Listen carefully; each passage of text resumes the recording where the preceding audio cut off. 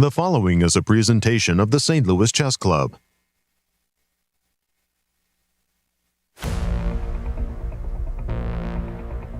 The best of the best are back at the Superbet Chess Classic Romania in Bucharest. Following a weekend of amazing chess, everyone returned to work while the field took a much-needed rest day. French phenom Alireza Firouzja knew he needed a good result to stay in contention, and that's exactly what he got, winning a full point and a share of second place. World champion challenger Gukesh looked shaky against MVL, but was able to stabilize to remain within striking distance of first place. Fabiano Caruana is still number one on the leaderboard. How long can he hold on? Day 7 of incredible chess, coming up next.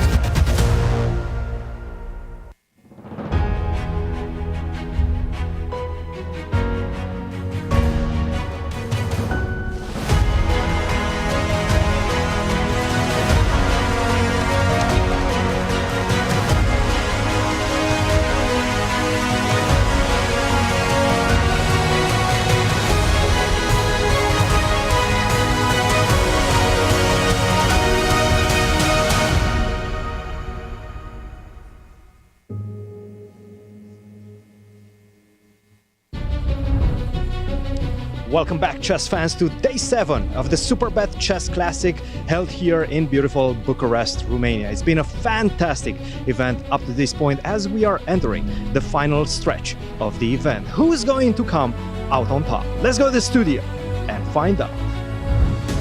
As time is running out, one player is holding on to a narrow lead. Could that change today? We'll find out as round 7 starts right now. Hello and welcome to the Superbet Chess Classic. I'm International Master Jovanka Houska, and it's a great pleasure to be in the studio alongside Grandmasters Yasser Seirawan and Evgeny Miroshnichenko. My pleasure to be with you both once again. Looking forward to this round 7. Great to be with you in studio. Hello, everyone, and welcome to our show. Well, things have slowed down, and we've seen a lot of draws, but a crucial victory by Alireza has shaken up our tournament standings. Jovi, do the honor. Yes. Tell us our leaderboard. Well, there were 4 draws yesterday, so that means that Fabiano Caruana is still at the top with 4 points out of 6. But Alireza's win over Wesley means that he now joins the tie for second place alongside Praggnanandhaa and Gukesh. So it seems like the youngsters are winning the day. Yes, they are. But no one can rest easy because it's such a tight field with Nepomniachtchi and Maxime Vachier-Lagrave close behind. And tell us about the format for the Superbet Chess Classic. It's a 10-player round robin, which means the players are playing each other once at a time control of 120 minutes or 2 hours plus 30-second time bonus per move. There is no second time control. There are also no draw offers allowed, and it does have a rather spectacular prize fund, $350,000. Thank you, Superbet. And not much left, but tell us about the schedule. Well, we are reaching the final stretch. 3 rounds remaining, and mark your calendars because on Friday, July the 5th, that is when a champion will be crowned. And if there is a tie for first place, playoffs will be played if necessary. Wonderful. And Miro, tell us about the challenges our tournament leaders face. You've already mentioned it's very, very crowded at the top of the cross table. And our leader, Fabiano Caruana, is chased by 3 youngsters, right? So Gukesh, Praggnanandhaa, Alireza all have chances. And I'm starting to get the similar vibe as in the candidates, the last tournament I've done in the studio, where all the people involved in the fight for the first place would, in this or other form, play each other in the last rounds. Let's check it. We'll start with Praggnanandhaa. So, well, his road ahead is relatively tough. 2 back-to-back games with the black pieces against Nepomniachtchi today, and then very, very important against Fabiano Caruana tomorrow in round 8. Right. And well, he'll have the white against Alireza Firouzja in the final round. Well, then we have Gukesh. for whom the situation with the colors is the opposite. So 2 whites with Fabi today and then with Anish tomorrow in round 8. Well, relatively tough pairing again, but at least he has double white. And then in round 9, it's him against Wesley, and this time Gukesh will be on defense with the black pieces. Alireza Firouzja, perhaps, well, if this word applies at all, has the easiest pairing out of the contenders. Yes, well, against Bogdan Deac today, even with the black pieces, if he can get the real fight, well, his chances are not so bad. Then he'll have white against Jan Nepo, and then in round 9, black against Pragg. And then for Fabi, tournament leader, so black against Gukesh, white against Pragg, so playing 2 Indian prodigies back to back, and then he'll finish it with Anish Giri having the black pieces in round 9. Wow, great challenges for our tournament leaders. Thank you, Miro. And it's my pleasure to introduce the other members of our broadcasting team, Anastasiya and Cristian from Bucharest. Hello, guys. Hello guys, welcome back chess fans to day 7 here in beautiful Bucharest, Romania. I have to say I'm still recovering from the match last night. Unfortunate loss for Romania. My morning, I'm recovering. How about yours, Anastasiya? Yeah, I don't recover. I'm sure that Anish Giri is very happy together with Jan Smits. I just saw them in the elevator on the way here. They looked really happy. They were taunting me a little bit last night. Yes, exactly. You can see this video in our social media accounts. Yes, and that was here at the playing venue. Once again, one more side event from Romanian Chess Federation and Superbet. They're doing a really great job here with all those events. Boys were playing against girls in the match, and there was a big battle between them, which actually finished with the victory of boys, I must say, but it was not easy for them, not easy at all. And imagine, Cristian, 20 years ago, you had this chance to play on the board of the top players. You know, Fabiano was playing here, and now you have this chance to sit at the same chair and have a game against your small opponent. So well, you're sitting in the chairs of your heroes, absolutely, right? Because these kids, they're looking up to these players. Absolutely. And I remember, you know, in 2021, December, the World Championship match, Magnus Carlsen played against Jan Nepomniachtchi. Praggnanandhaa and Gukesh were playing in one of those side events which FIDE was organizing. So you never know, maybe in a few years we will see those kids playing on the stage in the real event, in the top event of Grand Chess Tour. So you never know what can happen. I'm really, really happy to see all those events happening in Romania. Many chess fans are coming here every day, and it's very important, I think, to have big boom in Romanian chess. Absolutely. They're building from the foundation up, targeting the little kids and all the way up to the elite level. Just incredible job from the Romanian Federation. But let's take a look at the chess and what games we have our eyes on. We're going to start with this big clash between Bogdan Deac, the local hero, and Alireza Firouzja. As you can see, Bogdan still struggling in the event, hasn't won a single game, lost a couple, but still with the white pieces, he's a very dangerous opponent. As you can see, Alireza is surging through the rankings right now, tied for the second position, only half a point behind the leader. 0 wins, 1 loss for Bogdan, and 1 draw. And the big marquee matchup of the day, I have to say, is this one. 2 players that recently know each other so well.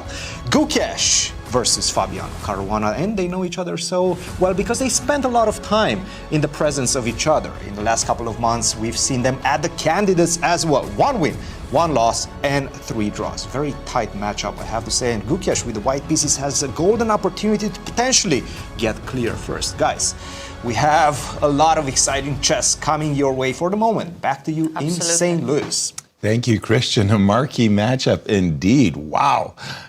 Good one. But Jovi, do the honors. Tell us about the pairings for all of the matches. Absolutely. Now, as we heard, our marquee matchup is going to be Gukesh in second place against tournament leader Fabiano Caruana. Then we also have Anish Giri playing Maxime Vachier-Lagrave, someone you cannot write off because Maxime is only 1 point away from Fabi. Then we have Wesley So playing Nodirbek Abdusattorov, and then Bogdan Deac against Alireza Firouzja. Nepomniachtchi, also another one of those contenders on 50%, playing white against Praggnanandhaa. Absolutely, that looks like another marquee matchup. Boards 1 and 5 as we go to the playing hall. Players getting ready for this round 7, and we have a couple of new first movers. Yes, we have 3 people who are about to make those first moves. Honorable first moves, including our own Tony Rich, by the way. I mean, that's quite the travel to get a chance to play D4 or E4. And well, you can see Tony there in black as he gets ready to make the first move. The organizers' day. We have 3 guests, effectively from the staff of the competition, which shall announcements before the start of the round, as our guests of honor get introduced. Mr. Tony Rich, And indeed, I like Tony Rich, the technical director of the St. Louis Chess Club, makes the first move for Wesley. What do you think he's going to choose? I love this. E4. You probably had inside knowledge. Best by test. Oh, hang on a second. He took it back. He took it back, and Wesley's insistence. Right. The old Jedi mind trick. E4. And here it's Cristian Chirila, the executive manager of Romania Superbet Foundation. And he makes the first move for Bogdan Daniel, the local hero. Exactly. D4. Thank you, Cristian, for all your support through the Superbet Foundation.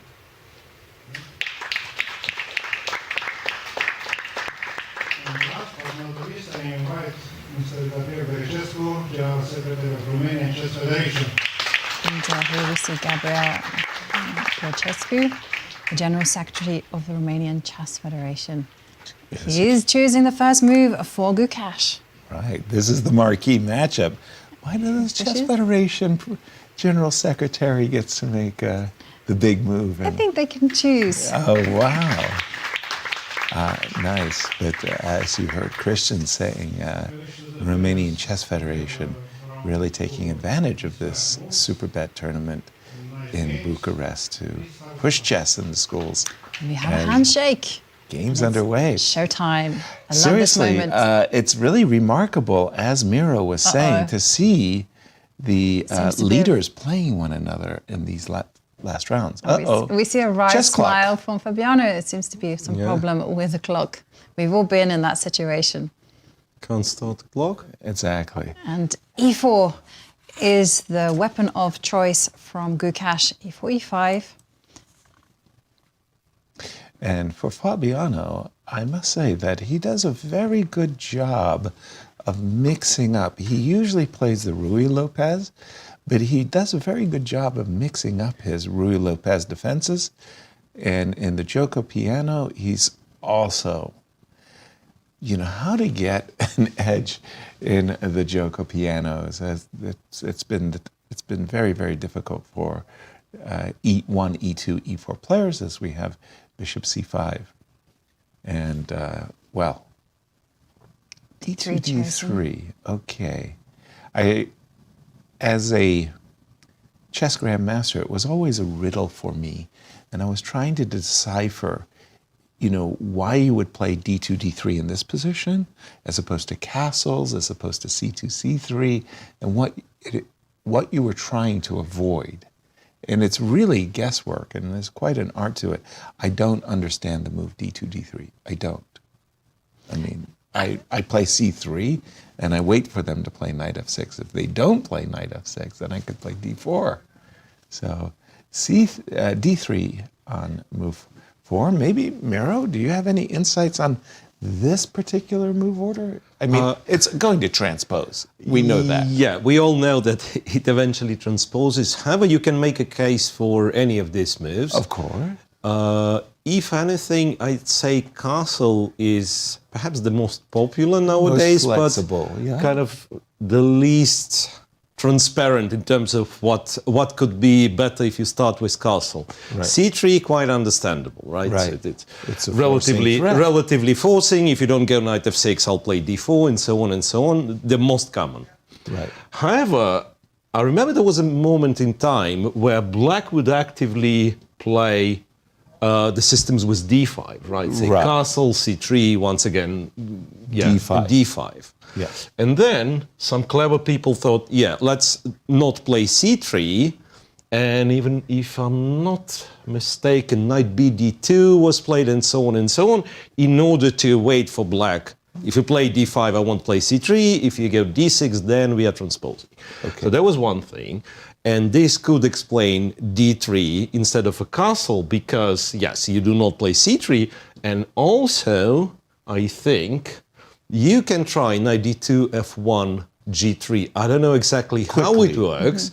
Yeah, but I'd say, let's pretend it worked. You don't even need h3. You can go knight d2, castles, and this is not a great line, again. Because d5. But if it works, and say something like that happens, say castle, so white has saved on rook e1. So usually, in order to get knight d2, f1, g3, you would have to play rook e1 after castle, right? Gotcha. So this way you've saved on rook e1. And I do not know how to achieve this, but some people do. And I've seen this, like pre-castle, white would go knight f1, knight g3. I think it might involve like playing c3, playing queen e2, and so on. So there is an argument to make for d3, but yes, if you ask me, it's not the most natural move anyway. Yeah, like I said, thank you, Miro, for that insight. Like I said, for me, it was always the riddle. And one great riddle, if you don't mind me just showing, was this one. E4, and this was from Boris, Bobby Fischer was white, Boris Spassky was black, but it was from their match in 1992, 20 years later. Knight c3 by Bobby, knight c6, and now knight e2.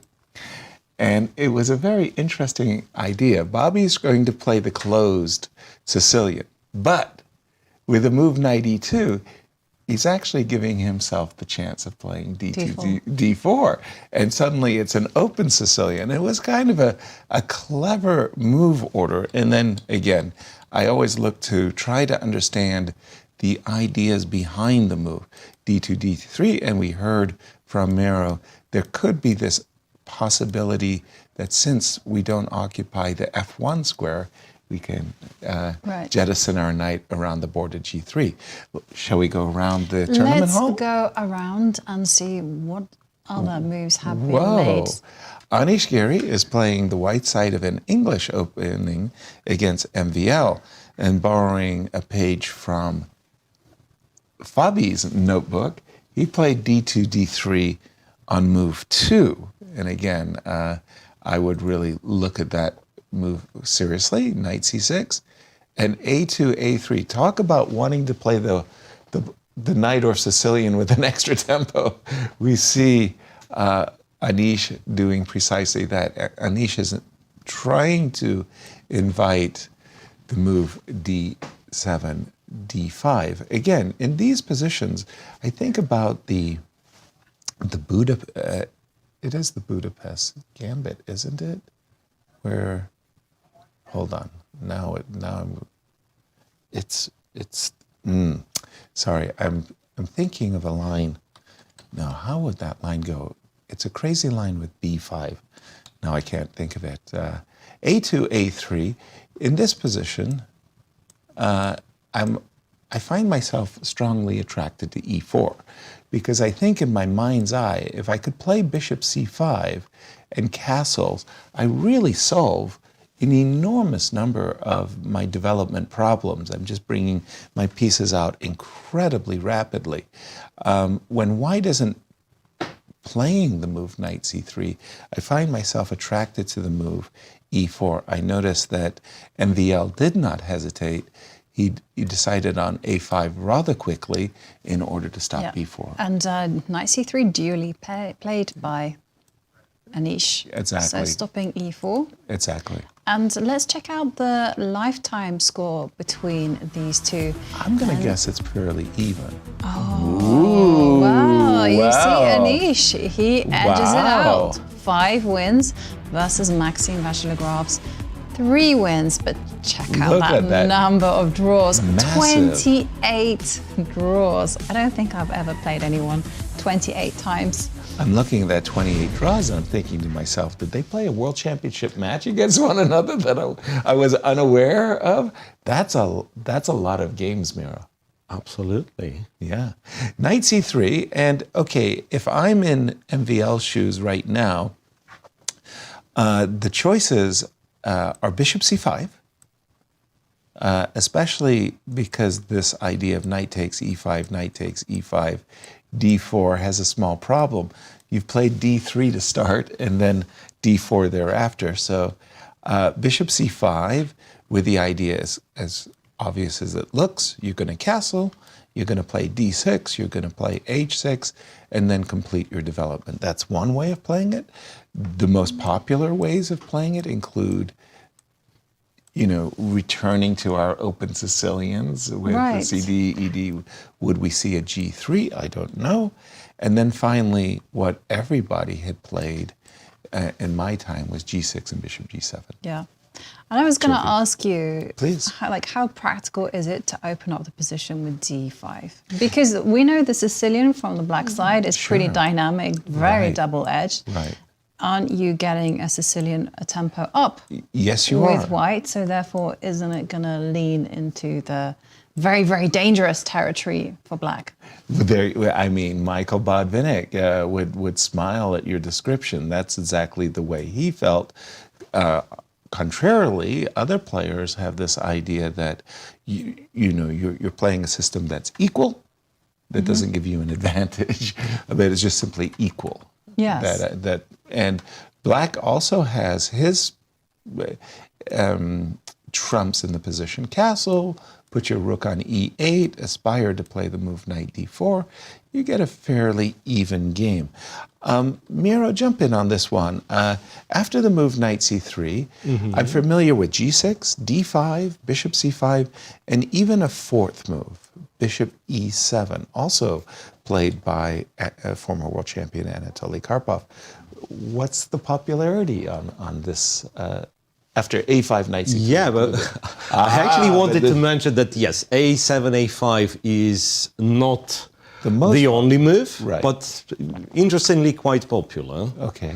But if you think of it, and kind of coming back to Jovi's question, how practical or impractical that would be, turns out that the most popular move, and not a bad move, like computer likes it, is to say, you want to play neither, you want to have an extra tempo, let's go. Just play d5 and let's go. Yeah, there's not such a big problem. And I understand you probably don't want to get involved into this as black, and there might be some psychology involved because MVL is a neither player himself, right? And to have the position that he likes, like for his opponent with a tempo up, is not something he's very interested in.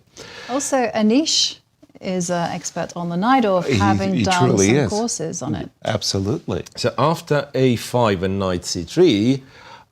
Bishop, let me double check. Bishop c5, g6, d5. But this position, interesting, is quite rare already. Okay.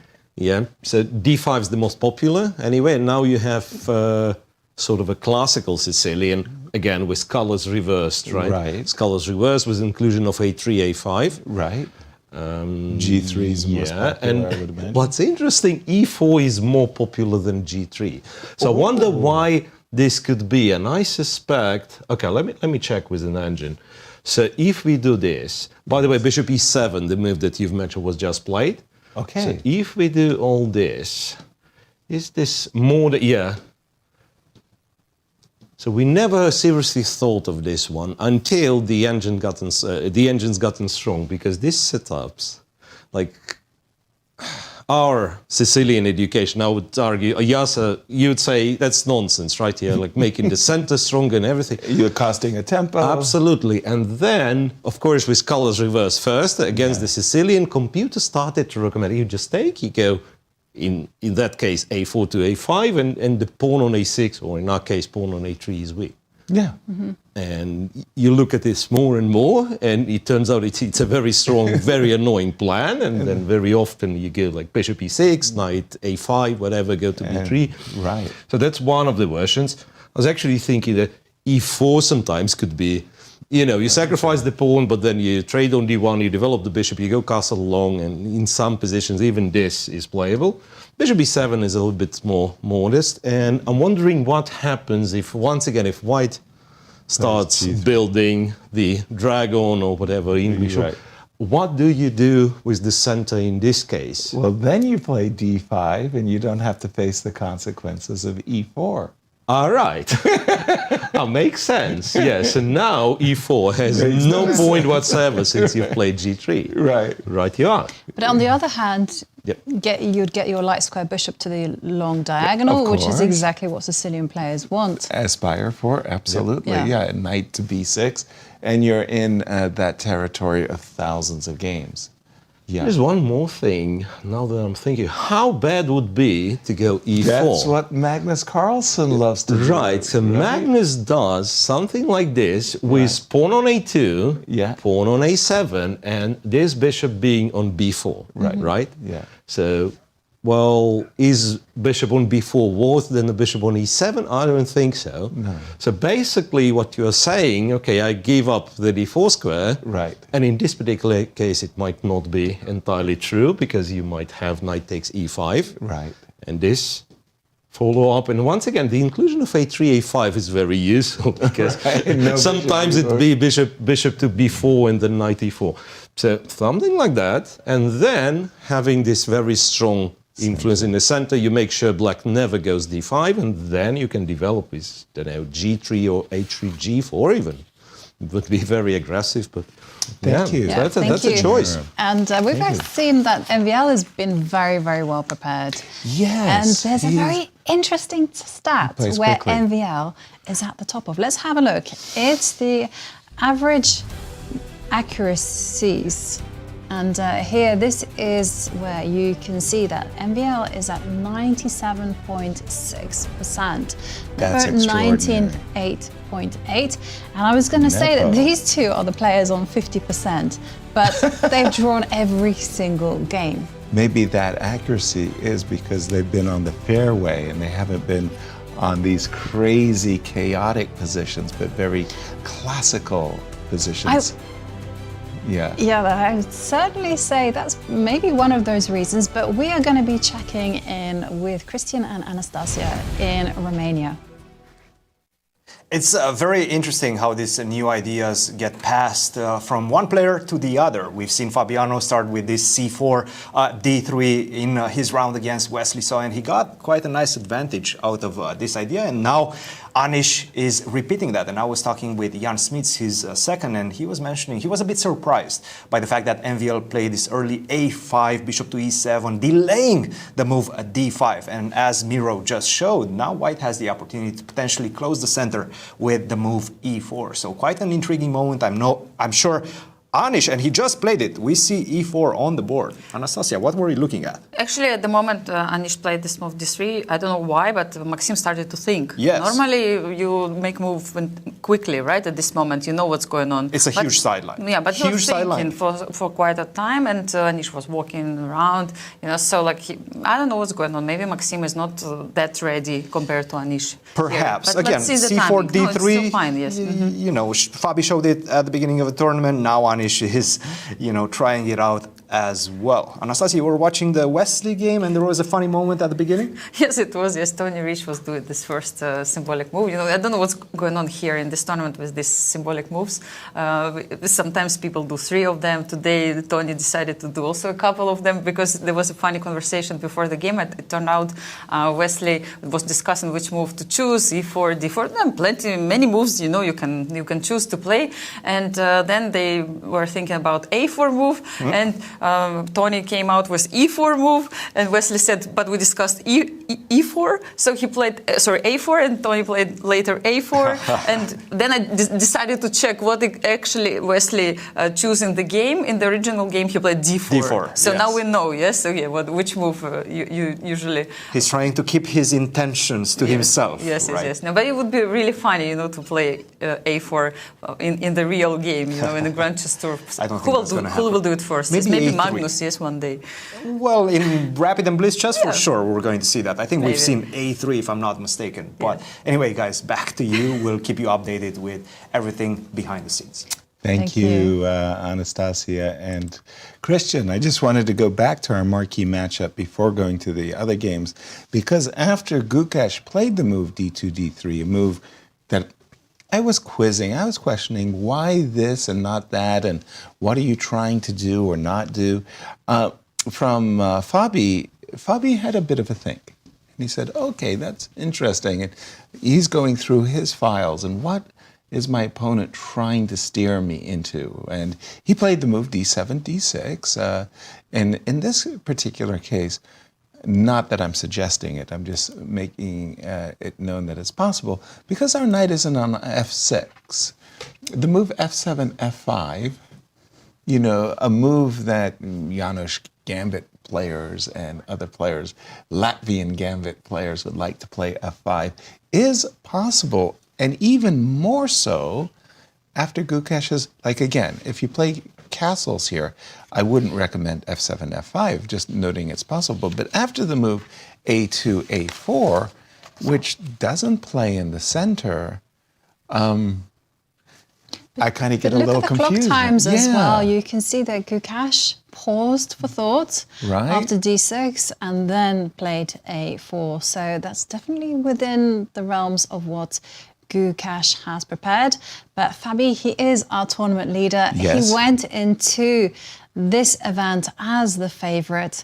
Let's see how his chances to win the tournament developed round by round. So here it was after round one, after Fabi had just defeated Alireza, and it shot up from 24% to 37%. Then it went down to 36.6% after his draw. Let's see how it's progressed. Round 3, 38%. Right. And after round 4, well, this was the moment where Fabi won his second game, and it shot up to 58.6%. Keep your eye on Prague and Firouzja. And Gukesh as well. Gukesh is 18.6% after round 5. It went up to 60%.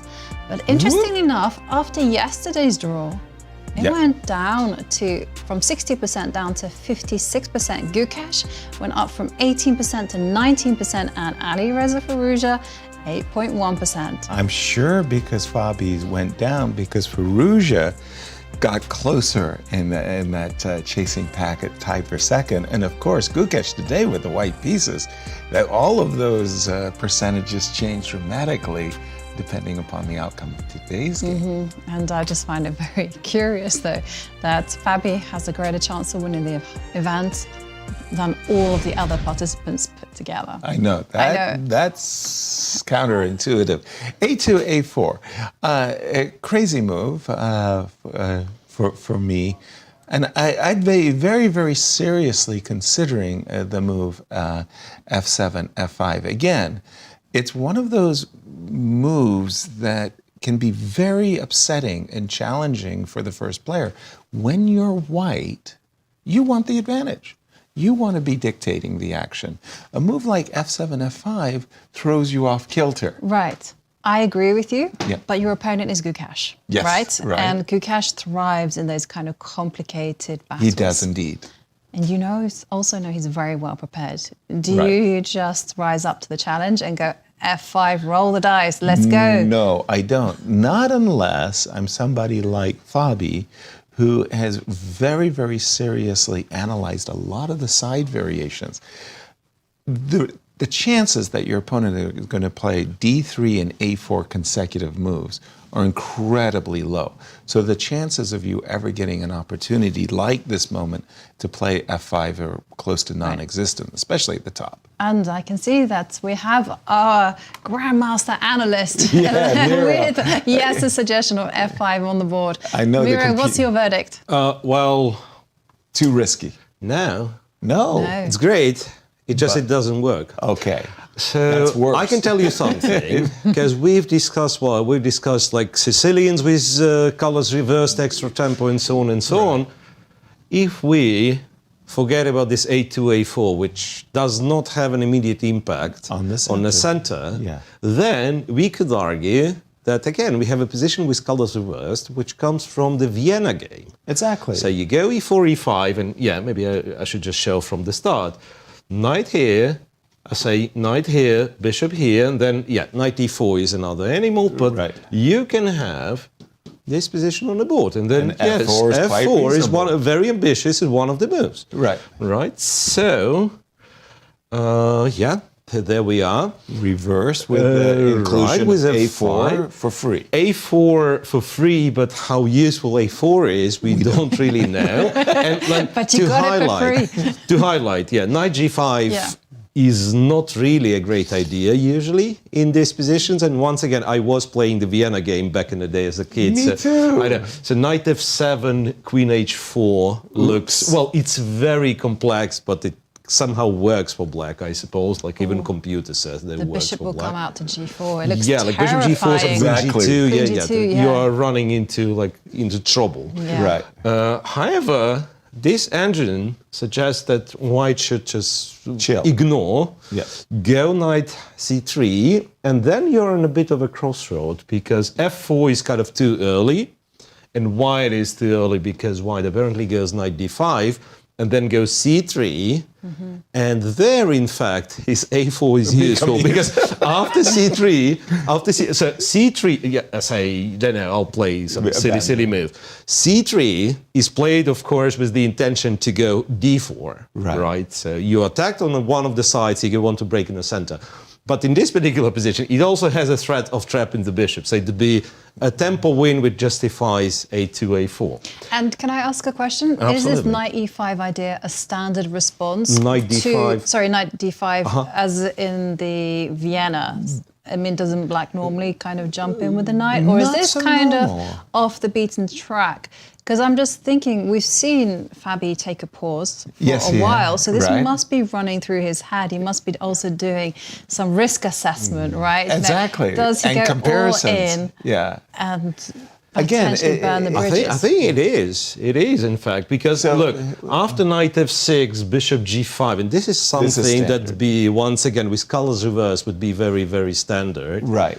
And well, in our particular case, computer kind of starts to back off and go bishop b4 to exchange this knight because, otherwise you go h6, let's say, capture here, you go knight d5, and again, the good old theory works because there is a move queen g6 where capturing on c7 is not advised. Well, it kind of works, but tricky, But the position like this, I have no idea what happens. The good old theory would recommend doing this and then going king d1 it was for white, king d8. Doesn't look very appealing to me now because knight h4, capturing on f5. So remains to be seen, but I'd argue that there are more solid moves. Perhaps Then less f5, ambitious, but more solid moves than knight f6 is f7, going to transpose Could you a5, go knight a6. e7, h6? I don't know, all those those kind of moves. Yes. But let's take a pause.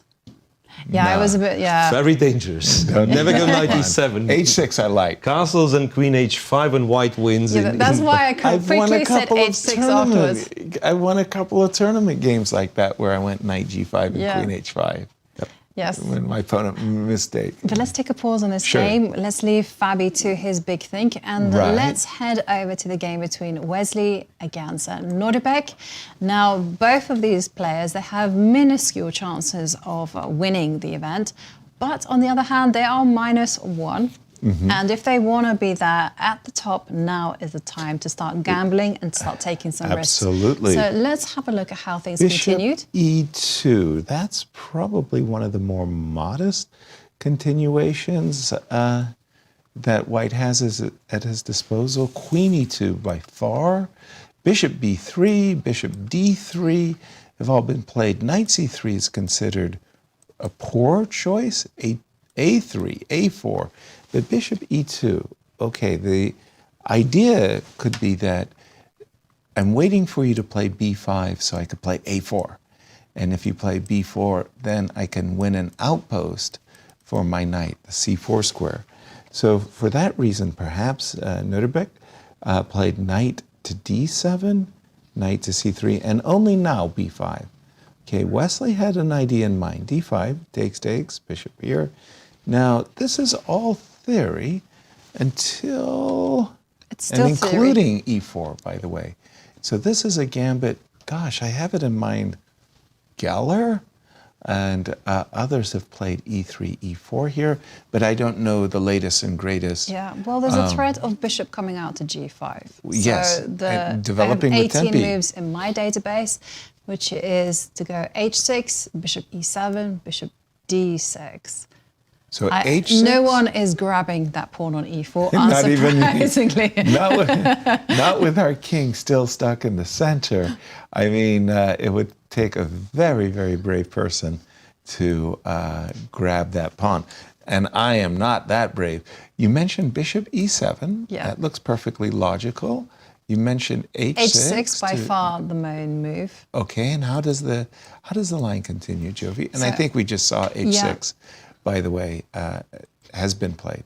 Interestingly enough, so White's responses, again, there's only 10 games, so this is not the biggest sample pool there is, but We need rook more data. A2 it has been tried. Rook Queen A2. C2 has also been played, and White has also tried bishop C4. Bishop C4, that has a certain logic that I like. Bishop C4, rook E1, E5. Rook A2, now that's deep. The idea behind that is to play B3 and bishop B2. Something I like about Queen C2, not only does it defend the E4 pawn, but it prepares development like B3, bishop B2. I'm sacrificing my rook for my two rooks for a queen. Queen C2, Wesley's choice. That makes So much more sense than it rook really A2. is. It's much more logical. Yeah, rook A2 does have the point that you can go B3 and go rook to D2 and pile Right. up in the center, but Queen C2 protects E4, which wasn't really on pre, but anyhow. Let me say E4, H6, rook A2, just to put it on the board, because it is a very unusual way of developing. You bring your rook across to D2, pressure the knight, and on a good day also play bishop to B2 with a tempo against the queen. We did like Queen C2, and Miro, jump in on this one. We're still in the throes of theory. Yes, we are. Yep. And if anything, Queen C2 is also a preparation for B2, B3. Yes. Because in this line, after bishop D6, you actually can play B2, B3. I'm not sure if you can do the same after bishop E7. So the reason being bishop B2, and again, you never know. You never know for sure. But the assumption is that as long as there are many pieces on the board, the queen is stronger than two rooks, right? Right. Because of potential attacks. Right. And the bishop E4 counter tactic does not work here because it is captured with the check.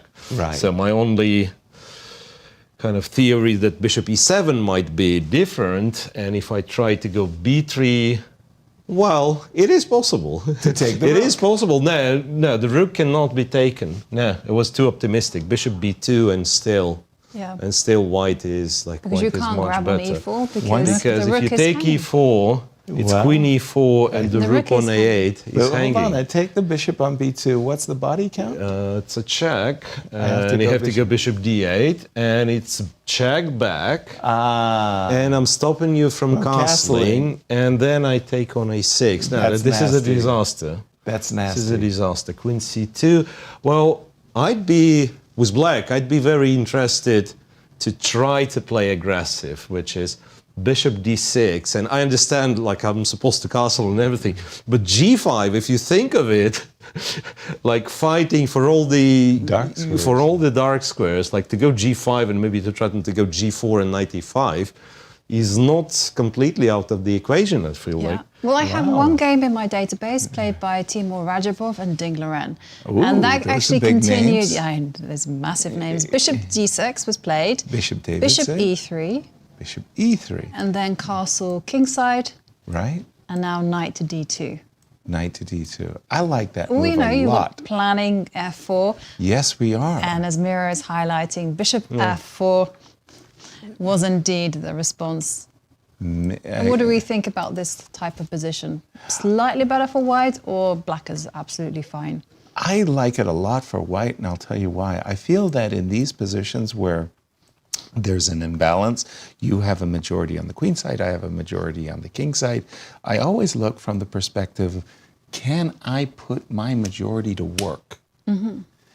And I just feel that in a position where, let me just make some bad moves for a moment, like this, my majority might be working, whereas I kind of got a bit of a blockade, especially on the c4 square. It's a big question, though, yes. I mean, even the position you show, like black goes c4, and are you alive at all? I mean, that's if you compare to those like anti-Meran variations, like black has such a dynamic potential.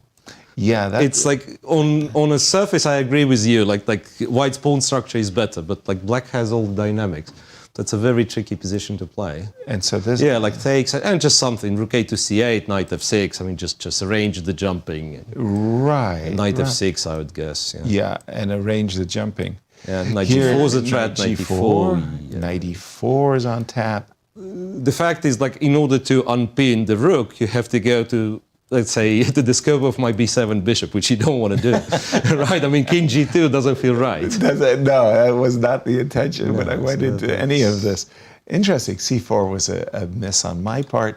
But yes, just to once again repeat myself that,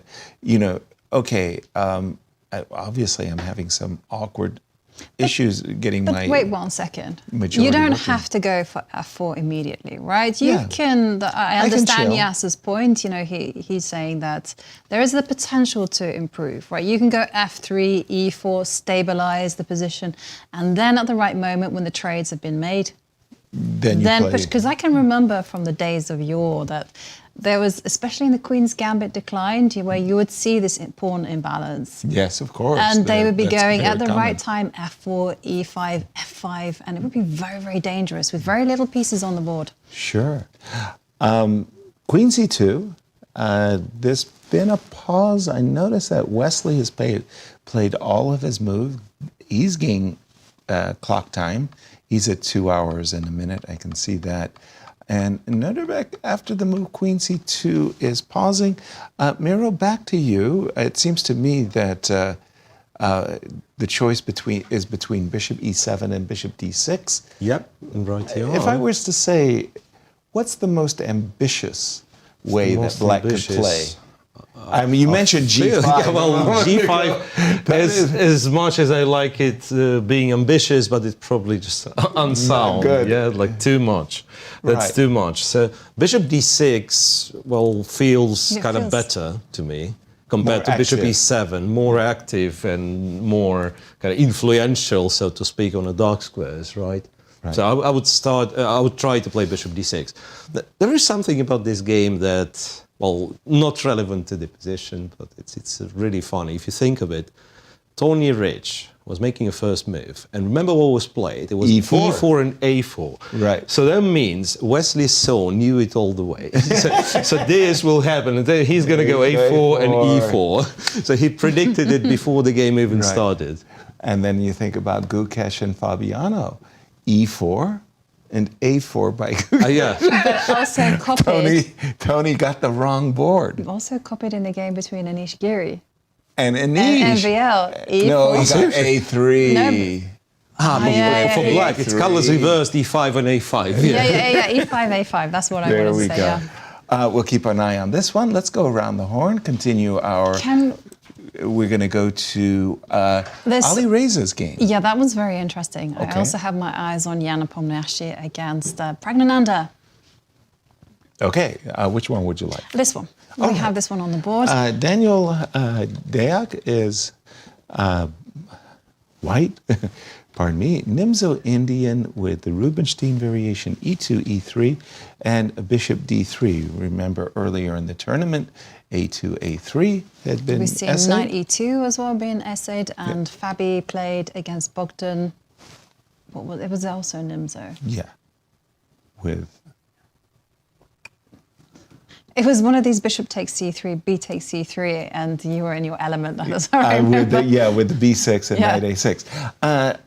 I remember playing a very important game in the interzonals in Toluca against Lev Polygaevsky, and he stunned me in this position as white with the move knight A4.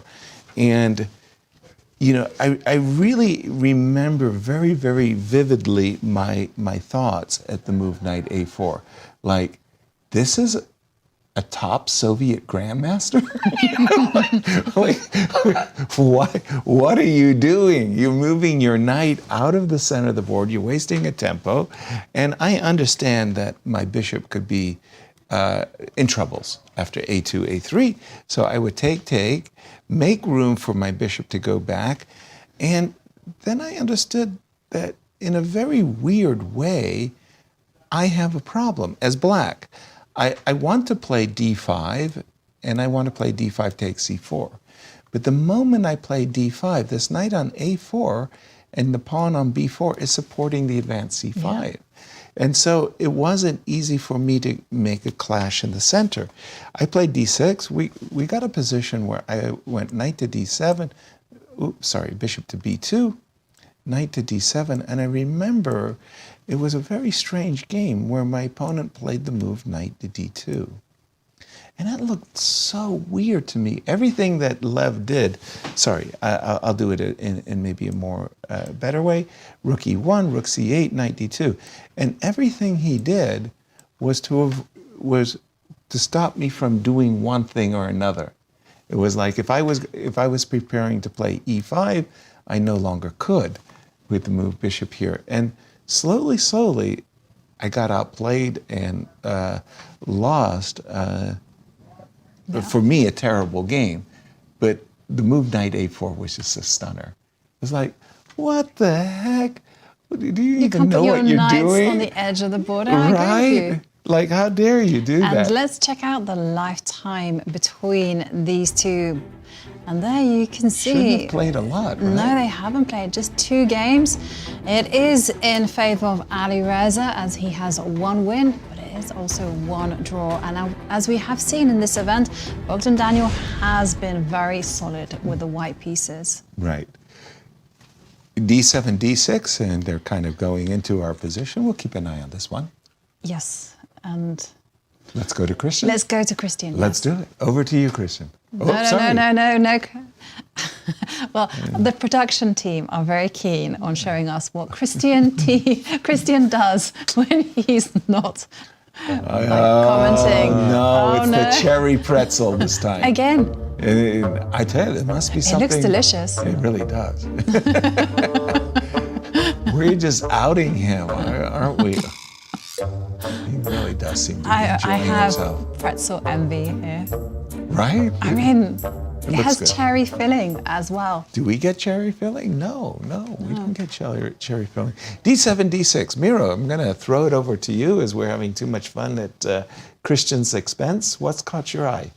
Well, breaking news, Nepo has less time than his opponent after the opening. And was it ever the case in this tournament? Yeah, exactly. Like what? That's what I'm telling you. Yes. I haven't seen that. Apparently, there are openings that were not prepared against, were not prepared for the World Championship match, right? So that's something that Nepo couldn't really decide himself on what to play against. The what do you call it? Yes, the Open Spanish. The Open Spanish, and this time There's the real one, yes. Yeah, the conventional way D4, of playing. B5, and D5. Right. Pawn takes bishop E6, and here you have kind of multitude of moves, right? Crazy. So C3 and knight D2, I always thought was, C3 and bishop E3 rather, I always thought it was like kind of the transposition. One could become the other. There is some difference. You have, well, this set up with queen E2, rook to D1 in order to play C4. Yeah. And so on and so forth. C3, bishop E7 was supposed to be standard, and let me double check on this. Yes, 1,300 and something games. Wow. And bishop F4, Nepo's next move, which I don't think he invented over the board. He has prepared, but perhaps not very deep, is very rare. Bishop F4, only 30 games. Castles, knight D4, queen to D7, and here we have 2 games. Two games, one being F3, the other one rook E1, and Nepo's next move, bishop C2, is a novelty, at least to our database. And considering he spent quite a bit of time, I don't think there was over the board inspiration. Exactly. So that's what I'm thinking. Or it could have been he had seen it somewhere and maybe analyzed it, but it was not prepared for this particular game. It was not kind of prepared before the game. F6, knight takes bishop, queen takes knight, EF6. Well, it's very hard to navigate such things, and the reason why is that they all look very similar. Really, that's something very standard that could happen. If you ask computer, bishop C5 is the next move. Not recapturing the pawn. But makes sense because you want to target F2. Well, the reason is like if you take on F6, well, even the C7 can be taken, or computer likes knight D2, for instance. Knight takes, queen takes, and kind of says, yes, white has a pair of bishops, and the rooks will come in the center. White is just casually better. So bishop C5 to put some early pressure on white's position. The knight is still on B1 and so on. And can you initiate some trades with knight to D2? Yeah, and this is where it gets interesting, and this is where I cannot give it a proper judgment with my very limited computer power, because it says the position is equal and gives me the line of queen H5, where I presume no, I thought it was a perpetual check. It's not, because then next time you give a check on F2, I'll take that too. Yes, it goes here, goes here. Then, of course, like taking on H7 would be too easy, so you do not do this. You get knight B3, and I refuse to analyze this. I'll just say this is super sharp. Right. And now that I'm thinking, could it be that Nepo was recalling the line, and in fact, it is all prepared? Yeah. Because you do not enter this position against a prepared opponent. That would be a major stumble if you did that. But and there we also see Pragg thinking, but let's check out the lifetime score between these two. Exactly, and again, thinking about the candidates and how they did. So none of them have beaten the other. There have been 4 draws. And again, when you compare like other stats, like the universal rating, you see that Jan is on 27.88, Pragg 27.57, and Pragg there at the world rank 13th. Somehow I see that as a success for Pragg in the sense that he's so young, and Nepo is getting him at an age where you're supposed to rack up some points before they become real monsters. The problem with that is that when you play them when they're very young and they take points from you, that doesn't. Then it becomes an overnight sensation. Right. Everybody is going to be talking about it. Hate that. I love the move bishop c5. Quite frankly, if you take with the bishop, and that's fine, you're recapturing with the bishop, but the bishop is actually looking the wrong way. Completely, the pawn on b2 and c3 make a nice defense. And there was just one point that I wanted to mention, and in the line that Miro showed us. After the move knight d2, you might think bishop takes c3 is on tap because there's a discovery against the bishop, but it doesn't work. knight takes. If you take my bishop, I'll take your bishop. If you take my knight, I'll remind you that your queen and king are on the same diagonal. That's a brutal move, Yasser. It is. So the idea here of bringing the bishop to c5 is so much more sensible. You're hitting the sensitive square f2. The desirable f6 takes g7 hurts after rook takes f4, where it's simply lost a piece, and you're attacking. So in this position, knight d2, trying to get the knight traded, right? There was this move, bishop takes c7, and again, I'm a pawn grubber, but yeah, I had a sharp intake of breath. Right, I would not touch this one with a barge pole. I mean, no, it's too much pressure on f7. Too many eyeballs. Oh, sorry, f2. I get you. I get you. No. I hear you loud and clear. But again, pawn grubbers. My mentor in this case, Viktor Korchnoi, he'd walk across the Gobi Desert in sandals for a pawn. There is this queen b3. Oftentimes when your king is under attack, as you mentioned multiple times, if I can trade queens, I can reduce the attacking potential. It looks simply too risky.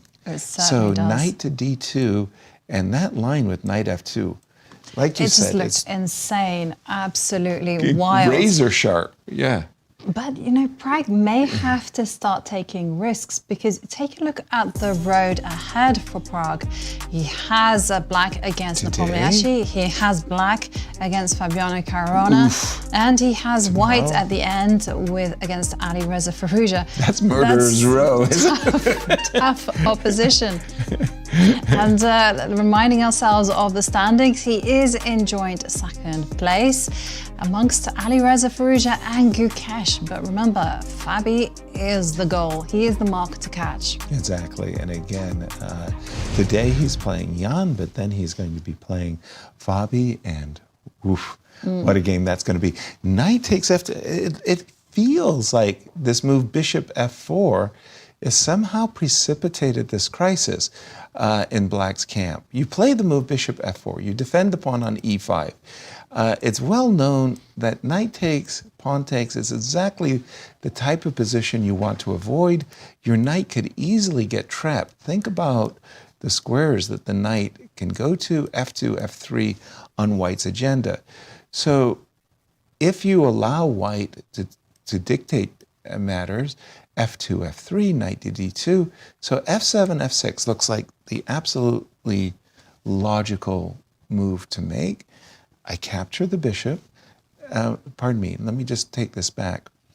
I don't, in this moment, capture the bishop now, because in this case you recapture with the pawn, you fortify your center, and you open up the f line for Black's favor. So bishop c2, I wait for the move f6, which you've got to play. I took your bishop, I take the pawn, you've got to play bishop c5, knight to d2, by the way, bishop on the c5 board, on the knight board. to d2, knight takes f2. It's like white is forcing black. But I was going to say, does white have to play with fire here by going knight d2? He doesn't. I mean, I would be looking at a way to lessen the... That's a very good point, Yuri. Yeah. So if you'd allow me, Please, jump first in. of all, yes, I think it's about time you gave up on this bad habit of trying to capture any pawns that's available, because after bishop c7, you were right, rook f6, bishop e4, white stays in the game, but black does it the other way around. So he captures on f2 first, then takes on f6. It's terrible. It's terrible. Gotcha. Knight d2, knight f2 is, well, messy, that much we know. h5. Could be terrible as well. Right. So therefore, I suspect this could be tried. Bishop e4. Now, if queen takes, you can actually capture, go back, play knight d2, it's fine. Okay. So black captures with the pawn. Okay. Reason being, I don't think you take c7 simply because e3 is, well, another idea. Yeah. Knight d2. f2, rook f6, queen b3 is something that I've liked from computer suggestions. Right. Point being, queen takes, you take with the knight. Yeah, attack the bishop, and after bishop b6, it's hard to tell. Like white, for the time being, has a bit more compact pawn structure, right? So this guy could be slightly weak. Plus, a2, a4, the typical, Ruy Lopez thingy. So bishop e3 or even g3. Computer gives equal, so I suspect it is equal, but that means black has to play a few correct precise moves. Queen b3 is such a lovely find, though. Yeah. Because you have to ignore the fact that your piece is being attacked, and you have to go on the counter-attack. Exactly. Not necessarily the most intuitive move. Bishop c5. Again, to buttress the points that you've both been making, I'm looking at a different perspective. Bishop takes, pawn takes. Yeah. Oops. Did I make a mistake? No, you certainly didn't. But I'm not less sure about Jan Nepomniachtchi, who did play knight d2. Oh, okay, it's been He's entering and he this did it wild very wine. quickly. Okay, well, we have to go there. I mean, hey, I mean, if Jan is prepared to, let's go in there full throttle. By the way, this is a perfect example of what I mean when I use that term riding the tiger. Mm-hmm. It's sort of like you forced the crisis. You played bishop f4, you played knight e6, you're forcing the crisis, and now it's like after knight takes f2, nobody can get off the tiger's back. Right. We're going to go. Now, we can't take. I just don't want to go here, right? I'm walking into a terrible pin. I just feel really, really, really uncomfortable in these That's true. Positions, I also right? feel very uncomfortable unless there's something concrete like g3. G3, G5? Yeah, this is where I was thinking H5. queen h5. And let's then go, yeah. And I don't know what is happening here, but I'd I feel like the scared. king on f2 is going to I'd be scared. get hunted down. Yeah, I'd be scared with this line. So that was why we played queen h5. Yeah. Okay, now we're turning the tables. We've got checkmating threats of our own. It's not easy to block that attack on h7 because g6 is just simply going to be met by bishop takes g6. Yep, let's just look at that one for a second. There are certain patterns that we hardwire into our brain. Every time we've got our pawn on f6, we just want to get a queen to g7 as soon as possible.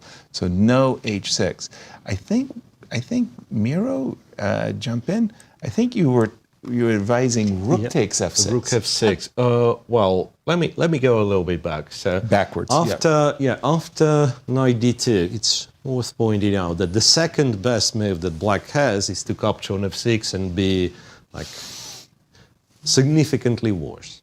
Mm-hmm. So it pretty much forces black the move knight d2 pretty much forces black to enter these complications. Right. Here, oddly enough, I'm not 100% sure if rook takes f2 does not work. Really? Yeah, so computer at first gives like ridiculous numbers, but it probably all breaks down to something like this. You go to h5, and then say, yeah, bishop f2, king f2, well, the checkmate is threatened. You go h6, knight f3, gf4, and this move g4.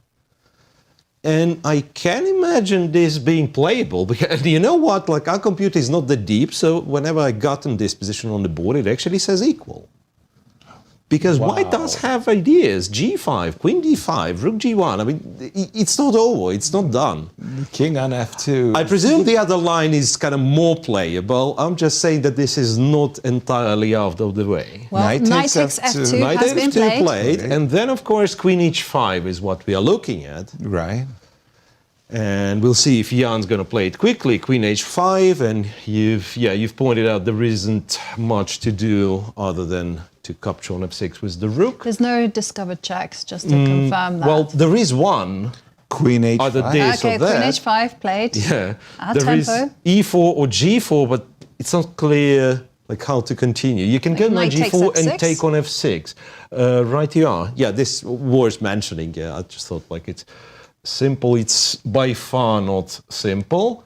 In fact, it's great for black unless I have bishop f5. So once again, we're exercising this. I have an intermediate move, you have an intermediate move. Now moving the queen, I don't know, to e7, then you go queen h4. So the line is you take, I take, king h8, bishop g5. Computer favors white. Yeah, bishop g5 and not c7. Yeah, you can take c7. I was looking at bishop takes c7. Well, I like the two bishops. Wait. No, but the bishop g5 idea is like you can't really protect d5.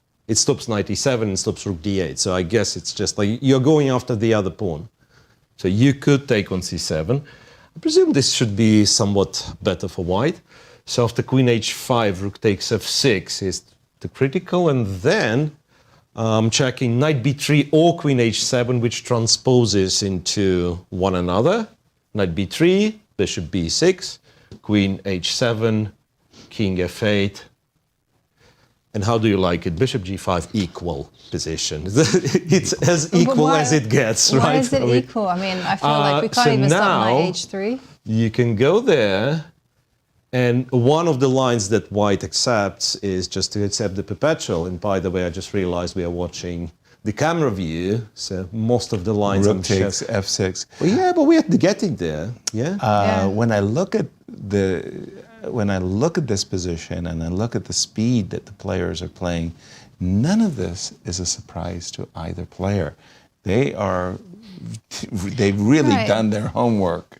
Totally. So it just feels like a memory recall test. Yes, that's exactly right. Now the question is also the memory recall, but also who's done their homework best. Like, okay, king f8. And that's subject, right? Yeah. When it comes to homework, we've been mentioning the cloud and how people are using that.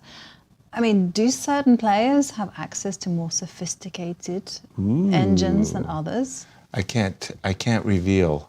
I'm sorry.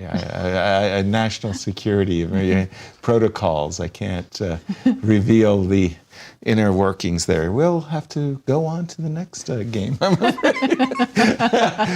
Is there such a thing as a higher the kind of the better engines? Yeah. I'm not sure. Like, because the strongest engines are like they are the commercial or open sourced even. So the thing is, well, you can play with the little parameters sometimes. Well, the way it values material, and you change. As an example, we were told the bishop was 3 pawns, right? Right. And you change it for a little fraction, so it would be 2.9. Yeah, 2.9, and then all of a sudden we sacrifice the bishop for 2 pawns, and like many positions getting reevaluated. But I don't think people even do this. It's more about like having the most sheer power. Like the deeper it can go, the better, and then to guide it. Once again, it gives you 5 equally weighted lines, and maybe it gives you like 3 lines where you have equal position, a couple of lines where you have the minus score, so kind of worsens your position, and you check those, like number 4, number 5. Right. If you see them being promising, so that's where still like human intuition applies. Right. Right, but for this, it's an arms race, I tell you. Right, like because I was just like thinking about the World Championship match that Magnus played against Nepo. The first 5 games were very, very precise, and I remember getting calls from like the BBC, and they were like, "It's chess, Dad." Right. Like you know, because they've worked things out so well. And then someone cracked. Then Nepo obviously cracked and moved 6. Yeah. Game 6 rather, and then from then on, Magnus started being very clever with his openings, making very human choices and trying to confuse Jan. Which he did very well. Queen takes h6. There's been a pause by Pragg. You put on the board king f8, and to my way of thinking, that's a much more natural move than putting the king on f7, where I've got a light square bishop. Why on earth would you ever put your king on f7? And there might even be an immediate drawback, queen h5. So after the move king f8, again, I know the engine is saying triple zeros and stuff like that. Shall we look at knight b3 and see what we can make out of this? So knight to b3. And can we also assume Please. that Pragg has been caught unawares? Because it's very clear with the speed. To get here. Yeah, I just kind of want to have a look at the situation if we think that he's been surprised. So I think bishop b6 is very natural. Okay. Knight b3, bishop b6. Makes a lot of sense. We know Right. that Nepo, by the speed of his play, very much in prep. Right. Now here, let's pause for just a second and say, what is Black's real threat? I mean, it would appear that he could go knight double check and take our bishop. Okay, that's one. He can perhaps play knight single check, take our bishop. That's two. From White's perspective, queen check and queen takes a8 is what I would like to achieve, but there's queen could come back to g8. One thing I could do is I could go bishop takes c7. So the idea is that if you go just a single check with your knight, I'll take the bishop. If you take my bishop, just a second, let's do this. Bishop takes bishop? Yeah, rook takes. And then back again with a bishop to b6. Right, I can block the rook. And then knight takes knight. I can check you.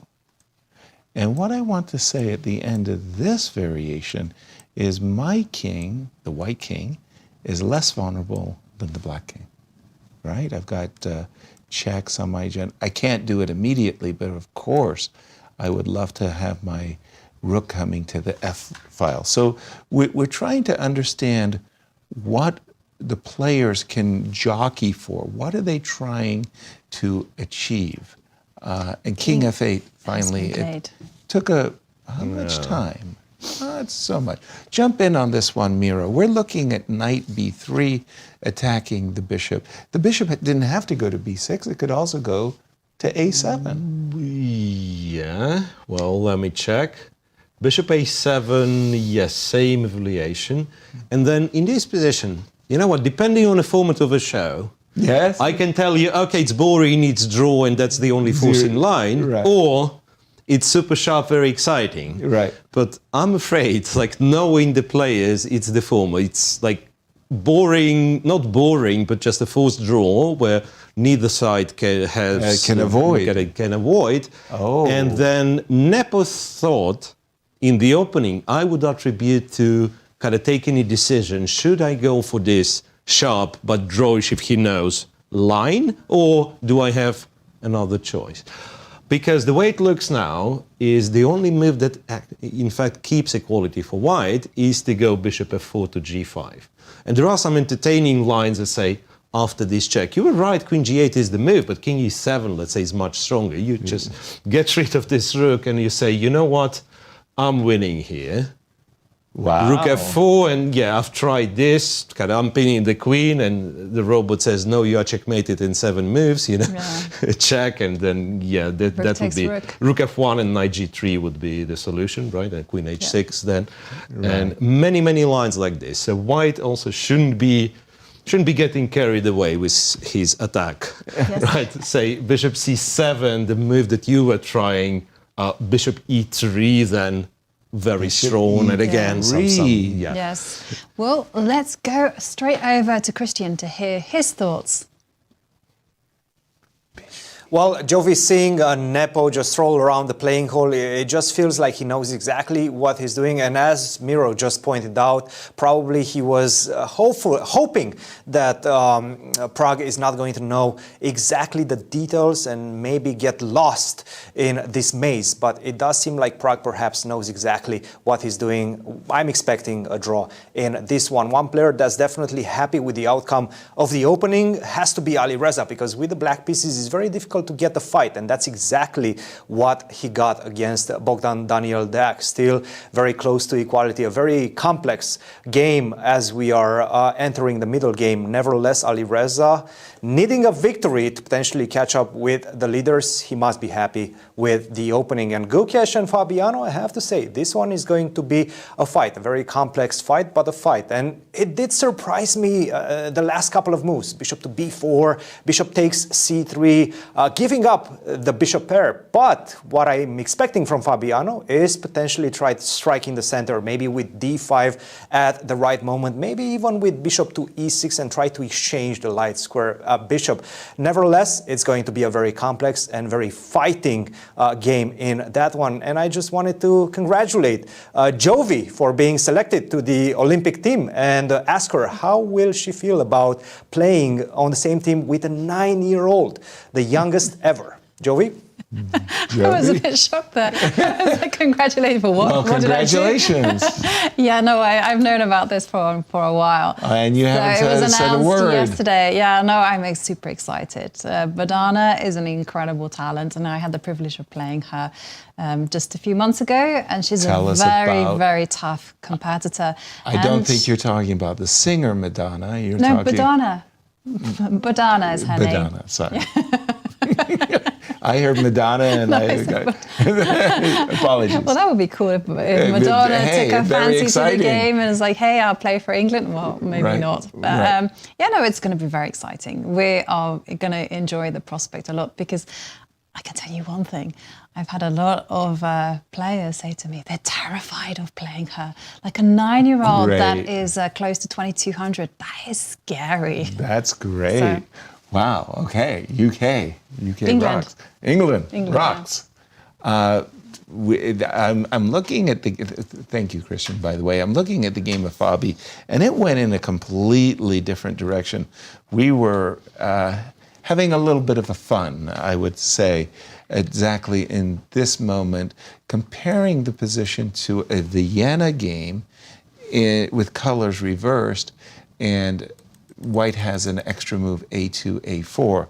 A very, very different approach was taken by Fabi. He played a7, a5, a useful move. We know that a4 is often met in the Joko piano by a5, but now this is a different approach. Knight to c3, instead of going with the standard c3, knight d2 complexes, knight c3, h7, h6, just taking away bishop to g5, preparing to meet the move knight to d5 with knight f6, and then after bishop e3, again, a very different approach. Bishop b4 castles and giving up the two bishops, knight f6. Now, I don't know, Miro, is this theory or... if it is, it's very, very small number of games. Yeah, well... Is it a novelty? Again, like, what do you call theory nowadays? Something that has at least 100 games played, or something that computer recommends. And yeah, there is one game apparently which reached this position. So if anything, I wanted to stop here, I think, because exchanging on e3 is something, and once again, we keep talking about like colors reversed and this and that. Yeah, so that's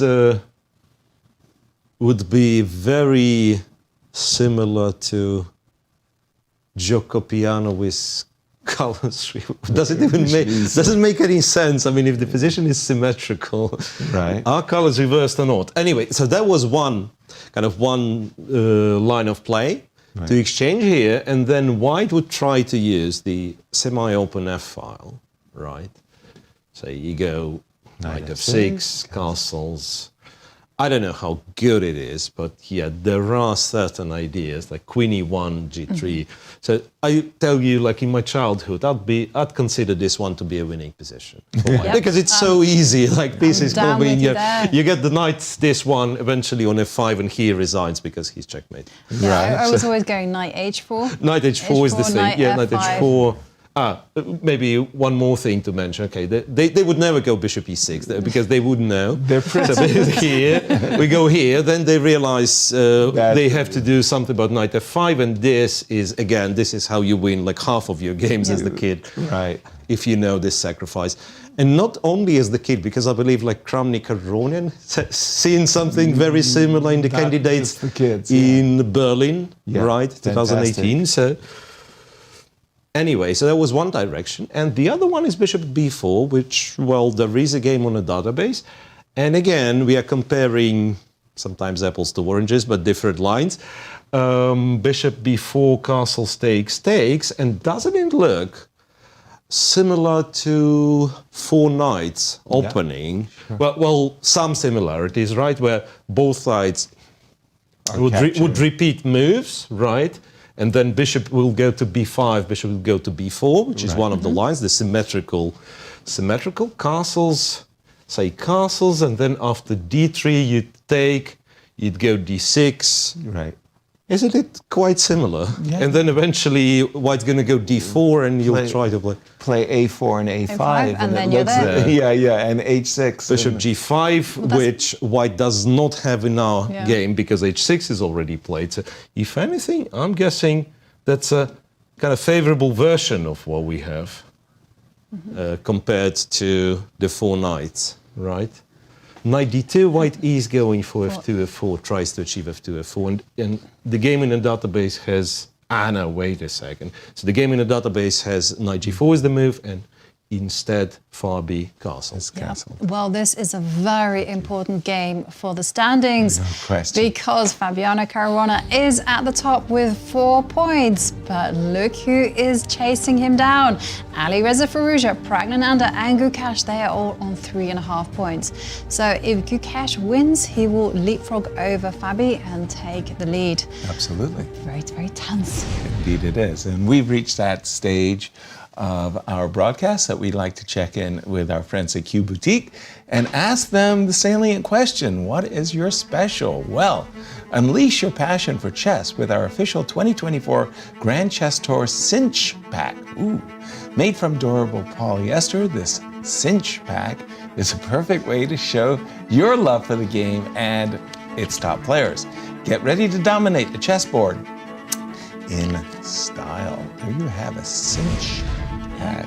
Very nice. You can wear it with style, I would With say. style. And it is available, of course, At Q Boutique. at qboutiquestl.com. Right. And what are we going to do on our break? And as we go to break, What are we going to do? What are we going to share? we are going to... Well, Anastasiya sat down with the Uzbek chess grandmaster Nodirbek Abdusattorov. So take a listen, and we'll be back in a few minutes.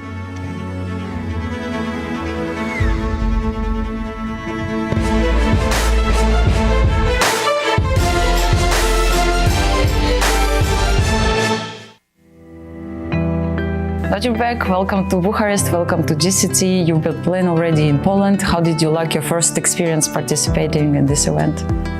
Yeah, it's been a very unusual tournament for me. I played this system like in a couple of tournaments in Tata India, but this was a really top tournament in this format, and I learned many new things, and I had a very good experience playing with strong players. Yeah, my result was not that great. I would say I scored average performance. So yeah, I was not really satisfied with my performance in that tournament, but basically I learned new things, and I would approach the tournament differently if I had a chance, I think. But there were still some highlights, right? Yeah, there were highlights like my win against Magnus. When he was jumping, yes.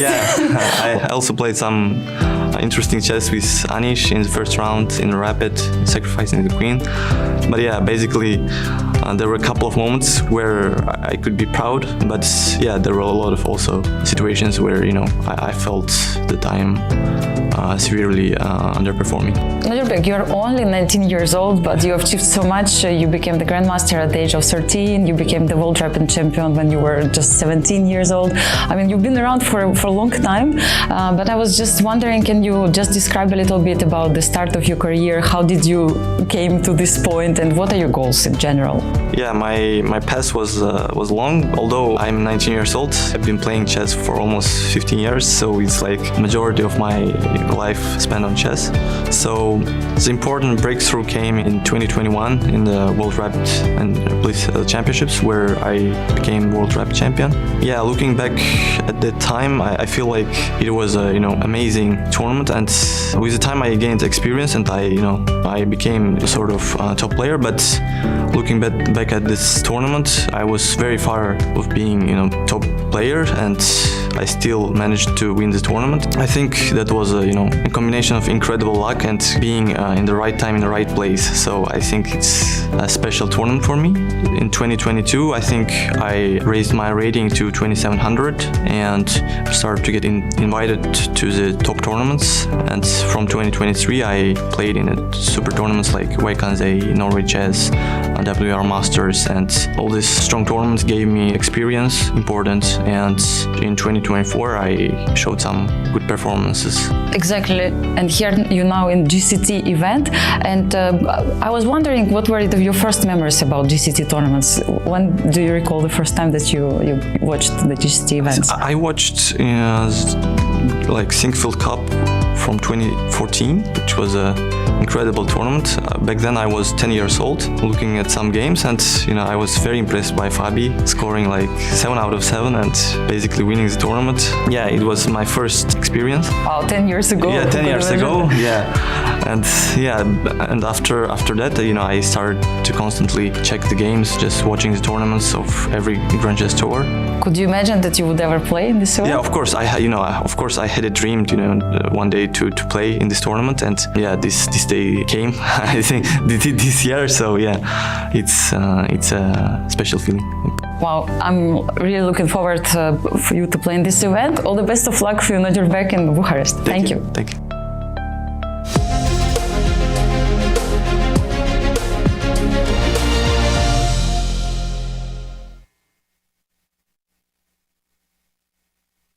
The stages are set, the players are primed, the best of the best are ready to face off in the 2024 Grand Chess Tour. The top players in the world prepare to battle across 4 countries for a $1.5 million prize fund. Everything starts in Warsaw with the Superbet Rapid and Blitz Poland. Then off to Bucharest for the Superbet Chess Classic Romania. The players then travel to Zagreb for the Super United Rapid and Blitz Croatia. The tour concludes with back-to-back events in St. Louis, Missouri, the chess capital of America, for the St. Louis Rapid and Blitz and the Sinquefield Cup. 9 players will go in, but only one can be crowned champion. Who is prepared to make history? Get ready for the return of the Grand Chess Tour.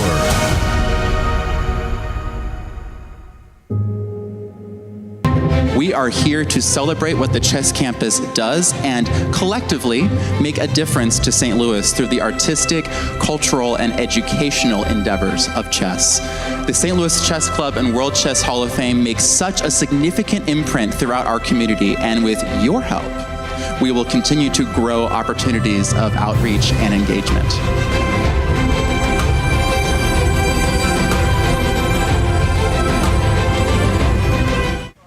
I'm Grandmaster Maurice Ashley. Join me on October 24th to 26th for the St. Louis Chess Conference, to be held right here in the chess capital of America.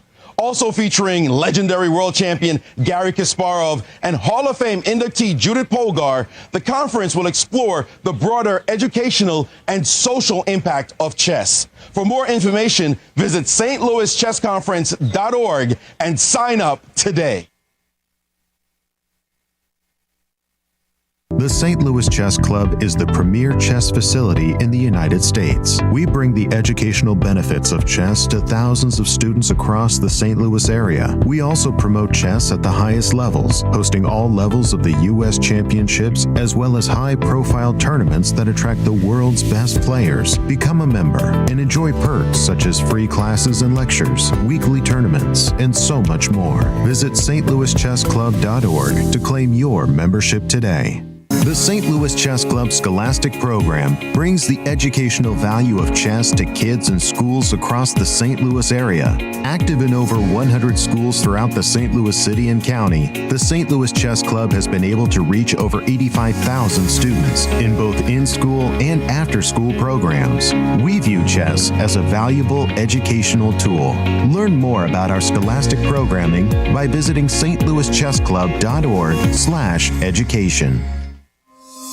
In the world of collegiate chess, there is no team rising quite like the one at the University of Missouri. The team has brought home title after title, including the 2024 Pan American Intercollegiate Championship, and were the 2024 Final Four champions. Guided by their head coach, Cristian Chirila, there is no stopping the Tigers. Respect, responsibility, discovery, excellence. University of Missouri. Here is the place where we enjoy the game of chess of its beauty, to advance the cause of chess and to help St. Louis Chess Club to serve as a capital of the world of chess and to keep bringing new and new millions of new fans into the game every year. I'm Grandmaster Maurice Ashley. Join me on October 24th to 26th for the St. Louis Chess Conference to be held right here in the chess capital of the United States. Also featuring legendary world champion Garry Kasparov and Hall of Fame inductee Judith Polgar, the conference will explore the broader educational and social impact of chess. For more information, go to stlouischessconference.org and sign up today. The World Chess Hall of Fame, located in the heart of St. Louis's historic Central West End. Want to know why chess has intrigued people around the world for nearly 1,500 years? Stop by and learn about the impact of chess from our 3 floors showcasing the art, culture, and history of the game. The World Chess Hall of Fame has something for everyone to enjoy. For more information on current exhibits, please visit worldchesshof.org. St. Louis, the chess capital of the United States. It also plays host to an award-winning shop dedicated to chess merchandise, all-occasion gifts, and plenty more. At Q Boutique, you can shop both in-store and online. From quirky greeting cards to luxury chess sets, there is something for everyone at Q Boutique. Enjoy a shopping experience like no other. Make sure to check out QBoutiqueSTL.com for a wide variety of gifts for everyone to enjoy. At St. Louis University, chess and success go hand in hand. Founded in 2016, the St. Louis University chess team has risen to become recognized as one of the best in the nation, bringing home multiple titles, including the National Championship in 2022. With members from 9 countries and led by Grandmasters Firouzja and Darius Fierks, the future is bright for the SLU chess team. Higher purpose, greater good. St. Louis University. The St. Louis Chess Club is the premier chess facility in the United States and is among the best in the world. Thanks to co-founders Dr. Jeannie Cairns-Sinkfield and Rex Sinkfield, the St. Louis Chess Club is a non-profit organization committed to promoting the game of chess locally and internationally. We bring the educational benefits of chess to thousands of students across the St. Louis area, promoting cognitive development, critical thinking, concentration, and analytical skills. The St. Louis Chess Club welcomes chess lovers of any age and skill level to come and enjoy the game of chess. We also promote chess at the highest levels, hosting all levels of the U.S. Championships and the American Cup, as well as high-profile tournaments that attract the world's best players, including the prestigious Sinkfield Cup, Cairns Cup, and many more. All tournaments can be streamed via our YouTube and Twitch channels that also include over 2,000 chess lectures for anyone to enjoy. Become a member and enjoy perks such as free classes and lectures, weekly tournaments, merchandise discounts, and so much more. Visit stlouischessclub.org to claim your membership today.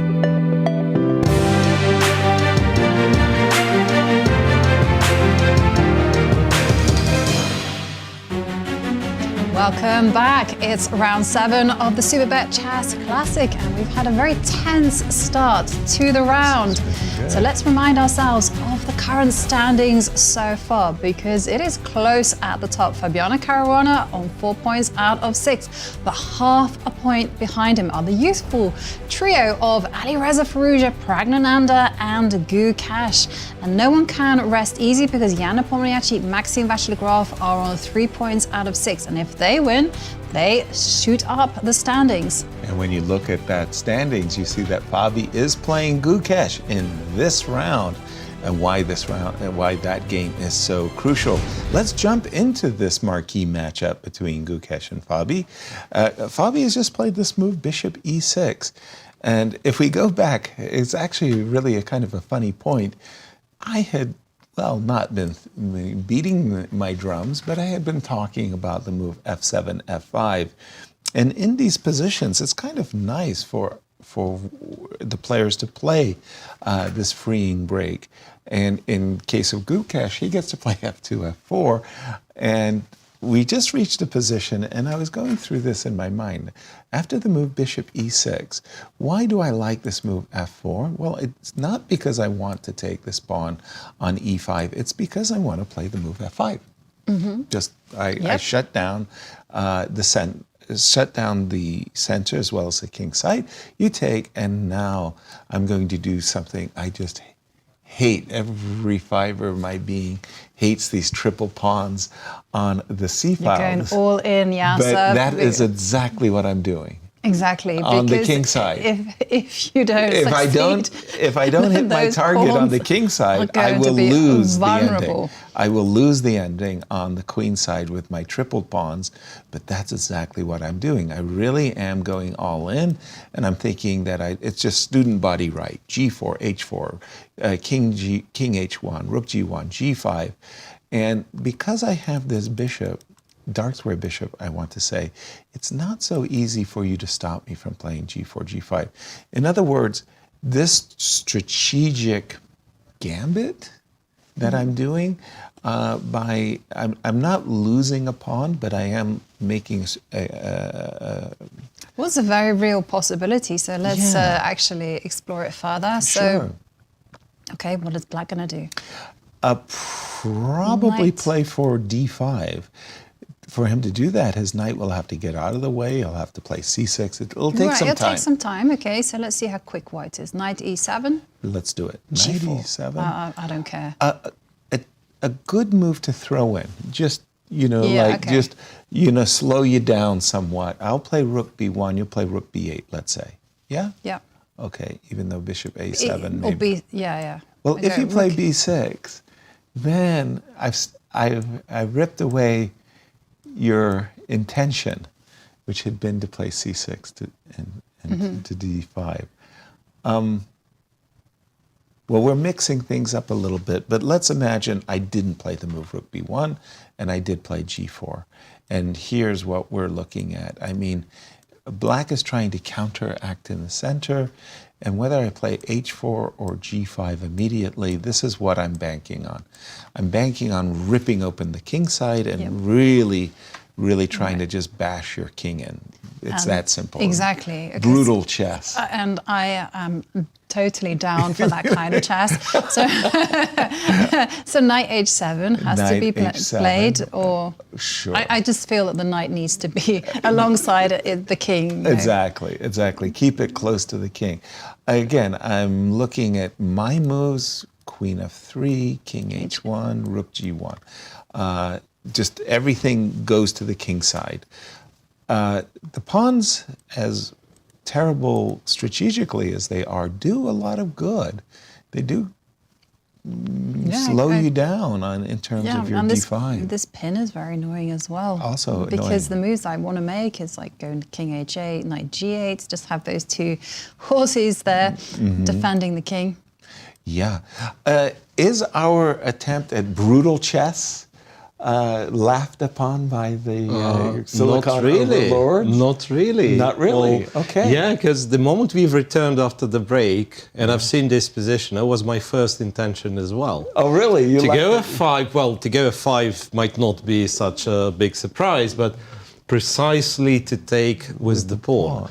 And I would argue that well, one of your arguments is not really valid here, and that's the one that I will lose inevitably if we ever get to an endgame. Okay. And yeah, so it's not, well, it's not a dream, but it's not as hopeless for white because of, once again, inclusion of a4, a5. Because the way you lose this pawn, it's getting attacked with the knight from a5, right? The pawn on c4. Yeah. So here, It's if you not think, so even if easy. white's playing it slow, what's the kind of realistic way for black to attack those pawns? And With you the realize king. it's not that easy. Yeah. So get rid of all the pieces and then Deep. Okay. But I said slow and not like not skips the moves.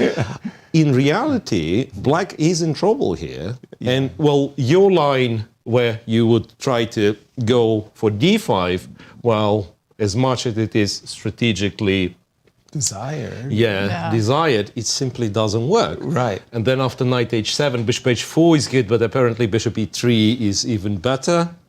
And it's plus 1.5 for white, which means like white has strong attack and black's in trouble. Well. And attack. Seriously, like looking at what computer starts doing with black, like one of the ways it goes, king h7, g4, rook h8. So preparing for, g5. But isn't it scary in a human play if you have to do something like this and then white's not rushing? Let's imagine white plays something like queen f3. Yeah. And then once again, you're in a very awkward spot because you go king g8, you prepared against g5, but you lock out your rook at h8. And who knows, maybe I'll have enough time to move the rook, move the bishop, and go knight f1, e3, d5. And all of a sudden my structure no longer looks that silly. Right. So it does look very promising, this f5 move, and you know what? Maybe Fabi's bishop e6 deserves some criticism, right? Simply because of that. I like the earlier knight g4 to yeah, there was an option after knight d2, knight g4, the one that was played already. Right. After castles f4, well, knight g4 was still a thing, by the way.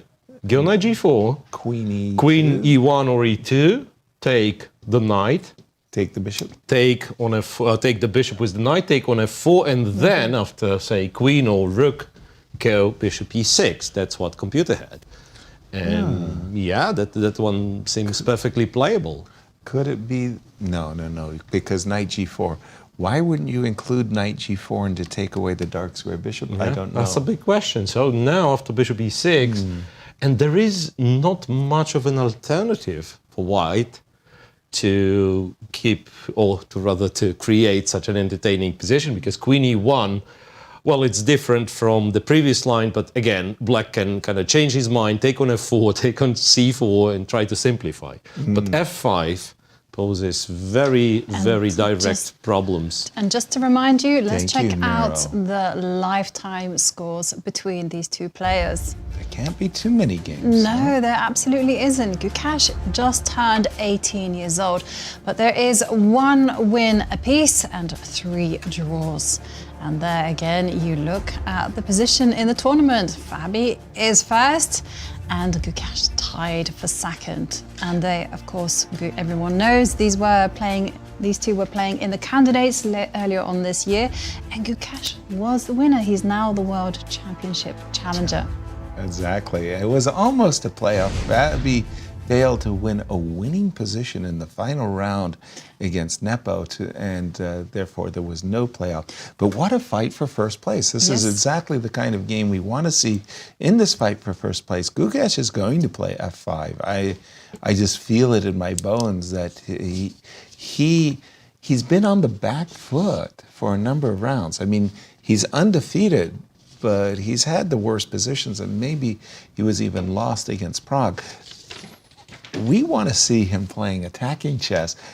Bishop takes c4, d takes c4, and we see that this g4, g5, this gets scary. Yeah. By the way, what did you think of that variation where you play king rook h8? I feel crazy? I feel it's very natural, but on the other hand, yes, yeah, because sometimes you do this Wow. Against in the Caro, you know, you go rook h8, king h7. But this king to g8, no, I wouldn't have thought about doing that. I would have just waited until g5 came, and then I would have run away with the king. But isn't this like a remarkable defensive strategy? It's like the chess engines have shown us how to attack, but in another way, they've shown us how to defend this. It's sort of like the rook on f8 a moment ago was very, very passive. Now it's on h8 where it's thwarting White's attack. Like if the rook was on f8 and we moved our knight, then everybody and his brother would be playing queen h5 and g6, right? With the rook on h8 playing a more defensive role, active defense. That was nice. King h7, rook h8, king g8. Yeah, that's I think, a pattern. I think I maybe might not go for king h7. Like in a game, I was thinking knight h7. Knight Try h7. to lock it up. Okay. And slow the attack down. Well, we're doing the same thing as before, right? We're going to play for g4. Yeah. And then knight to e7. Right. Going backwards, as you say. Yeah. And here, if f6 is if g5 is a threat, then I would just go f6.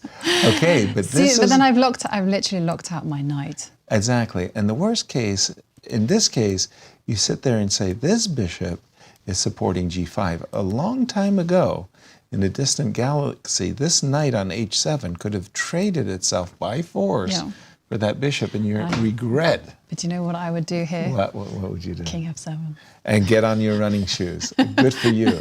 Yes. Yes, and hope that you're not going to get sacked as you make your way to the queen side. Although c5 is still in the air, I mean, this position is very much in White's favor. Agreed. Can we turn our eyes on the ultra-sharp position? That is Jan Nepomniachtchi against Praggnanandhaa. And I know everyone was like, yeah, it's sizzling for the time being, but it'll probably fizzle out into a threefold repetition. But we were looking at lines where after White played the knight to b3, we were looking at this just the retreat, bishop to b6. But Pragg went rook takes bishop. Which was unexpected to say the least. And immediately, like the eyes are drawn to knight takes bishop, but then the black queen comes down to e3. Yeah. And you know what I'm thinking? Yeah, because my absolutely favorite combination of all times. It's the most beautiful checkmate there is. It truly is. And I've got a story about the checkmate. A friend of mine, I had gone to the coffee house, the last exit on Brooklyn, and the chess players all gathered around and played blitz, and a friend of mine showed me this checkmate. The knight goes to h3 with a double check. Attacks the queen with the king, attacks the king with the knight. There's no choice, king here. Now, in those days, I was like a, let's say, 900 player. And the queen was the greatest piece in the world. I was totally in love with my queen, and I moved her all around the board and wiped out my opponent. And the thought of giving up my queen voluntarily was just craziness. And this smothered checkmate, I ran home to my mom, I pulled her out of the kitchen, I showed her the checkmate, and she looked at me and she said, "Yeah, so that's wonderful. Can I get back to the dishes?" I was not amused. The smothered mate. Do you have a story when the smothered mate first it was shown to you? I had a horrible feeling that it was never shown to me, that I experienced it over the board. No way. Yeah. Oh, that must have been traumatic. Yes. There's that gulp, right? When you Like, you go, well, what is this person doing? shock. And then you kind of go rook takes queen without thinking, and then the knight comes to f2, and you're like, oh my God, what just happened? Yeah. Like, wow. Do you have a story about the smothered mate when you just discovered it for the very, very first time? Well, I think we were giving a lot of like basic tactical patterns to solve, and yeah, one of those was the smothered mate. Like in so the it was chess one of the club? most impressive. There was this, and there was like when I don't even know the name for this one, where you have the king on e8 and rooks on f8 and d8. Epaulette. So queen e6, epaulette Epaulette, checkmate. yeah. Yeah. So those were the two that were just like, went the most vroom. impressive. Right, yeah, sacrificing the queen and checkmating on the next move. And it's a rare example as well. Yes. Like from Everybody on the buttons. knows it so well. Yeah, on the buttons. Jump in. We were looking at the game between Jan and Prague. Again, a huge fight here going on. Prague, half a point behind Fabi. Knight takes c5. We're looking at queen e3, and the fear is it's going to fizzle. Well, it has to, because knight c5 only move queen e3. Queen e3 only move, and by the same token, queen h8 only move, king to f7 only move, or you lose, queen h5 or I lose, and so on and so on. Right. Yeah, so there is no, well, as I was saying, like there is absolutely no way to kind of invent something. Black apparently can go here, king e7. And rook e1 does still not to work. complicate matters, because rook e1 does not work because this, and now you exchange this rook. But we can also do it with the other rook. So after rook fe1, we can show the whole. Oh yeah, that's a even better more one. beautiful, right? That's a better one. So Knight. double check. Yes. Not the queen, neither knight can be and then taken. Then your queen is pinned, therefore you sack the rook first, right? And then you sack the queen. So that's, you know, kind of What is this beginner chess? Give additional- up all your pieces. additional iteration, additional spin on the same smothered For checkmate. me, that's beautiful. I mean, the player playing rook e1 is expecting a perpetual. Yeah. And you say, no, take my rook, take my queen, I'll give you a smothered mate. Right, so what happens is white has to go queen g5. Okay. Now your only move is to go to d6. And it turns out that you shouldn't be doing this because... okay, white's not winning, but white has a chance to continue the game. Like go check, king d7, take f2. I don't know how good it is. You've but got bishop it's- f5 check on like that. there are tricks. Yeah, there black's are tricks. king is not exactly happy. I'm not sure if black is the stronger side here. Exactly. So that means black shouldn't really try king e7, but go back to f8 and just accept the perpetual. Because, after king e7, kind of the bad news is that the white only plays queen f4 if he wants to, because knight b7, king d7 is not possible, bishop f5. So it'd be knight b7, king e6, and again some sort of perpetual, which once again is, like queen g6, queen g5. Tricky. It's better not to try it. I mean, it looks dangerous. So just hover on f7, f8, and it's. Let's see if the players have caught up with us. After the move rook takes f4, Jan He's has gone stopped. into a deep think. Why has he stopped? Is he being? I mean, I wouldn't imagine he has a choice except to play knight takes c5. But he's thinking he must be considering the move queen h8. I But can't does that explain it change otherwise. anything? It changes everything. I think that would be a terrible move, actually. No, not really. Yes, it's not queen a h8, terrible queen move? h8 works. Why? In the same way. King f7, queen h5. And if But king king e7, then you capture the pawn on g7 with a check. And then I go rook f. And if you go rook f7, then it's knight takes bishop. And after queen e3, queen g3. Okay, that's a little bit tricky. Yeah. Queen g3. Cover the f2 square. And after this check and king h1, and that's always a bummer that if the queen guards f2, there is no smothered checkmate, mates. Yeah. Gotcha. So this would keep the game going, and then white somehow is better in these lines. But king f7 is just a simple repetition, right? So There's so no way check for white here, to keep check. the game. White can't really do much. King f8, back, And black check back.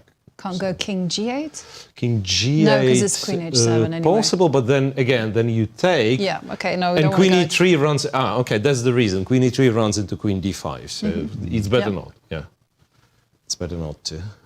Okay, so we are expecting Jan to either capture the bishop or just give a check on h8. Now I am confused. So if I capture the bishop, knight takes c5, queen e3. If I go knight e6 check, you're going to go queen takes e6, I assume. I don't need to, right? You don't need to. I can still go king. You go king e7. King You go king e7, yeah. I'm e7. just... And you win. And you win. Oh no! I'm going to fall for one of those smothered mate routines again. Rook f1. Oh, that's just too pretty. That's just too pretty. Oh dear. Okay. No. Okay. In that case, but Jan is spending like 20, 30 minutes over knight takes c5 or queen h8. And he seems to really be working hard at the board here. Something's amiss. What's going on? I mean, I would have played knight takes c5 ages ago. You're saying queen h8 is also a draw. Yeah, but honestly, I don't even know. Yes, so I could think of, say, queen h8 being an immediate draw, and then knight c5, let's say I get chances, but also black gets chances. So after knight c5, black's strictly only move is queen e3. Clear. After which white's strictly only move is, well, queen h8. Not strictly. White has h2, h4, it turns out, which computer has as better for black. Okay. But slightly better. White does not lose. So the game would go queen takes and rook a to e1. I don't know if anyone plays like this just to try to win the game. A weak king on f8 after all. Yeah. Okay, well, he's reached for something. And? He's gone knight takes bishop. Knight takes bishop. After a very... How much time did he take on that move? Do we have a way of figuring that out? Yeah, roughly 20 minutes. Yeah. Wow. Wow. I mean, okay, sorry, sometimes there's a logic glitch, I don't get it. King f8, a moment ago, Jan played the move knight to b3. What does the move knight b3 threaten to do? Knight takes bishop. That's why we play knight b3. Yeah, but and then 20 minutes later, we take always the bishop. caution, that you shouldn't make the automatic moves. You need to think. You need to think about all the possible responses. Well, wouldn't you have thought about that before you played Before you choose this b3? whole variation, yeah, you'd Okay. expect that. But that's actually something that you do need to be aware of on a very practical level, that if you choose to play sharp openings, where the price of an error is going to be very, very high, you've got to know everything there is to know. You can't freestyle it whatsoever. Exactly. Knight takes c5, queen e3, and I understand all of these wonderful checks and stuff like that. The move h2, h4 I did find attractive. Queen takes c5. Now we played the move rook e1, and let's just try to... I mean, I'm still trying to understand exactly what we're threatening. Obviously, you give me two free moves, I'll play bishop to g6 and queen h8, mate. So Yes. I've got a checkmating pattern in my sights. According to Miro, the computer says, don't do this, black is for choice, and he's a piece up. Right, he's a piece up, but there's a knight coming to the king's aid, and there's knight e7. Knight e7, you think? Yeah. Okay, so if I give Obviously, you... I need to work out what's going to happen after rook. No, rook takes knight, it's fine, queen takes. Right. Okay, then... Check. Yeah, so here it was knight to g8. Knight to g8. Now we pause as we start to... I start to question... King f7. King f7. And I start to ask... Check. Rook takes. Rook takes. Check. Now, please do make my day. As Clint Eastwood famously said. No, I don't want to go king f8. The G6 will be played. By the way, queen h8, check on the board. This, the computer likes very much. I see on my monitor, the move is met with an exclam. I don't know if the players look up from the board and see the diagram. You know, they on the stage, they can see the... No, but there won't be any exclamation marks. Wow. Oh, the computer loves me, you know. Yeah, exactly. Amazing. I mean, actually, that's enough to seriously help the players. Oh, gosh, yes. I mean, I don't know the lower rated you go, but... definitely, if you look up and see double question mark. Hey, it was a computer hack. No. Queen H8 check on the board, and this is how we make, and how Miro has explained the perpetual is going to happen. I don't see any choice but King F7, no. Queen H5 check, King F8, and a repetition. So a little bit of a fizzle here. Where would you like to take us? As this game is likely I was looking to draw. at the players, I was just looking on the screen, because I feel like it's very important for the players to make eye contact with each other. Once they do that, then you know, okay, they're going to be in it for a draw. If they don't make eye contact, well, the play might continue. Okay. And well, here we have on our screen two players who are not making eye contact with each other. That's between Anish, Giri and Maxime. Vachier-Lagrave. I noticed that Anish waited for Maxime to walk away from the table before making his move. Let's catch up with the players, because they were playing a very intriguing English opening, and when we left it, we thought the move E2, E4 in the style of Magnus Carlsen made a lot of sense, as White takes a firm grip over the central D5 square, Bishop E2, D7, D6, Rook B1. Prepping B2, B4, Bishop to G4, Bishop E3, protecting the D4 square for just a moment. Knight to D7, Knight to D5, and A4. A lot of strategic moves. You know, it's funny, in each round, there seems to be something, either a bishops of all opposite color echo that is taking place, or in this particular round, we can see F4. In the game of Gukesh, we're seeing F4. In the game of NBL, F4. That actually happened to me in a tournament in the Isle of Man. So I play my game. I'm in a rook and pawn ending. Right. I look to my left, rook and pawn endgame. Look to my right, rook and pawn endgame. And I was like, what is happening here? And then later on in the tournament, Queen and Bishop endgame, which I feel is quite rare. It is. I look to my left, Queen and Bishop endgame, and Queen and Bishop endgame. I was like, weird. Influencer, you know, you're the Jedi mind trick. What are you doing over there? And these two, they have played each other lots and lots of times. Anish doesn't seem that into his position. But take a look at the stats. 5 wins for Anish, 3 wins for Maxime, 28 draws. That's a lot of play. A lot of draws. That's a lot of play. These players know each other well. C7, C6, Bishop takes D4. And catching up with the players, it's another one of those bishops of opposite color games, as everybody has got their trumps. What is this knight doing on B4?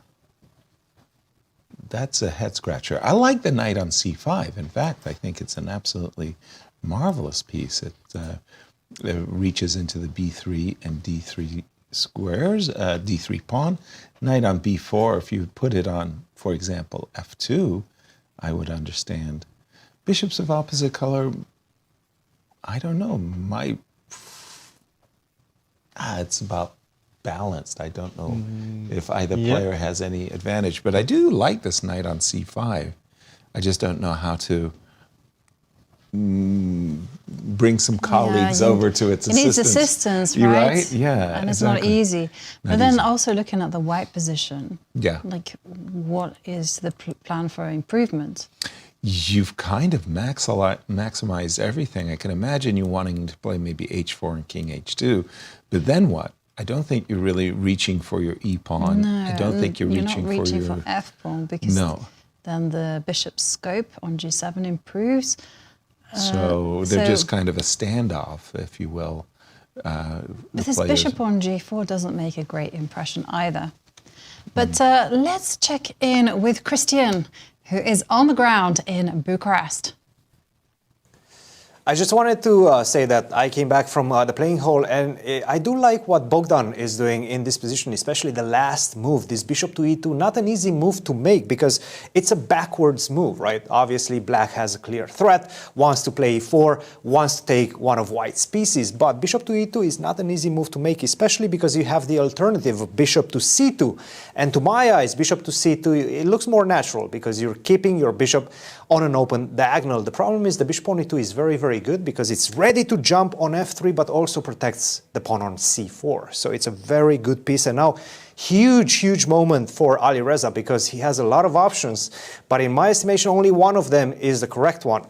Initially, I wanted to play e4. I was looking at it, I was trying to calculate it without an engine, of course. I was in the playing hall, and e4 was my first instinct. But the problem is, once you commit to e4, I'm going to be able to set up a nice blockade on e3. I'm going to go knight to e1. Then you have to stop me from going d5 and completely shutting off your light square bishop on b7. You have a lot of strategical dangers as black in the position. So going back after bishop to e2, if you do take on d4, knight takes d4, and now we see the idea behind this bishop on e2. I'm going to go bishop to f3. I'm going to challenge your bishop on the long diagonal, and that's going to give me the upper hand in the position as white. So what black has to do, and Alireza is spending a lot of time on his decision, is to play the move knight to e4. Not an easy move to make, but perhaps he will play it. Knight to e4, and now queen to d3, queen to c2, knight takes c3, take on c3, and this position remains very complex. I do like white's position for the simple fact that it feels like I have more space. It feels like it's easier for me to find the right spots for my pieces. Whereas for black, where do you put the bishop on f8? Where do you put the knight on b8, c6 or d7? You're getting hit if you go to c6 by my pawn coming to d5. There's a lot of questions that need to be answered, and I have a feeling that white just simply has the easier position to play. And of course, the game between Nepo and Pragg, this one is probably going to be over in just a few minutes. I have to say, Pragg kept his composure, found this rook takes f4, found the easiest way to force matters in the position, and I think we're going to see a repetition anytime soon. Guys, back to you. Thank you, Cristian. I want to follow up on what Cristian was saying there. I didn't find the move knight e4 independently. I wasn't looking in that direction. I was looking in the direction he was guiding us, and that was e4. I love expansion. Yeah, give me the center. I'll take the center. Cristian was talking about a blockade, so he was explaining that the knight was going to go back to e1, to c2, to e3. And then I was thinking about this move, the position after c5. I would play knight c6. Oops, sorry. That was, and some are going to call it heroic, but I was going to sacrifice a piece after b5. Could see you were going into that direction because no one plays knight c6 without any reason. Right? You do not want to allow a protected passed pawn on the 6th rank. And this, of course, is, you know, absolutely magnificent play for black. I mean, he's kind of getting everything he wants with the center rolling and all the pieces going. So, of course, after knight c6, you are not going to go b5 right away. You're probably going to play either bishop e3 or knight to c2. And it's one of those positions. I love these positions. Don't ask me why. I love the positions where there are big majorities. I'm trying to get play on the king side. And I think white is very... sharpens up, though, because you're allowing b5. Absolutely. I definitely am allowing b5, and maybe you want to play knight e3, like Cristian said. Here I want to take the pawn and... c6? Yes. And you've got a protected passed pawn on c6, and everybody knows it's really powerful. But at the same hand, I've got my own trumps, and on a good day, the bishop will come to d6. These positions I find the more intriguing ones, but I like knight e4 only after Cristian mentioned it. Before he mentioned it, I was on the e4, d5 train. Yeah, totally. It's a lot more forcing and going and grabbing the some space. space in the center. Cristian likes Daniel's position. How does the engine evaluate it? Well, roughly equal after knight e4 is the best move. And much more pessimistic after e5, e4 because of the blockade. So I do know a thing or two about this position because, Ukrainian grandmaster whom I played the most number of games against, Anton Korobov, he used to play this line with white and probably still does. Right. The whole system, and then inevitably you sometimes get this kind of positions. And I have a controversial opinion that black structure is simply bad. Bad. So not the position, interestingly, not the position, because you do have ways to equalize, and one of them indeed would be like to simplify, take on d4, but in terms of like potential in the structure, even before move e5, you do not have favorable changes in the structure. Like d5, c5 almost always depressing, e5 you go, but then white does not resolve the tension by himself, and you are the one to decide. Yeah, by the way, bishop c2 was an interesting alternative. And point being, like in those positions, knight c6, was cool of you, Yasser, to identify that there is a sacrifice on d4. Right. White goes knight c2. Right. After knight e7, the whole thing was not about like going b5, c6, but playing against this guy, interestingly. So our thinking, bishop g5, bishop g5 is one of the moves. Computer even goes bishop f4. And if knight g6, bishop g3. My bishop and is strangely, right, it's not that easy to use this majority. So you would have to have the pawn on f5 and going f4 ready. Right. And perhaps it doesn't work tactically. Anyway, computer's ecstatic about this position for white, almost +2 with material being equal. Right. Great blockade. So knight e4 is the better move. Bishop b2 or queen c2. I'm not sure about this one. But what's interesting, it never goes e4. Again, you go e4 and it starts saying white's better. Okay, knight d7. It tries to keep the tension like this, and eventually it's going to take on d4 and try to go d5, trying to equalize slowly. Thank you. Just to kind of keep you updated on the game between Nepomniachtchi and Praggnanandhaa. Have they made a repetition? They are repeating moves, and Queen h8 has been played for how many times? Let's have a look. They are... Miro, you had a cool thing where you could see the amount of repetitions. No, but it's only when it happens already. Then it highlights. You know what? It's been repeated 3 times. But it's been repeated. It's been repeated twice. And if the queen comes out to h5...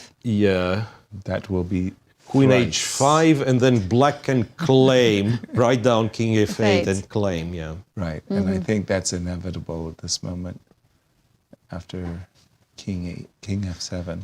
Honestly, in a position like that, you don't even need to claim because neither side can do anything about they're right. it. You can repeat like 5 times, 6 times, whatever. Exactly. And my attempt to play for white was when the queen was on h5, to go h4 was actually silly. I just seen that computer was saying, okay, this is not a draw, but it was only because. Whether the queen was on h7, I'm sorry, not on h5. The queen was on h7. Yeah, okay, I can try to show this one. So after queen e3, yes, there was h4, and computer was not giving the repetition because it was operating on the assumption that black can take on c5, yeah? Yeah, let's go to Yasser's board. Let's see if we can catch the handshake, because queen h5 has indeed been played. Right, and that is the 3rd time. And now Pragg just has to write down on the score sheet that he's intending to play king f8, then stop the clocks, call the arbiter, announce your intentions. That's it. That's it. We'll see. And here we also see Fabiano watching. Oh, he doesn't even bother to write it down. He just plays King F8. Well, these arbiters have been sticklers and looking to make sure it's 3-move. Why not make a 4-move repetition? So there is absolutely no discussion about your confirmation. There's still no eye contact between the players. Right. Because normally you get to that point, you repeat it 3 times, you just look at each other. Sometimes it's enough just to go, draw. Yeah. And Tigran Petrosian would do that. He would look at you and he would cross his fingers. That was... Be gone. Yeah, be gone. Draw. Yeah, that's good. Yeah. Let's go. Sometimes I've even agreed to draw with just a smile. Okay, that sounds like... Yeah. But we've just kind of suddenly realized there's been like this mutual recognition that actually there's nothing for it. So I just looked at my opponent, smiled, and we've kind of agreed. And the arbiters have gone like, so what was it? What happened? Draw, of course. What happened? So we're expecting a draw here. I wanted to go to the game of Wesley So and Nodirbek because those two players need a win. Neither of them have gotten a victory so far. Oh, pardon me. Yes, that's right. Yeah, that's right. Both of them have suffered -1. a loss. When we have left it, remember we had that situation where it was majorities for both players. And I was saying I like white because Wesley's majority was more mobile, and I thought that black's queenside majority could actually get blockaded. And let's pick up the game and see where things stand at the moment. Wow, rook on d1 to c1. I find that to be a remarkable move. Rook on d1 to c1. Why do I find it remarkable? Because rooks love open files, and the d file being an open file. I understand this pawn on f. I desperately want to play the move knight c4, but I don't want to lose the pawn on e4. I would find the move f3 attractive, with the idea of playing either knight to c4 or knight to b3, depending on, for example, a jump like knight e5. I might find knight to b3 attractive. He played rook to c1. Wow. Mm-hmm. Okay. That's a bit mystifying, isn't it? Yeah, I'm still coming to terms with that one and trying to decipher why we chose that rook. He wants to stop a knight coming into e5, which you can do. It doesn't really stop it. But it doesn't really stop it because queen takes c5 is going to fail. That would be an epic fail. To rook takes knight, and the bishop is hanging. Oops, you don't have time to win the knight back. So knight to e5, I suppose the idea would be then to play rook to d1 and ask your opponent, well, what are you going to do about the pawn on c5? Let's turn this one over to Miro and ask him, first of all, I like white's position. Does the engine agree that Wesley has a pull? Well, that one we knew from some time ago that you like white's position. Sure. Well, the engine was kind of indecisive, around equal. Okay. Then g3, queen f6, a5, and queen e7 in particular was probably not to the point, because now f4 was kind of the big recommendation. You wanted to stop knight e5, as you said, so just do it, just stop it. Yeah? Yeah. So f4, and then once again, I'm not convinced that white has an advantage, because there is this move c4, which I know is very thematic. So even here, you can go c4, and there is always something hanging if you try to take. Let's say you take a three, and it's just knight f6. Mm-hmm. That's how they play. It's not very easy to defend the thing. And what's interesting, that rook c1 apparently is a mistake. So computer actively dislikes rook c1. Okay. And this is the move. f7, f5 is the move, which I don't quite understand what's going on. I understand you cannot take because the bishop is hanging, but there is, let's say, check and takes, and then you're running to knight e5. Anyway, after f5, the computer says, this is the move, which looks scary, if you ask me. But then somehow knight c4 and you want a blockade on e3, I'm guessing. And if black goes e3, then you return the rook to d1 and you are better. Again, it's so counterintuitive, right? So counterintuitive, but apparently it's very important to keep the knight at bay, because after rook c1, the best move is knight e5. You guys found it. And yep, and well, it is a repetition between Jan Nepomniachtchi against Praggnanandhaa. So Praggnanandhaa. How many repetitions was it? It was at least 4. Probably. But it doesn't matter. The outcome is the same. It is a draw. So that means Praggnanandhaa moves from 3.5 points out of 6 to 4 points out of 7. Temporarily tied for first. 95, you were saying, Miro. Yeah, so 95, and then white somehow still has the way to keep the balance, but if you go for the desirable f4, that's what we were always trying to do, then after knight c6, white actually is in quite a bit of trouble because knight arrives to d4, and yeah. That's incidentally, scary. Miro, f5 played. f5 was played by Nodirbek, so that's another version. I'm thinking, yeah, if you don't go f4, you might actually be in trouble. So the other way, computer suggests to go a check, to give a check, and to go bishop d5 to neutralize the bishop, which is probably a more human way. That's much more like natural. f4 is a little bit too relaxed, right? Here. And then again, we are seeing some lines like this: queen takes, queen to f7. Oh, okay. Wow. And probably winning this guy back and maybe having some f4 ideas. Roughly equal, if anyone, black who's better. Then, well, you equalize like this. Now I figured it out. Could you go? Queen it's exactly the same. I wanted to go queen b7. But I think with it's black, the same. Yeah, that'd be the same. So queen takes and rook c5. Yeah, otherwise you are in a big trouble. But rook c5, you get rid of the knight, and queen takes. I guess queen takes, rook d8, queen f5, queen b2. And this is how you get somehow you're hovering the board. Yes, make it look accurately nice.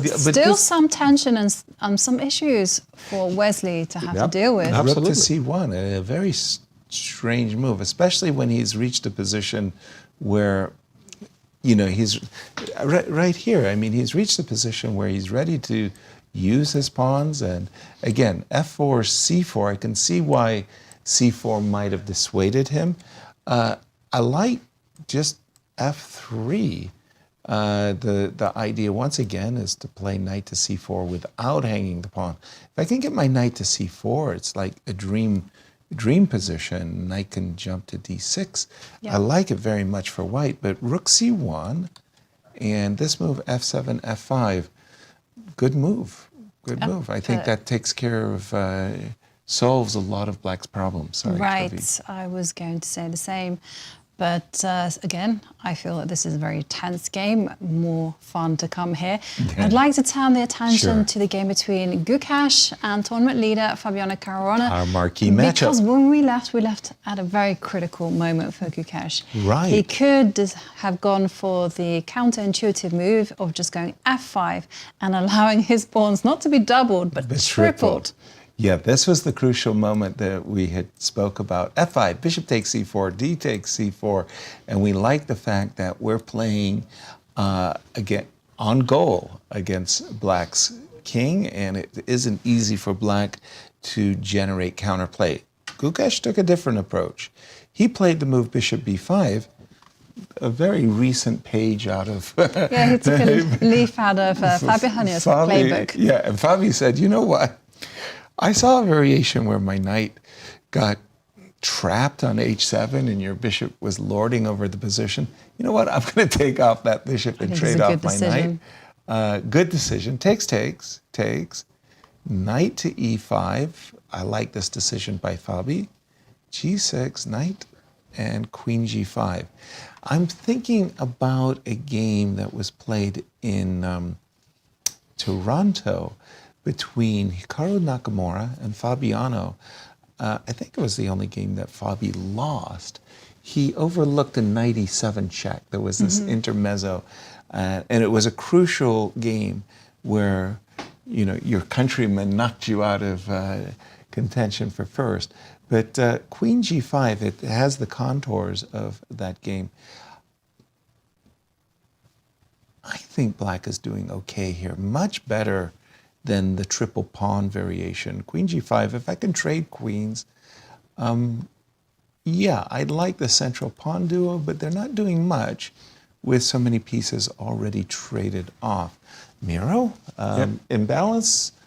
How does the computer like what has taken place? Well, computer thinks or gives the answer that it's a huge miss not to play f5. Right. So we are back to something very standard that could have happened. Again, this is the position from the game where Fabi played bishop f5. And right. Computer's suggestion and our conclusion was first he had to go here, right. capture this, bishop e6, and then one of the moves for white would be bishop b5, which would transpose to our game.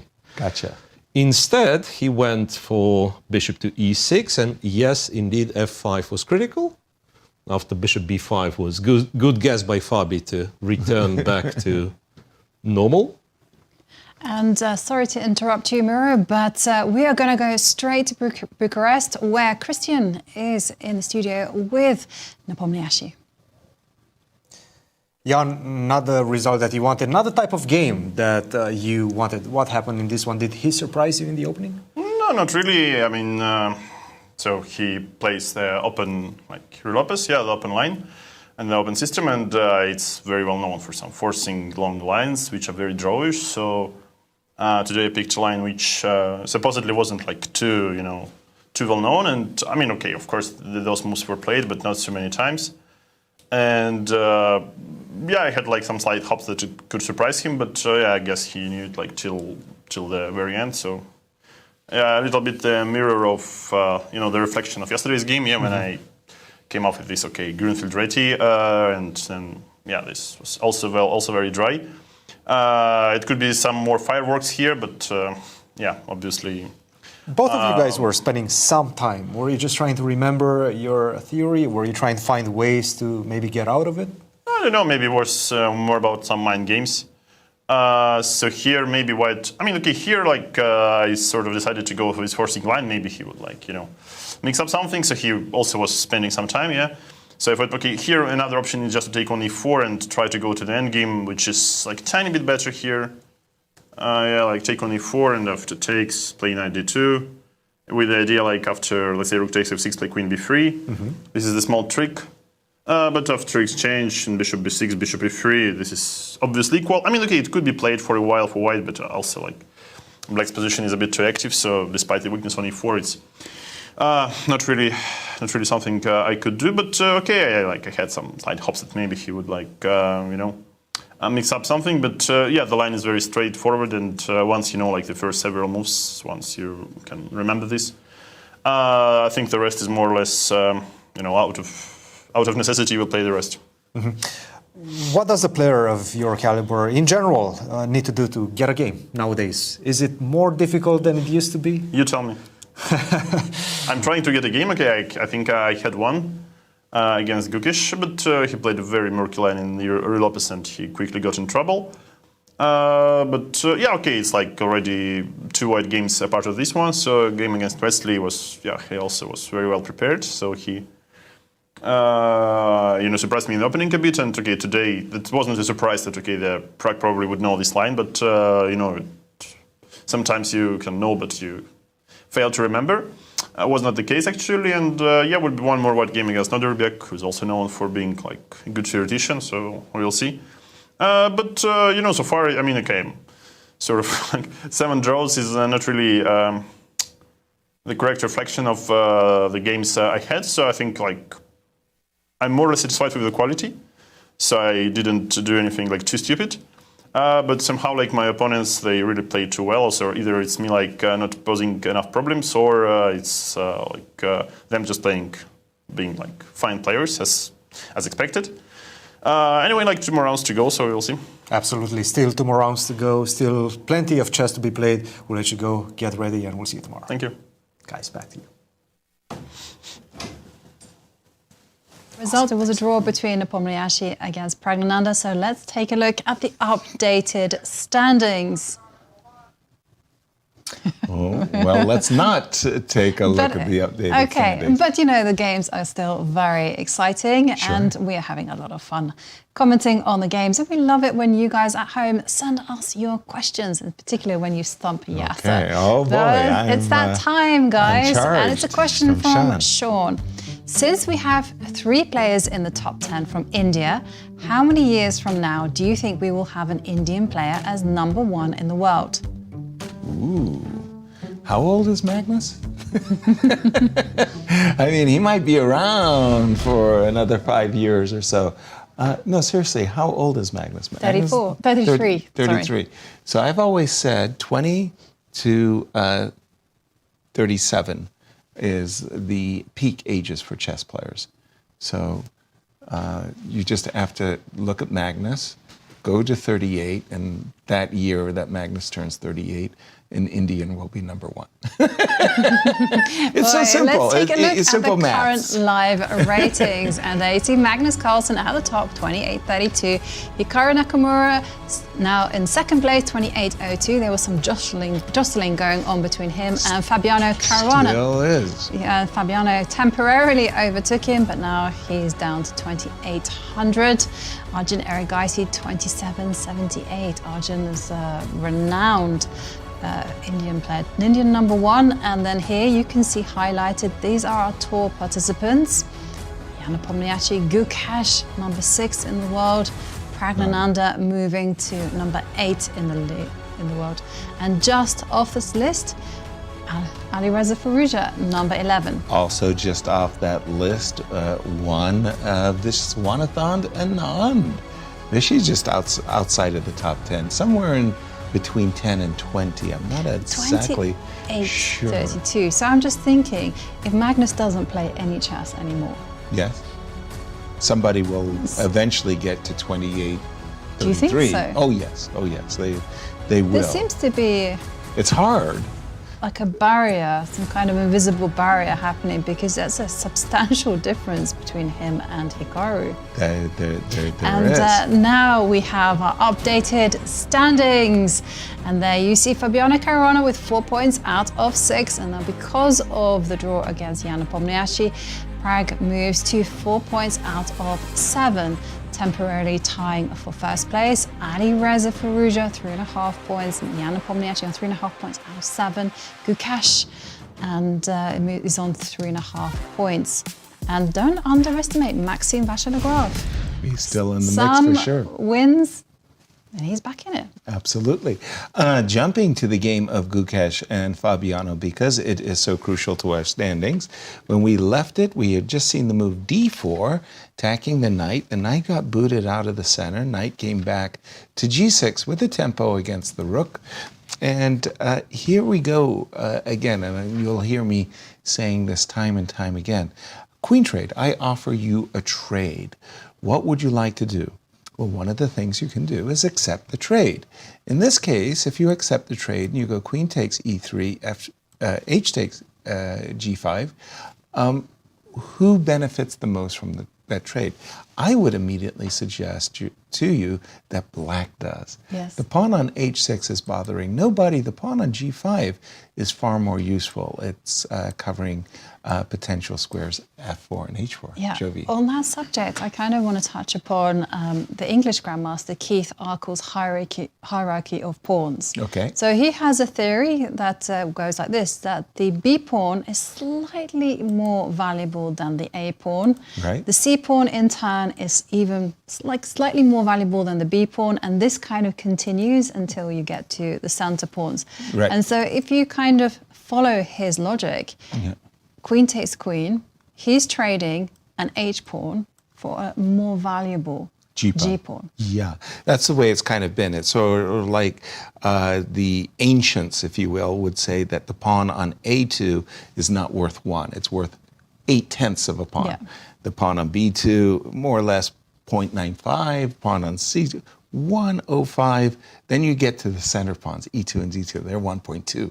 They're really, really high. So, so trading on my terms is beneficial for black.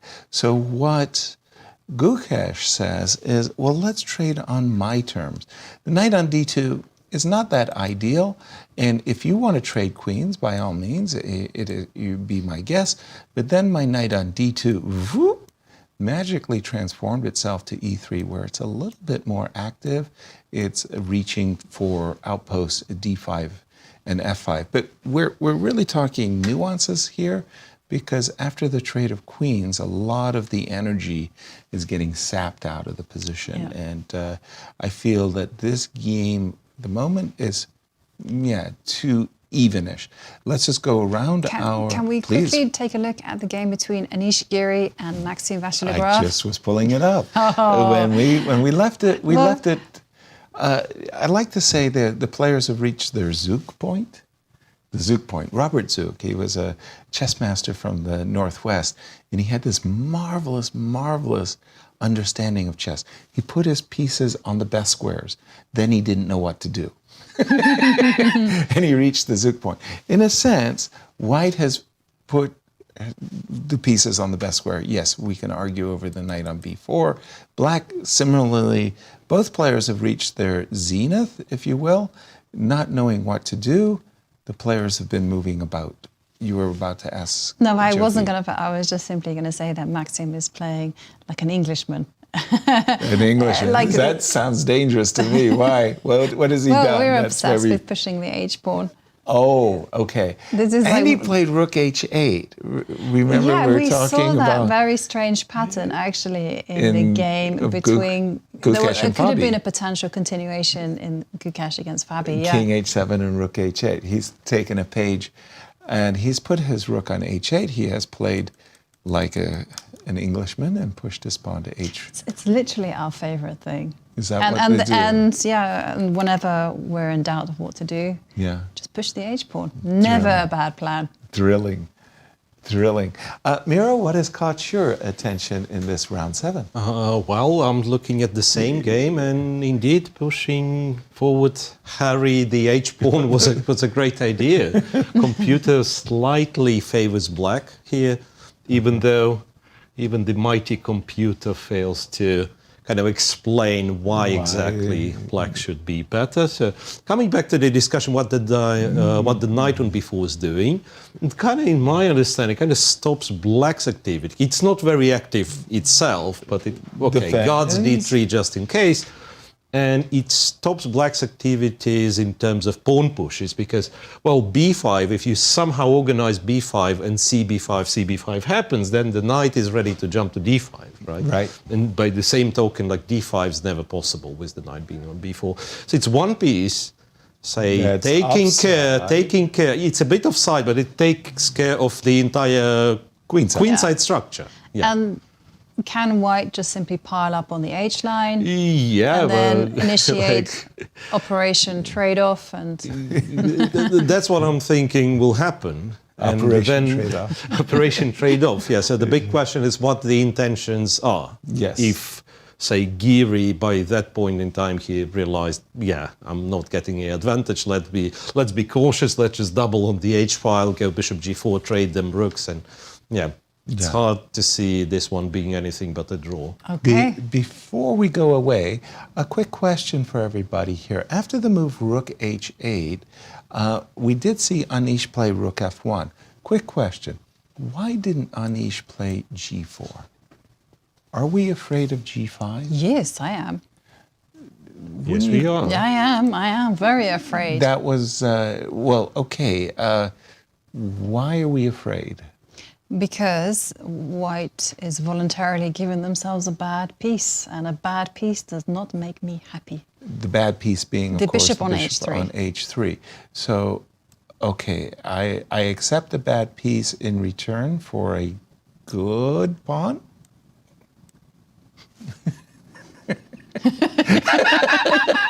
Yes, it's too much.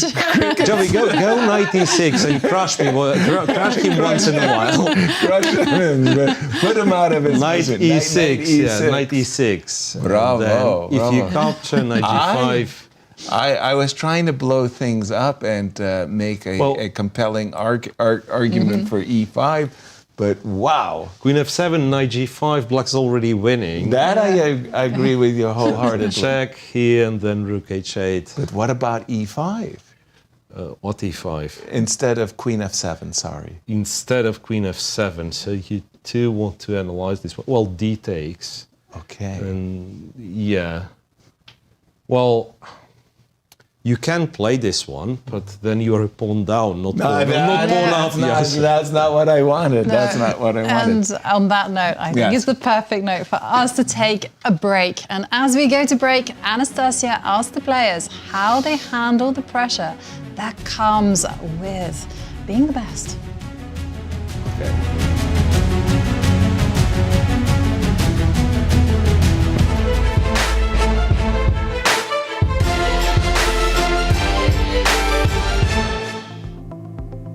How do you handle pressure during high-profile tournaments? Well, it's easier said than done, but I think the best solution is just not to think about it too much. It depends on who your opponent is and on what your personality is. But to me, I find it best when I play happy, when I'm just playing very relaxed and just give my best chess. Try to get a good night's sleep. Try not to be too nervous. Yeah, I think you're really used to it at this point. You play so many top tournaments. Still, of course, you see with many players when the ultimate high stakes moment comes, you blink. But you play it against the opponent, so you only have to be better than your opponent, and that always gives hope.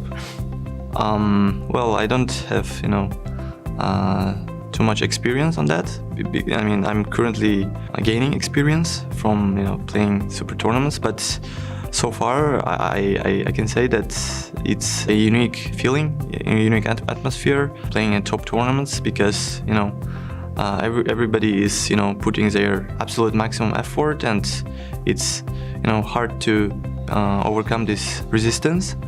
But it's also very useful because whenever you play against strong opponents, you feel like you're learning new things, and that's the way to improve. Yeah, I'm not sure if I do it well, but in general, I am off social media during tournaments, so that helps that I don't read anything that's coming from outside. And yeah, there will be pressure during the last few rounds. Yeah, you just have to handle it, and if we are here, we are already used to that, playing crucial rounds in a very important event. Okay, it's not easy to keep your calm in the tournaments, but this is what you need to do.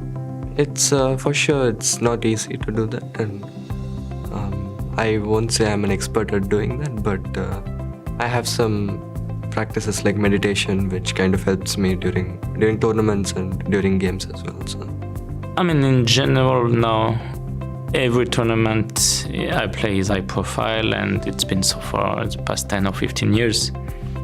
So I would say it comes with experience. Some moments are more stressful than others, but I generally try to have a disciplined routine so that every game has the same importance, every game is of same value. So basically I try my day to be the same during every tournament. Like some timings might be different because, for instance, of start of the game and so on. But in general, my days will be quite disciplined when I play any tournament now. It's very hard, but sometimes it gets a lot, but you have to have experience, and mostly you have to just focus on the playing good chess and not thinking about results. Maybe that. I don't handle it at all, I crumble like a cookie. Yeah, this is tough and sometimes not very well.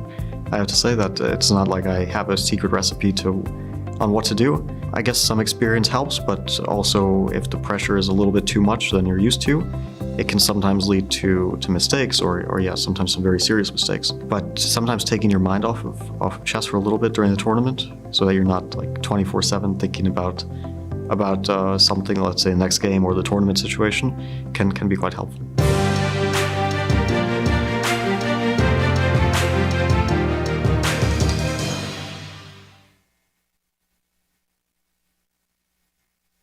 The stages are set. The players are primed. The best of the best are ready to face off in the 2024 Grand Chess Tour. The top players in the world prepare to battle across 4 countries for a $1.5 million prize fund. Everything starts in Warsaw with the Superbet Rapid and Blitz Poland. Then off to Bucharest for the Superbet Chess Classic Romania. The players then travel to Zagreb for the Super United Rapid and Blitz Croatia. The tour concludes with back-to-back events in St. Louis, Missouri, the chess capital of America, for the St. Louis Rapid and Blitz and the Sinkfield Cup. 9 players will go in, but only one can be crowned champion. Who is prepared to make history? Get ready for the return of the Grand Chess Tour.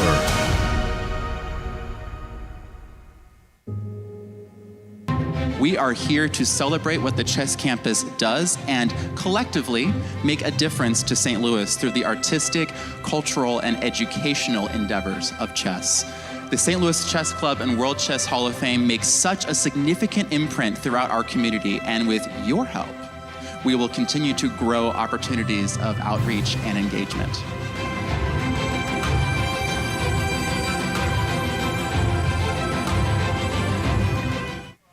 I'm Grandmaster Maurice Ashley.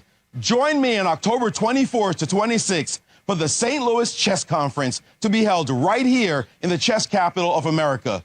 Also featuring legendary world champion Garry Kasparov and Hall of Fame inductee Judith Polgar, the conference will explore the broader educational and social impact of chess. For more information, visit stlouischessconference.org and sign up today. The St. Louis Chess Club is the premier chess facility in the United States. We bring the educational benefits of chess to thousands of students across the St. Louis area. We also promote chess at the highest levels, hosting all levels of the U.S. championships, as well as high-profile tournaments that attract the world's best players. Become a member and enjoy perks such as free classes and lectures, weekly tournaments, and so much more. Visit stlouischessclub.org to claim your membership today. The St. Louis Chess Club Scholastic Program brings the educational value of chess to kids in schools across the St. Louis area. Active in over 100 schools throughout the St. Louis City and County, the St. Louis Chess Club has been able to reach over 85,000 students in both in-school and after-school programs. We view chess as a valuable educational tool. Learn more about our scholastic programming by visiting stlouischessclub.org/education. In the world of collegiate chess, there is no team rising quite like the one at the University of Missouri. The team has brought home title after title, including the 2024 Pan American Intercollegiate Championship, and were the 2024 Final Four champions. Guided by their head coach, Cristian Chirila, there is no stopping the Tigers. Respect, responsibility, discovery, excellence. University of Missouri. Here is the place where we enjoy the game of chess of its beauty, to advance the cause of chess and to help St. Louis Chess Club to serve as a capital of the world of chess and to keep bringing millions of new fans into the game every year. I'm Grandmaster Maurice Ashley. Join me on October 24th to 26th for the St. Louis Chess Conference to be held right here in the chess capital of the United States. Also featuring legendary world champion Garry Kasparov and Hall of Fame inductee Judith Polgar, the conference will explore the broader educational and social impact of chess. For more information, go to stlouischessconference.org and sign up today. The World Chess Hall of Fame, located in the heart of St. Louis's historic Central West End. Want to know why chess has intrigued people around the world for nearly 1,500 years? Stop by and learn about the impact of chess from our 3 floors showcasing the art, culture, and history of the game. The World Chess Hall of Fame has something for everyone to enjoy. For more information on current exhibits, please visit worldchesshof.org. St. Louis, the chess capital of the United States. It also plays host to an award-winning shop dedicated to chess merchandise, all-occasion gifts, and plenty more. At Q Boutique, you can shop both in-store and online. From quirky greeting cards to luxury chess sets, there is something for everyone at Q Boutique. Enjoy a shopping experience like no other. Make sure to check out QBoutiqueSTL.com for a wide variety of gifts for everyone to enjoy. At St. Louis University, chess and success go hand in hand. Founded in 2016, the St. Louis University chess team has risen to become recognized as one of the best in the nation, bringing home multiple titles, including the National Championship in 2022. With members from 9 countries and led by Grandmasters Firouzja and Darius Fierks, the future is bright for the SLU chess team. Higher purpose, greater good. St. Louis University. The St. Louis Chess Club is the premier chess facility in the United States and is among the best in the world. Thanks to co-founders Dr. Jeannie Cairns Sinkfield and Rex Sinkfield, the St. Louis Chess Club is a non-profit organization committed to promoting the game of chess locally and internationally. We bring the educational benefits of chess to thousands of students across the St. Louis area, promoting cognitive development, critical thinking, concentration, and analytical skills. The St. Louis Chess Club welcomes chess lovers of any age and skill level to come and enjoy the game of chess. We also promote chess at the highest levels, hosting all levels of the U.S. Championships and the American Cup, as well as high-profile tournaments that attract the world's best players, including the prestigious Sinkfield Cup, Cairns Cup, and many more. All tournaments can be streamed via our YouTube and Twitch channels that also include over 2,000 chess lectures for anyone to enjoy. Become a member and enjoy perks such as free classes and lectures, weekly tournaments, merchandise discounts, and so much more. Visit stlouischessclub.org to claim your membership today.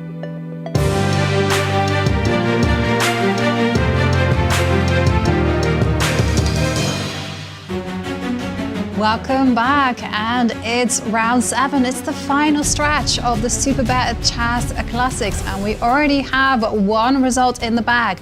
Praggnanandhaa drew against Jan Nepomniachtchi, so for the time being, he's in the shared lead with 4 points out of 7 with Fabiano Caruana, who has 4 points out of 6. And Fabi is up against Gukesh in this number 1 versus number 2 battle here in round 7, and we'll pick up the play. We just saw this move b7, b6 by Fabi. Makes a great deal of sense. You kind of get this, the rook had slid over to the b1 square, eyeballing the b7 pawn. So you just kind of put your pawn nicely on b6 and ask white what he's going to do. The pairs of pieces that have come off the board really makes me feel that Fabi has gained control. That is to say, not that he stands better or anything like that, but the danger passed. There was a moment, however brief it was, where Gukesh, in our estimation, could have really challenged Fabi. This move, bishop e6, was simply an error. And with the move f5, Gukesh, who again is a half a point behind Fabi coming into the round, could have really put pressure on the number 1 seed by recapturing the pawn and then going all in with g4, g5, and getting a kingside attack against Fabi's king. That would have been exciting, but as would have been. Yes. is the case, that didn't happen. And instead we have this type of position where, well, when we judge the position on pawn structure, yep, white has the space. With the duo, central Black pawn has duo. the beautiful pawn chains. Yes, indeed. No weaknesses in Black's camp. And from Black's perspective, really, I would say, no. It's not that the pawn on e4 is a target, but in a sense, if I could double my rooks on the half-open e-file, I could put pressure against the pawn, which suggests to me that what I've got to do in the near future is I've got to drive this bishop away. I should be playing bishop e6 to d7, trading bishops, trading queens, and trying to focus my attention on the e4 pawn. Now, from White's perspective, White wants to use his power in the center. So if we were to, for example, well, how could I best illustrate this? I'm not sure. And now I have to think of how I want to illustrate. Let me make a move. Let me make a passing move. G3. Queen takes. Let's just put some pieces, bishop back, yeah? And really what I wanted to say is that I'm trying desperately to get my knight to the d5 square. So I can put pressure on the queen side and leverage my central control. I don't have much. I'm not playing with an advantage here, I feel. And from Fabi's perspective, a draw with the black pieces going into the last 2 rounds. By the way, I think we have G2, G3 on. G3 played, which I liked. Well, it was like a kind of a desperate bullet move. Right, but also make a move. Controls the F4 and H4 squares and Yes. takes that from the knight. Exactly. Like, I mean, you were asking about, I think White's center is just very much based on just controlling squares. There's no forward push that you actually want to do. Right. You just want to... Yeah, you don't want to play E5. You don't want... Well, you can't really play E4, E5 and or D5. You're just creating weaknesses in the way. And C4, C5 is just like a pipe dream for the time being. Right. You got to look after your E4, which is a potential target, as Yasser has highlighted. We'll keep an eye on this one. Miro? So, well, let's remind ourselves, though, before we jump into another game, that Fabiano, he went into this tournament as a favorite. And he's, of course, the defending Grand Chess Tour champion. Indeed. And that was around about 24%. But after round 4, when Fabiano won his second game, it shot up from around 38% all the way up to 58.6%. Gukesh there on 17.6%. And now after round 5, it went even up to 60%. And then the free date happened. Yeah. And after round 6, Alireza's victory moves him up to 8.1%, and Fabiano went down from 60% to 56.3%, Gukesh 19.9%, and Pragg, because he has such a hard lineup in front of him. Exactly. He's only on 10%, and well, but it's all about this game today. If Gukesh scores, I don't want to say an upset victory. I mean, Gukesh is the challenger to the world champion. He should be able to beat anybody on a given day. But were he to win today, he would leapfrog Fabi, obviously, and be in the lead with 2 rounds to spare. G2, G3 on the board. This bishop on b5 is really annoying because I want to get this rook on f8 into play. I want to play with the move rook e8, but I simply cannot. I don't want to lose the exchange, and so I played the move bishop to d7 as a prelude to bringing my rooks to e8. The position's very awkward. I kind of think of a trench warfare, if you will, for both players. is there it's not any easy. chance for Please. White to do this setup? So bishop takes bishop. Bishop takes d7, rook takes d7. Yep. Yeah, rook. Okay, I'm going to Please. break the rules and go queen takes queen. Okay, you got it. HG. And then I'm going to go rook f5. Let me guess. Yes. Let's see what you're up to. And Jimmy. then I wanted to go c4. C4. Okay, so you really got your broad center. Yes. Okay. Again, I'm breaking rules here. I No, really am. No. But the whole idea is that I just want to blast open Black's queenside pawn structure with c5 at the right time. Exactly. Rook e8, knight d2. d2. Remember a moment ago we had the triple pawns. We'll take this pawn on d4 and put it back on c3. And Miro said, yeah, but how are you going to attack those pawns?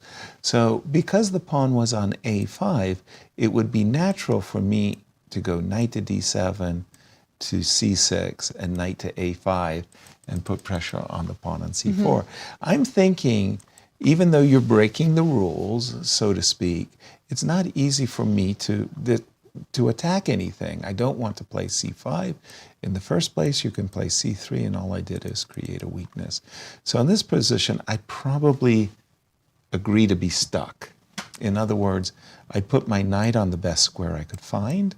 For example, e6 is a good square, right? It covers d4.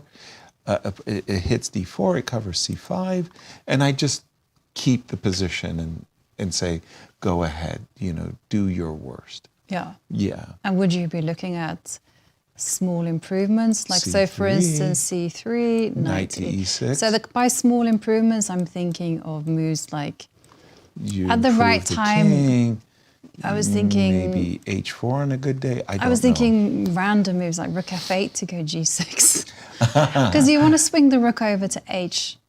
To the h line. Okay, so Yeah. actually maybe you can go king f7 and do it that way. Exactly. Again, I see this as a trench warfare, kind of each player looking to break at the right time, and no large advantages going on here. Actually, I don't find this position to be that much fun. Do you, Miro, where's the action in the other games? Well...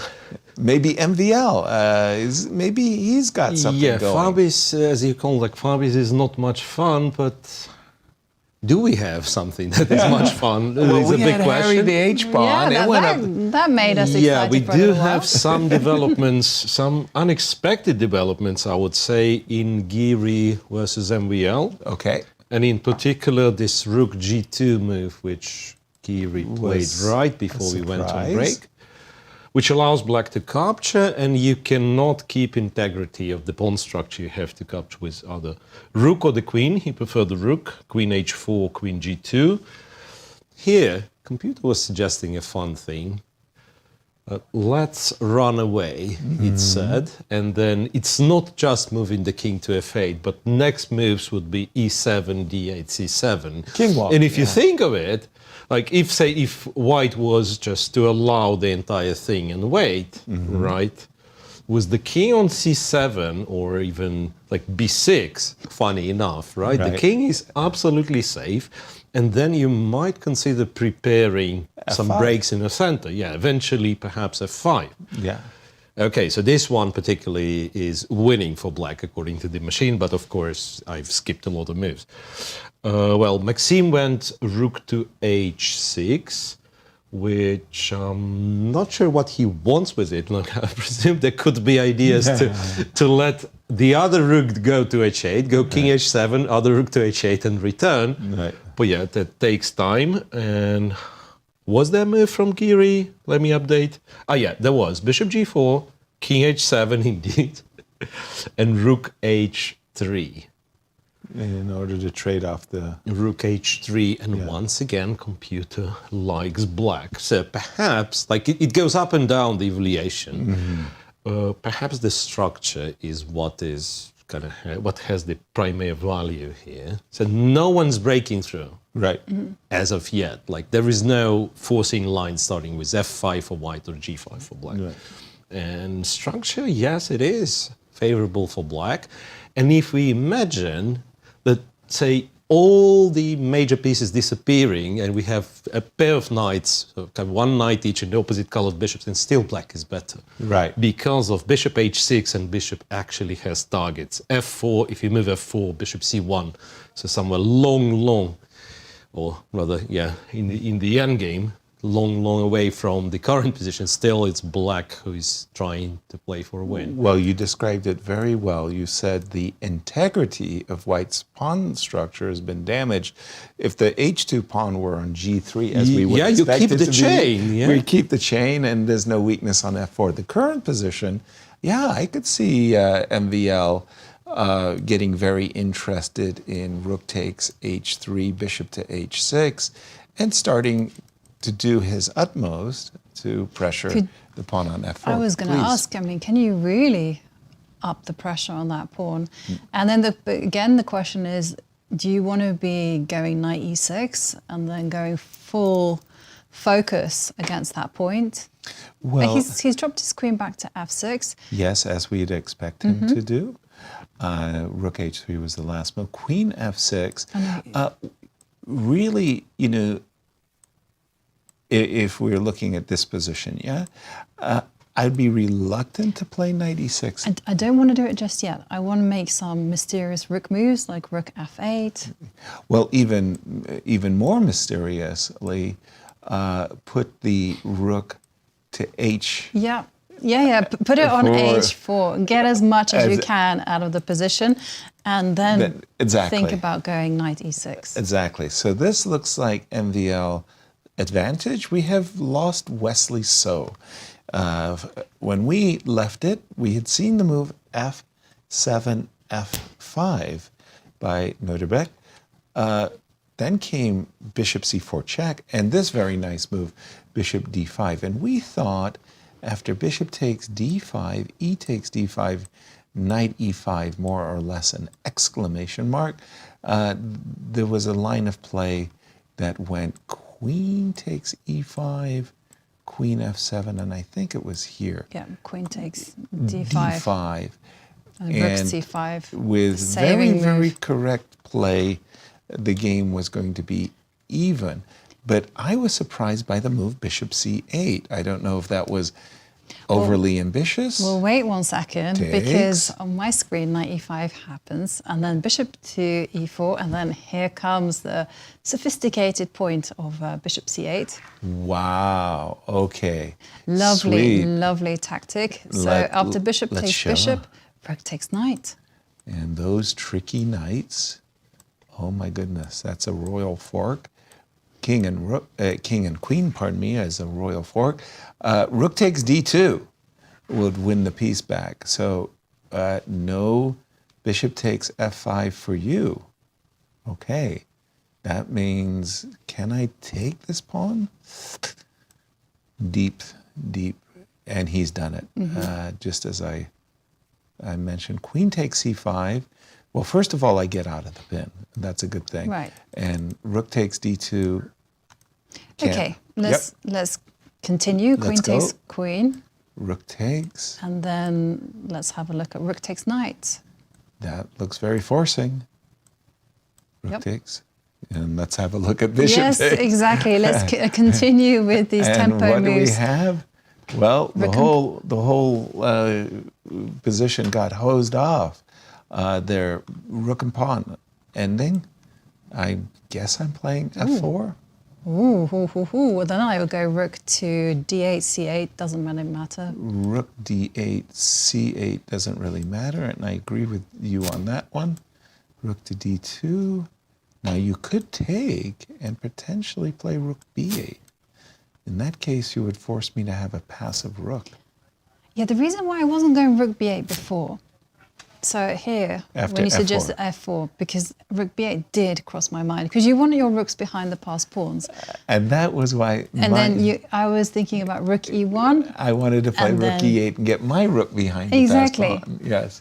So that was why you were very clever to play rook here and force me to play rook here. I suspect this is going to be closer to a draw than advantage for...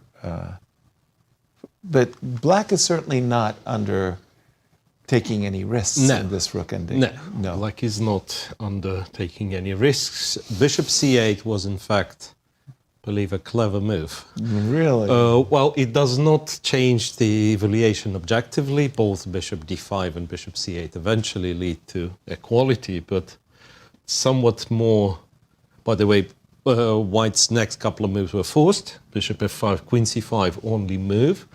And then I think the endgame that you guys were looking at is fairly even. Queen f6 is another alternative that you can try. Okay.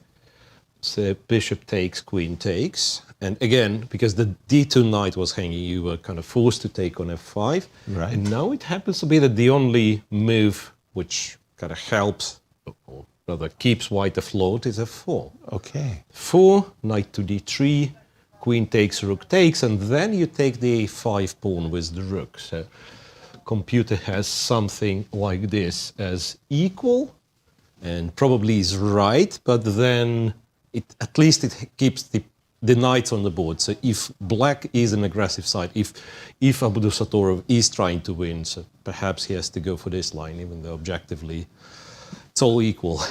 Draw might be the inevitable outcome. Thank you, Miro, on that one. Going to the game maybe that has the most imbalance, Bogdan and Alireza. A very important game for the standings because Alireza, he is in second place, whereas Bogdan Daniel, unfortunately, he's in what's known as the cellar, so he's in last place after losing 2 games. Knight takes e4, bishop takes e4, rook to b2, knight to c6. Okay. We had been looking at lines where the knight was coming to d7 to f6. Knight c6 is definitely the more active. Okay, we're not immediately threatening bishop takes f3 and knight takes d4, but that is certainly on the agenda. Bishop to e3. We caught up with the players, and the whole purpose of having an open file for the rook is to use it. Yeah. So what are you going to do with it now that you got it? Right. I mean, it's all mine. It's all mine. How do I continue? The problem is I'm looking at this pawn on b6, and I'm a little bit concerned about the move d takes and queen takes d8. I wanted to drop in on a3, rook to a3, but there is a problem. If I take the recapture, I think this trade is actually really in white's favor because I'm going to be able to play b5 and bishop takes b6, and this is not... You can go c5 and support the bishop on...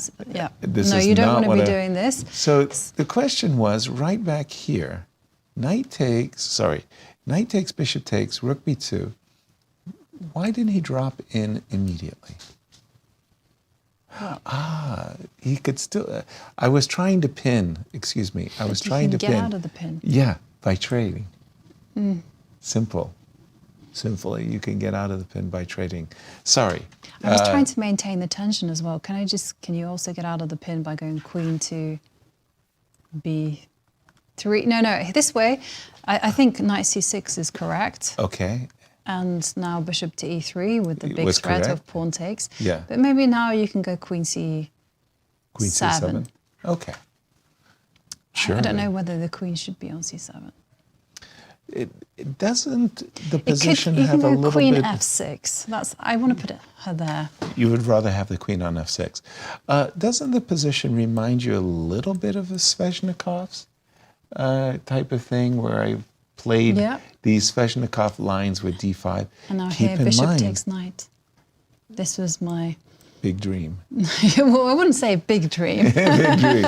But something that I've had done to... Here I pause, because I can take on c6, force you to take on c6, and then take on b6 and claim, look at my mighty passed pawn on b5. I'm not sure. But here, 2 bishops, okay, I suppose white's a little bit better. I'm not going to make big claims. Yeah. Firouzja's road ahead. Yeah, let's have a look at what it's like. Could be promising. Well, if that's a word, for our field, because these are the best players in the world. Right. But okay, he has black against Bogdan Daniel Deac, right? The wild card, and also Thailender. He also has white against Nepomniachtchi, and black against Praggnanandhaa, which is actually ideal because you want to be playing one of your rivals in the final round. No question about it. Yeah, the challenge is that round 9, but for the moment. He's sitting there saying, okay, I am playing the lowest rated player in the field. He does have a target on his shoulders. Of course, Daniel does. Bishop e3. If I'm in Alireza's shoes, I'm probably playing the move Queen C7. Why do I play Queen C7? In order to keep as many pieces on the board. And as soon as I said that, commentators Rook curse. C8 played. Rook to C8. And so now the big question is, hey, what about Yasser's idea of pawn takes pawn? For sure, I cannot take with the pawn. No. I cannot. Queen takes D8, I'm toast. Alireza is definitely ready to play knight takes E5. And but if in this knight case, takes knight, Yeah. let's keep those trades coming. in this case, I would say that white is for choice. The pawn on B6 is much weaker than the pawn on C4. And I'm also looking queen to D4, yes. Yeah, let me be as crude as I can and just target the pawn. Miro, Yeah. Daniel, what's Deac. happening here? He's got an easy path to an edge. Right. Well, Computer. I'd say forget anything you've No, learned about this about position chess. before. Yeah. So after bishop e3, again, according to this thing, the strongest would be to take on d4, which we all understand is like a terrible move from structural point of view, but somehow there was this little dynamic with queen f6 that the knight is pinned for now. Right. And apparently there are like some threats, like you attack g2 and white can't move the pawn because the bishop was hanging. Rook c8 is not terrible. In fact, one of the playable moves. And your de5 will be, I suppose, answered with bishop f3. Gotcha. Which looks terrible, but until the moment you realize that you win the c4 pawn, which kind of black normally should be, Rook C8. yeah, normally black should be happy with, but there are issues. White goes rook a2, and black has an extra pawn. White has a fantastic bishop on d5, and kind of play against f7 with rook a7. If you take on e3, f3, I don't know, let me try Maybe it. this is a dream for Looks, well, computer says you can still hold it, but I wouldn't dare enter in something like this. Looks scary. The bishop on f8 looks so the bishop passive. is such a bad piece. I mean, you need it on e5, right? Then it's good. Right, in terms of alternatives, and there is d5, which is completely different animal, where once again computer suggests that you take on f3 and you go knight d4, sacrificing a pawn this way. But after g6, we are back to this discussion: whose bishop is better? Because now it's almost inevitably black bishop. Yeah, after bishop g7. So even though white is a pawn up, I think black should have like reasonable compensation. Thank you, Mira. The irony of those two lines. On the one hand, white was a pawn down, was enjoying the initiative. The other hand, black was a pawn down and enjoying the better bishop. Right. Kind of funny that one, how that got mixed up there. Surprising. Once again, the current position, Jovi, you just saw a situation where you could sacrifice the c4 pawn and get a Thor on the d5 square, a mighty, mighty bishop, or you could shut things down with the move d5 and win a pawn. So you could be a pawn down with the initiative, pawn up with... Defending. Yeah, it's not the worst pawn. It's not the worst. I mean, this position is not that... I mean, it's probably simply balanced, right? This one. Would you rather enjoy a little bit the extra pawn? Or would you rather have a pawn down and a big initiative? In these type of positions with opposite color bishops, I'd much rather have the initiative With because the they're bishop so on much d5. easier to play. They're so simple as well. It's just find your point, attack it. Yeah. Boom. Yeah. I'm with you. I would go with the pawn down as well after the move rook c8. I did like this line very much. Takes on f3, takes on f3, knight takes e5. Look at our two bishops. Oops, there goes a pawn. And even, please do me a solid favor, take this one. then my Right. Like if you were just to play on that position, knight takes bishop, Yep. pawn takes. Yep. And I think a lot of us would not let go of the pawn on f7 with the same ease that the engine did. So I was expecting rook e7. Rook e7. But here the target is very clear, the pawn on f7. Yes. You're not playing for too much more. Exactly. Here, I'm always thinking of these lines where your king has to take a walk. I probably can't do it. Rook takes f7, rook takes f7, bishop takes f7. Here I can pile on everybody, right? I can do it this way, but how do you say? You said it so well. Black has seized the defense, but can you break through, right? I mean, well, at some point you feel like black is in Zugzwang. Right? Like, because you could go b5 as well. Okay, Just you can lock down everybody and everything. And here the only move, I guess you could waste time with a bishop. Be careful. Yeah, I do have the idea of not just being defensive. But what I kind of wanted to kind of reinforce was that in this type of position, it is very, very clear what white has to do. Yeah. Attack the f7 point. Yeah. And the same goes when we go to do a comparison with the situation where black is a pawn down and has the initiative. Let's compare that. And you can see that the plan is also pretty easy. For black. For black, right. In that case. Takes, knight to d4, bishop takes d4, pawn takes d4. We played g6. Others might want to play bishop e7 and bishop f6, but we played the move g6. Bishop here, probably, I don't know where my rook is supposed to go, but let's say rook a2. Maybe it has to stay guarding the c4 pawn. Yeah, I was more or less going to make my bishop passive, when the time comes, queen to c7.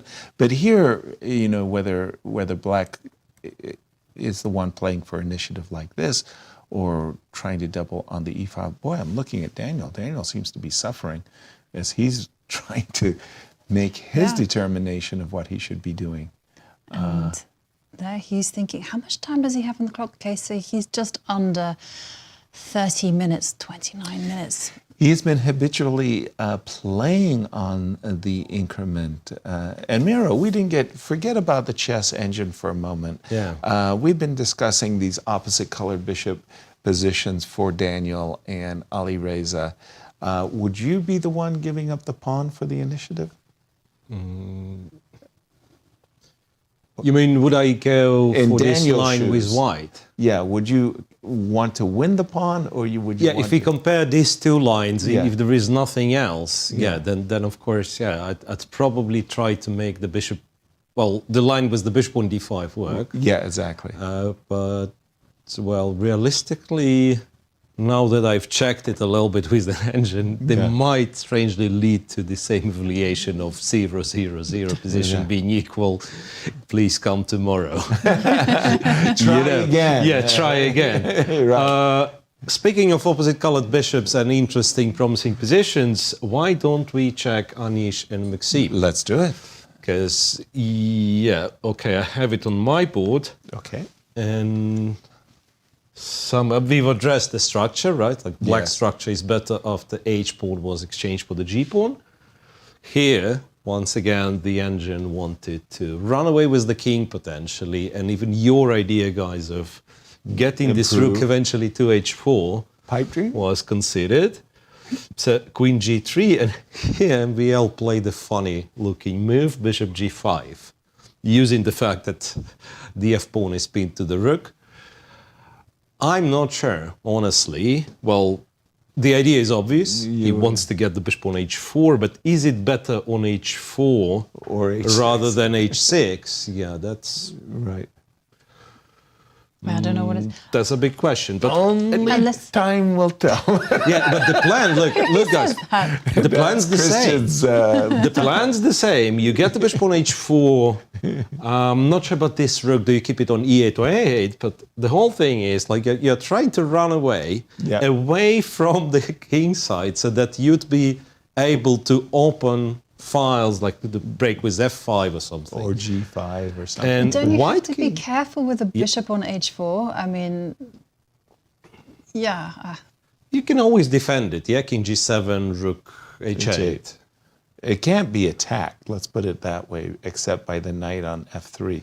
No, because I'm just looking at e5 possibilities. Like the bishop's kind of far away, and then if you're careless, well, as of now the queen's here. Yeah, the queen is hanging us, so there is maybe, and rook f3 was a bit random, so I'm thinking, yeah, well, actually it's not that easy to. So I would like to, by the way, kind of create a threat of capturing Anish Just looking there.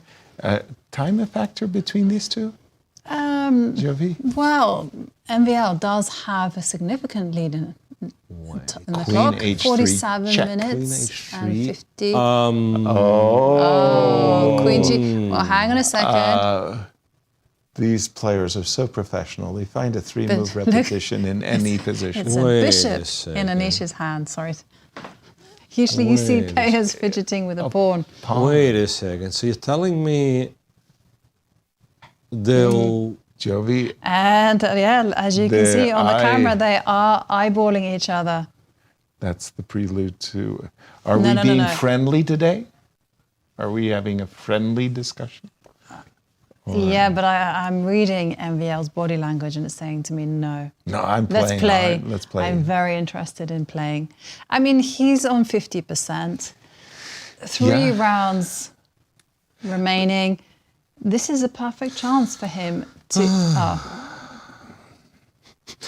Okay. All I can do. No, hang on a second. Yes. It's kind of common that you repeat the position twice and then you get not in your dreams. I'm in charge.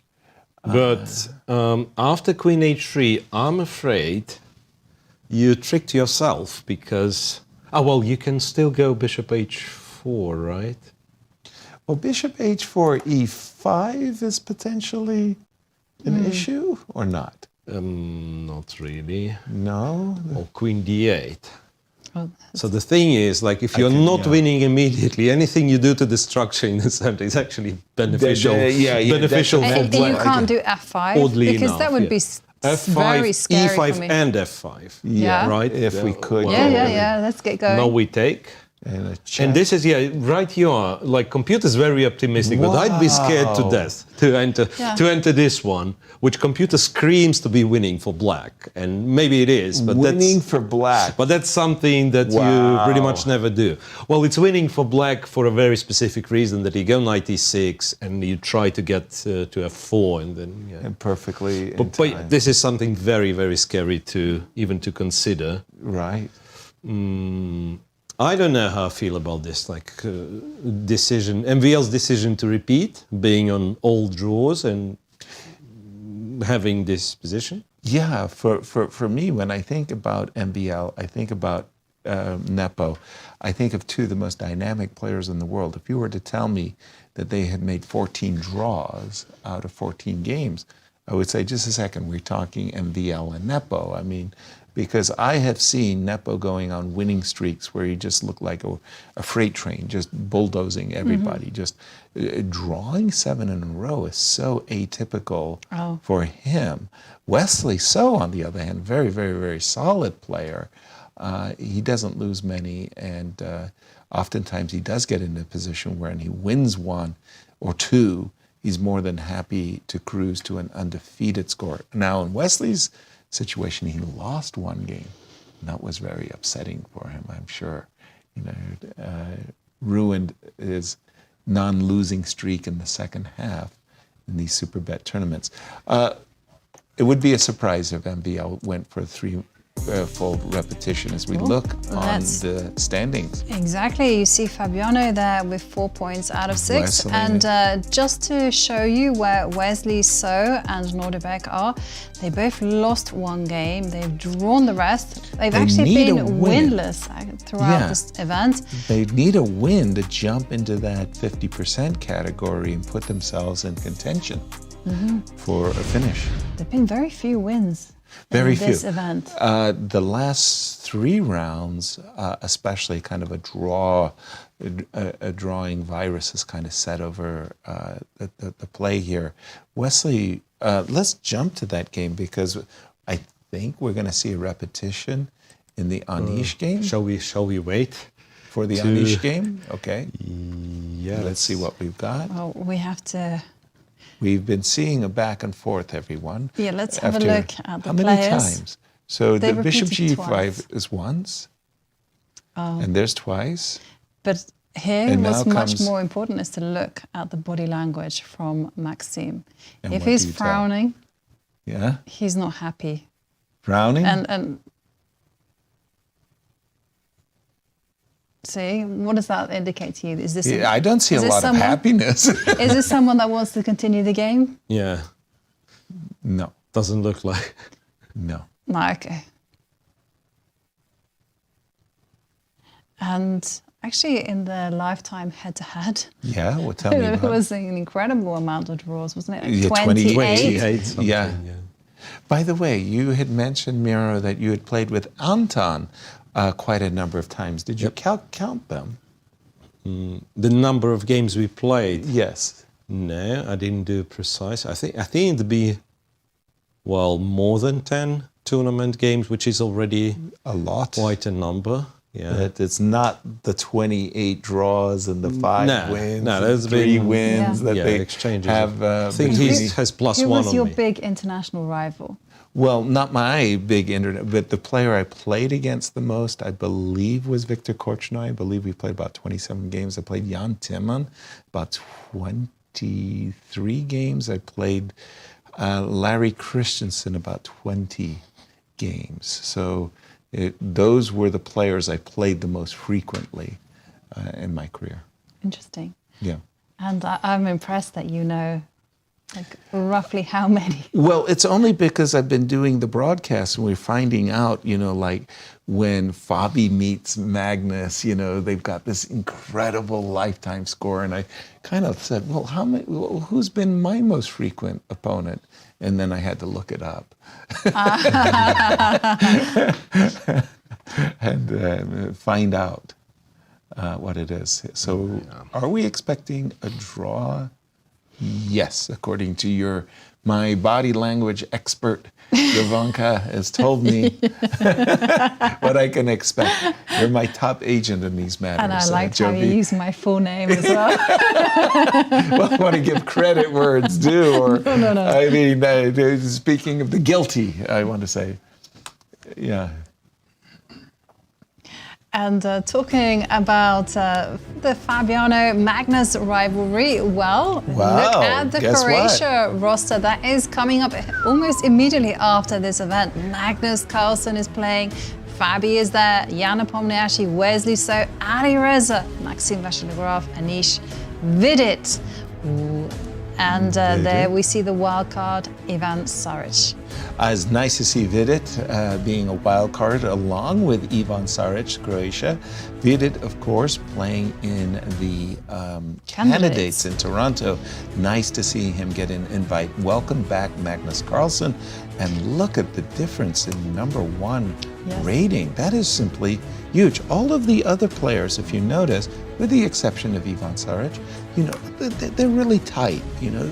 10 points here or there. Yeah. My goodness, 62 rating points difference. It's huge. And I was just going to add that for the tour participants, the full tour participants, they have to play 2 classical events and 2 rapid and blitz. Exactly. So And Magnus is invited to this rapid and blitz. I want to be on the other. you want to be in St. Louis rapid and blitz, wherever Magnus isn't probably playing. get Hikaru there. That's not much of a reprieve, I must say. And we have just seen by the Bishop way, H6. We have seen Bishop H6. And just to remind you all about the Grand Chess Tour standings, there we're just going to see that the handshake between Anish, Giri and Maxime Vachier-Lagrave, it was a draw by 3-fold repetition. Yeah, it's one that I think when MVL will be objective about the position, where he might question this decision to take a draw. I certainly would question it. And even the very final position, I would much rather play black, especially from the perspective of what Miro was saying. You have a very clear plan. King G7, run the king, if you don't mind, to the king side, to the queen side. I beg your pardon. I mean, white will be doing nothing. White will be shuffling the pieces. There's a pawn on f4. It's a potential weakness. With my king over here, where it's nice and safe, maybe even b6 is safer, I'll start to aspire to play g5 and or f5. I see it as advantage black. End of story. I mean, I just like black's position. I would not have agreed a draw.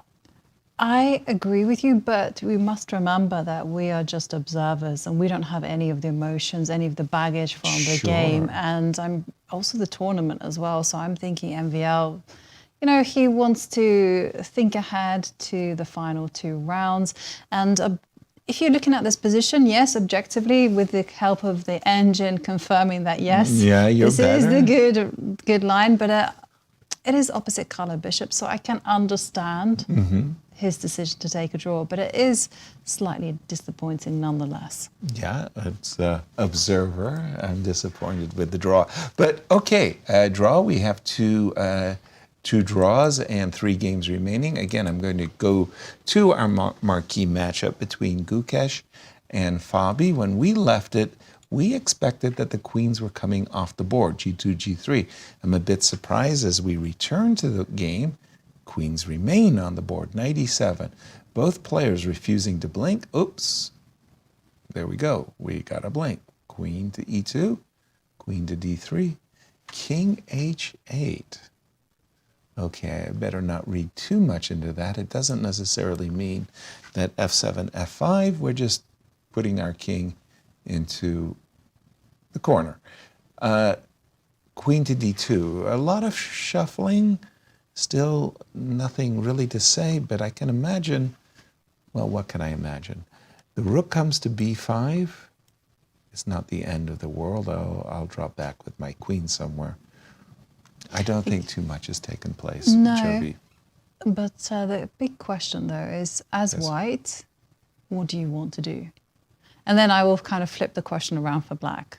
Because as black, I would be, no, I have to really rein it in as a commentator, but I would be tempted to go for the English plan. Well, Alpha Zero plan, H5, H4, there's a weakness on G3. Right. I would be very, very reluctant to, you see, the way I look at the position, pardon me, is, white's a bit more active. And when I see a move, for example, like h5, h4, I see one player opening up the position. Right. And you always have to ask yourself, to whose benefit? And if you look at this position, g takes queen, I'll just put some moves on the board. So at last, the players have opened the position a bit, and you might stop and ask yourself the question, did I benefit or did my opponent benefit? I think the jury might be just a little bit out, but I'm seeing that king on h8. Yeah. And I am looking at eyeballing knight g2.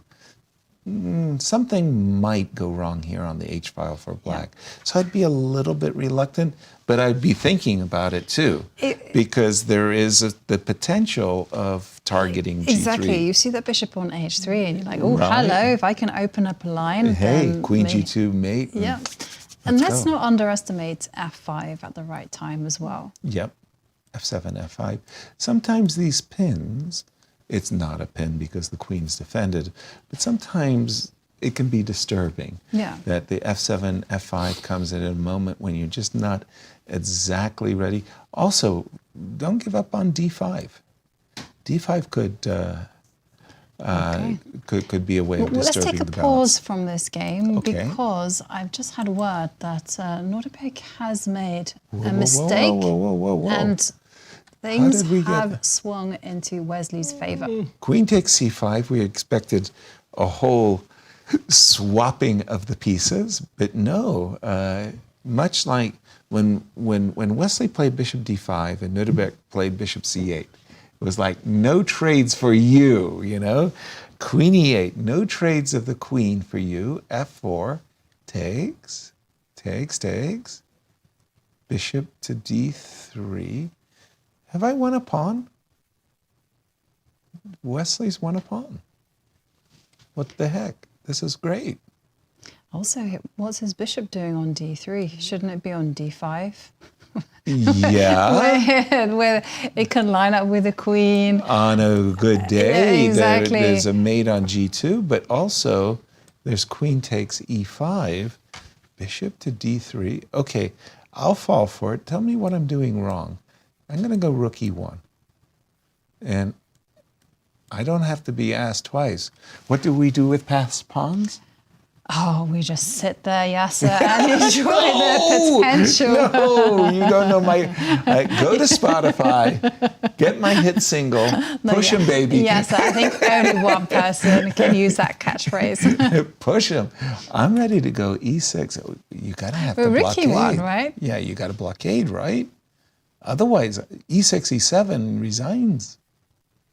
If I get my pawn to e7, I've got all kinds of dreams of capturing your rook. You know how that But there's works. another pawn up for grabs, right? So if you go queen e6, Yeah.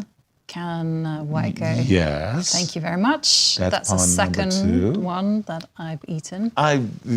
Queen to b6. Yes, there's also that one, but I Ooh, just wanted to steal one. More, but Miro, I don't like what Nodirbek has done. He's just kind of, is he waking up Wesley? Doesn't Wesley have some interest in this That's game? what he's trying to do. There was a feeling that Wesley was kind of fine, asleep, chilling. Yeah, but if you insist on giving him pawns, you might be up for trouble. Yeah, bishop d3 indeed isn't the best. Well, the whole concept with queen e8, that's quite remarkable because, once again, it does not make it to the top 3 lines of the computer, but if you start investigating, it is playable. Okay. And I've actually thought that, like reaching this position maybe is the way you are trying to play for a win with black. Because all the rest, we were getting like this rook end games, like everything similar. Yeah, so here, one thing was to go bishop d5, and that's when the engine plays the absolutely correct chess, go bishop d5, trade the knight, take on e5. But if I'm interested in a bit of a gamble, I could see something like this happening. Rook c8, take this one and go bishop a8. And the evaluation of this, all of a sudden, changes to zeros. So it was saying, like white spawns up, so everything, like when you reach this position, it changes to zeros.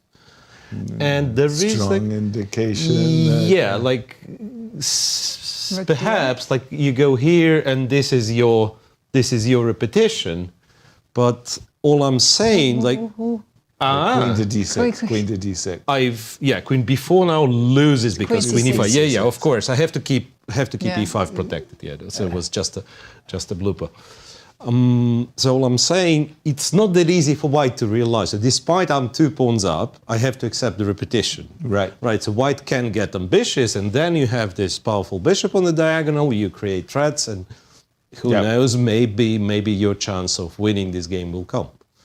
And the current position, though? Let's update on the current situation. Bishop d3, rook e1. It's not as dramatic, once again, as one could see. It's okay. I mean, it raises sort of in white's favor, but 0.6 plus 0.6. How does black still something? Okay. So queen e6 was one thing, and then I really love this idea of capturing a b4. Computer goes bishop b5. Presume this one is like really serious chance. But why not? We understand black has some compensation. His king is safe, right? The bishop's perhaps strong, but yeah. So there's one, and the other one is bishop f5, which is very, very hard to play, again, on human level. Yeah, because the bishop just moved from D3. So. It's got a favorite move of the computer is to go bishop f5. But how do you do this? So you were on a previous move. Diagonal. On a previous move, you had this big decision: do you keep it on a long diagonal or you go to D3? Yeah. Then to move the bishop yet another time. Not very likely. Not very likely. By the way, Queen E6, if you don't mind me asking about Queen B6? Queen to B6. Just possible, and I think trading, I lose immediately, so Queen to D5 is what I have to do. And push, Once again, try to play, push, rook E8. Somehow it gets to E7, but it's not going. Bishop B5. It's not going too far. I'm a bit worried. I was so excited about it. And again, I'll have like the moment you start doing, too much. Also, the knight is hanging. Yeah, the knight hanging there for. Well, actually, now it turns out you have you do have lines which lose for white. So, for instance, you have to play Queen F2, right? Bishop C6, Knight E4, and here it sees some. It's seeing some perpetual repetition again. Knight D2, Queen D5, Knight E4. Gotcha. It's a very hard position to analyze, even with the help of an engine, because it's like it always wants to repeat. Kind of acknowledging that black has or supposed to have the compensation. Yes. Well, let's go over to Bucharest, where we have Cristian with Maxime Vachier-Lagrave. Thanks, Jovi. Maxime, it seems like in this type of events, we always have some trends developing. We see Fabiano play the C4, D3, and now we see Anish repeating. Yeah. Were you ready for it? I was not really ready for it. I thought Anish generally likes to put more pressure in terms of things to remember. So I just thought I'll play chess. I'll avoid anything that happened to Wesley. So I delayed this D5. Which meant that Anish played E4 himself. We were actually talking with Jan Smith, who is here with Anish, and he was a bit surprised that you didn't play D5. Yeah, normally I would, because it comes back to some open Sicilian, basically tempo down, but I was let's sidestep preparation. He's probably ready for this, right? Yeah. And I just was happy with the plan I found, now that you include A5 and A. So rook B1 is intended against knight D7 to play B4. But here B4 would be too fast, I can take on F3. And here A4, and I'm giving up a pawn, but it doesn't really matter. So you can take the pawn, but I was okay. You felt you have enough compensation? For sure, right? Yeah, How would you get the compensation going here? Just a standoff, basically. A lot similar to what happened in the game. Okay. And so it's kind of a long-term compensation. It just, you have this pawn up on the queen side, but you can never really play B4 or something. So, I can go, for instance, this C6, I'm not even sure is needed, and then I just wait. I can go G6, H5, whatever. You can never really go for F4 with white also. You control D4, he doesn't control D5. Yeah. So, looks like compensation. Yeah, and then in the game, I was actually quite impressed with this setup with the knight on B4. So, of course, the knight is completely out of play. But at the same time, it means I cannot do anything on the queen side. I never have B5. And at first, I thought it was a total standoff. But then Anish was sort of maneuvering his pieces. I decided for H5, which of course Queen D8 is loss of tempo, but I just didn't know what Anish wanted. And then after King H1, and he wants Rook G1 and G4, so let's do what I wanted to do actually, King H7, Rook H8. And then after Bishop G2, I think I have to play H4. And somehow it was already feeling pleasant for me, but I don't know, I could never wrap my head around this position. I just knew that, for instance, King G8 here, if it goes G4, I don't care, because Rook F8 It's a very funny looking position, with the Rook on H8, the Rook on F8. Yeah, but then my knight comes to E5. But you have so much control over the dark squares, right? But I thought it's interesting. And so it goes rook g2. I mean, at some point I thought I have to take, and yeah, this position I just I couldn't, realize if I'm slightly better or like, okay, first, I mean, his moves were a bit weird looking, and here I just didn't want to allow h4 because otherwise I'm playing on, but maybe I should, I don't know. Like, rook h8 maybe? Yeah, but I was not sure what this was. Like, I didn't think this should be better for me, but higher authorities disagree with me here. Okay, the way it says it's like king f8, you bring the king on the other side, I guess. I'm not really sure. No, not even what that. he's trying to do. It seems he's trying to do something like this. So rook f1 and queen e7, and maybe play for f5. Ah, okay. Maybe. Okay, F5, that's maybe interesting. Bishop g7, bishop f6, I don't know. But yeah, this is... Yeah. But so I decided to go bishop g5 and here after queen h3, I mean, I couldn't wrap my head on this position. Like f5, yeah, this is more or less what I looked at. c2 knight b3. And I was like, it's a total mess and it can go wrong, yeah? Like the queen can come to h5 at some point. Actually, computer agrees that it's not clear, so at least I was not wrong in that perspective. Because if not for e5, for sure I'm going bishop h4 and then, it's a definite improvement over my position. So maybe I should have tried it, but I was really, really quite unsure about letting Anish play e5. Well, Maxime, it does seem like things are going quite well for you, especially in the opening phase. You're not having too many problems with the black pieces. Are you happy with your performance so far? I'm happy with my performance, but I'm missing a win, basically, to make it good, because I've had opportunities from mild to serious or winning opportunities in at least 4 games here. So of course to be stuck with 7 draws,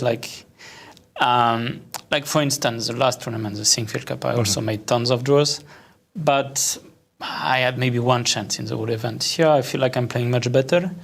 I have chances in virtually all my games, but I don't manage to make the most of it. I mean, not even because I'm playing so badly when I'm better, only against Ali, of course, I was totally winning, but also because my opponents are defending incredibly. Of course, there was Gukesh yesterday, short on time, found some very great moves. Defense, yeah. And same with Nodirbek, of course. This position, I mean, I thought I was much better, but he found some good ways to keep things under control. And yeah, there was some against Fabi, not really. So yeah, but anyway, happy with my performance. But and still 2 rounds to go. Yeah, I want to win 1 game for sure. Yeah, here I feel like I kind of deserve to win 1 game before the end, but it's not going to be easy. Still 2 opportunities to go. We'll let you go, get your rest, and we'll see you tomorrow. Thank you. Guys, back. Thank you very much. Thank you, Cristian. Thank you, MVL. For the good of chess, MVL should win 1 game. Well, he has a tough road ahead of him. He's got white against Wesley So, and then he will be playing black against Bogdan Deac. But let's have a look at how that draw impacted the standings. And you see Fabiano remains with 4 points out of 6. Praggnanandha's there on 4 points out of 7. MVL moves to 3.5 points out of 7 alongside Nepomniachtchi, whereas Anish Giri, he's drawn all of his games, but he lost against Praggnanandhaa, so he's there on 3 points out of 7. There we go. And Wesley did play the move Queen B6, the move that I liked, and very quickly, immediately, in fact, Nodirbek answered Queen to D5. So exactly at this moment, you, Jovi, wanted to grab the pawn, which is pretty good. You didn't want to grab the pawn either, because I'm learning from the best. There you go. But what was going on in my mind was that after the move Queen B6, I wanted to push my pass pawn, and I thought Queen D5, and I believe it was Miro showing us a line where we went E6, the bishop dropped back to B5, we got an E7, we're on the precipice of getting a new queen Queen f8's coming. Bishop came back to c6. Oops. Pay attention to the h1 square. I have to block the diagonal. I still want to play this move, queen to e5. And then a very strange thing happened. Just the rounding computer, up the pawn on yeah, E7. the computer just played the move queen e5 and simply said, best play is to go back and forth and make a draw. So, I mean, in my mind's eye, I was like, you know, I'm so happy getting my pawn to e7, and I've underestimated how powerful this diagonal play is. Well, there still is the opportunity to win the pawn. So that's what happens if you try to push your pawn all the way through. Mm-hmm. But in the game position... In the game position, indeed. This is was it. winning the pawn just that one time opportunity. So we could take this one. I think the same, right? The bishop is going to line up with the queen as a battery on this diagonal. Oh dear. Well, I mean, it's one of those things where you can move the knight. Yeah, and, but you know, don't. Now I'm going to lose the a pawn. And, yeah. And there's only one side that is happy in this position, and it's black. I know. It's like our extra pawn on b2 is not. Counts for nothing. It's not the joy. That was why I was putting so much emphasis on this passer. Yeah, Miro, jump in on this one. It feels like, yeah, I've done myself all of this good pushing my pawn, but I can't avoid the repetition after knight e4, queen here. Yeah, not in this position with the pawn on e7, it seems. So you think the pawn should stay on e6? Okay, so first off, after queen d5, computer no longer thinks a white is better. Okay, So that's it's already equal, which sad. is kind of bad news, right? Very bad news. In order to keep the position alive, well, some move knight f1, which is so counterintuitive that I would not recommend it. Now, you know what? I think this is what happens. e6, e7, and yeah, queen f2, bishop c6, knight e4. No, I can't find anything. Right. Seriously, after queen e5. Yeah, we can give a check on f8. Let's at least take a look at this one. Yay. King h7. Now I don't understand the thing. So any move equal, any move draw, move draw, which is like, if you think of it, it's ridiculous. So h4, the most ridiculous move I can think of. h4 is a draw. Looks the most ridiculous move ever. Why is it so ridiculous? Because you're threatening knight. You do threaten knight g5. It actually does make sense. Yeah. Okay, so. But it can be taken, right? And then can be taken. g3 is hanging. And then you have to go rook takes bishop. You have to go rook takes bishop, and then queen takes. You Queen take takes the rook. and black is ready for the perpetual. Yeah. Whoa. But that was funny. Any move draw. Any move draw. That was quite a statement, right? Normally you have these table bases where it says only these moves draw and all of these other moves lose. Here you give me a position where every move draws. It's like, I don't know about you guys, but I feel like, you know, today the games it's very hard to chew through. Like it's so intense with like little short variations here and there, finesses. Right. And it all peters out somehow. So the only game alive, I would argue, that we have is Gukesh against Fabi. Right. Where something has changed, and I'm guessing, could it be that Fabi is getting a chance? Ooh. But Fabiano. Let's have a look. Can he? We've always possibly we've always been talking about Gukesh and Prague and now Alireza as catching up with Fabi. We haven't stated the obvious. With a win by Fabi, He pulls away from the pack. it's the end of tournament. I mean, thank you for participating. The tournament's over. The move c5. Whoa. That's an indication that Fabi is playing for something. And well, on that subject, Yasser, let's have a look at Fabi's road ahead. As we see, he's playing number 2 today. Yep, but he has white against Praggnanandhaa, one of his rivals. Tomorrow. And then finishes the tournament with black against Anish Giri. Who has not had a great event as well. And let's take a look at the road ahead for Gukesh. So as we see, white against Fabiano, and then he is white against Anish Giri, and then ends the tournament with black against Wesley So. Just from the perspective that both Anish and Wesley have not played very successfully, Gukesh might be thinking, well, let's take advantage. When they're playing poorly, let's see if I can't take advantage of them. Yeah. Well, I think it's the perfect time for us to go on a break. So let's take this chance to meet our players, and we're going to be right back with all the action in a few minutes.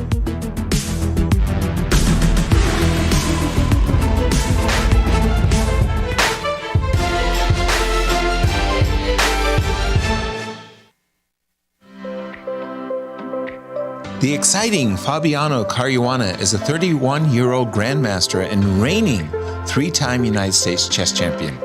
Fabi's list of accomplishments is nothing short of impressive.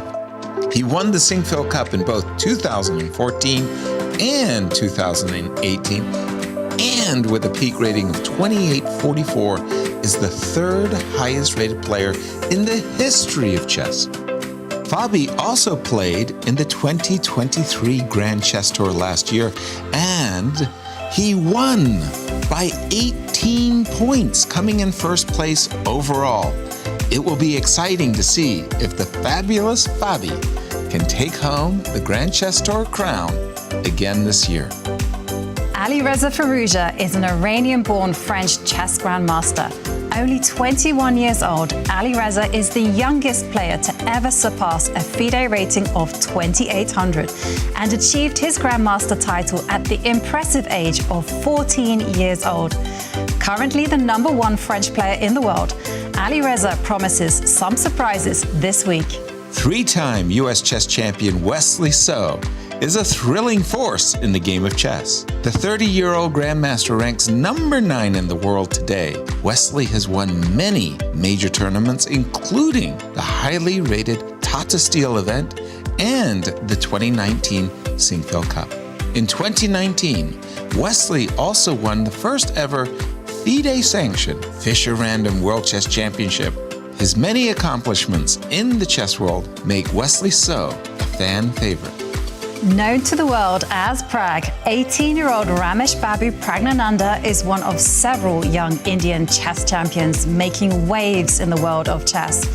Prag is a multiple-time world youth champion and is the 5th youngest player ever to become a grandmaster, achieving the title at the age of 12 years and 10 months.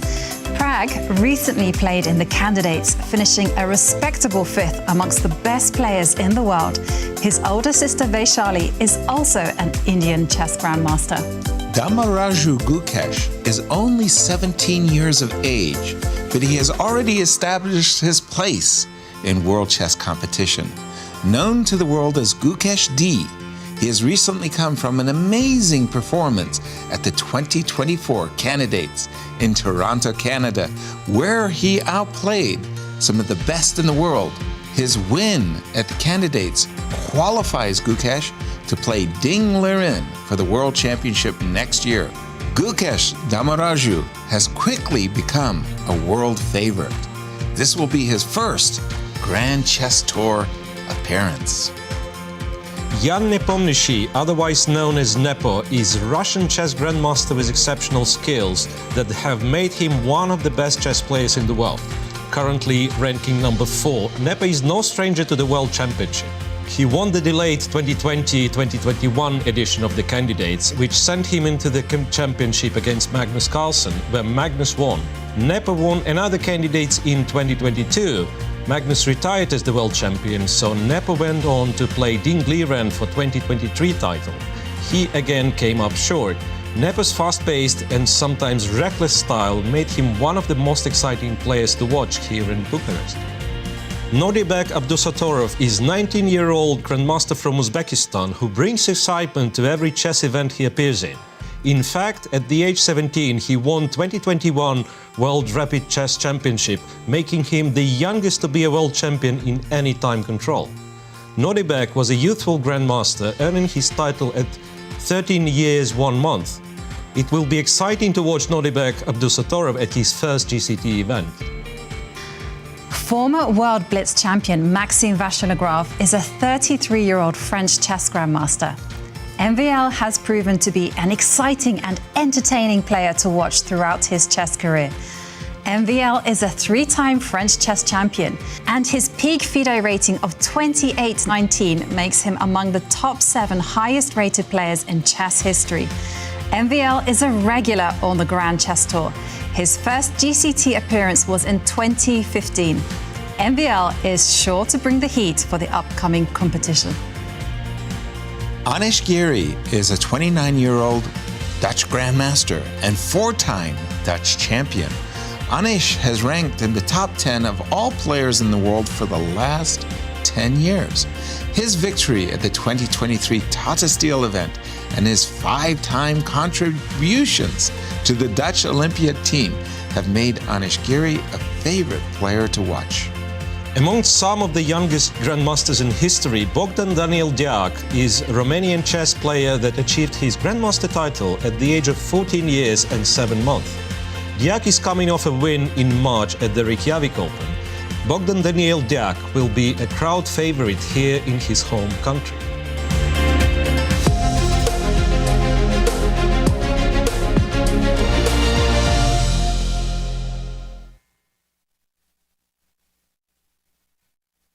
The stages are set, the players are primed, the best of the best are ready to face off in the 2024 Grand Chess Tour. The top players in the world prepare to battle across 4 countries for a $1.5 million prize fund. Everything starts in Warsaw with the Superbet Rapid and Blitz Poland. Then off to Bucharest for the Superbet Chess Classic Romania. The players then travel to Zagreb for the Super United Rapid and Blitz Croatia. The tour concludes with back-to-back events in St. Louis, Missouri, the chess capital of America, for the St. Louis Rapid and Blitz and the Sinkfield Cup. 9 players will go in, but only 1 can be crowned champion. Who is prepared to make history? Get ready for the return of the Grand Chess Tour.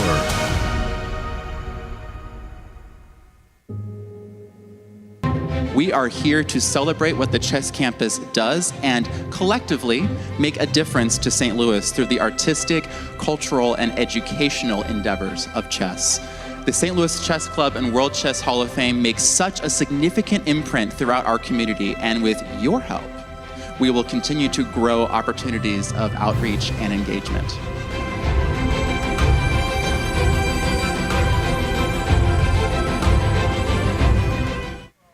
I'm Grandmaster Maurice Ashley. Join me on October 24th to 26th for the St. Louis Chess Conference to be held right here in the chess capital of America. Also featuring legendary world champion Garry Kasparov and Hall of Fame inductee Judith Polgar, the conference will explore the broader educational and social impact of chess. For more information, visit stlouischessconference.org and sign up today. The St. Louis Chess Club is the premier chess facility in the United States. We bring the educational benefits of chess to thousands of students across the St. Louis area. We also promote chess at the highest levels, hosting all levels of the U.S. championships, as well as high-profile tournaments that attract the world's best players. Become a member and enjoy perks such as free classes and lectures, weekly tournaments, and so much more. Visit stlouischessclub.org to claim your membership today.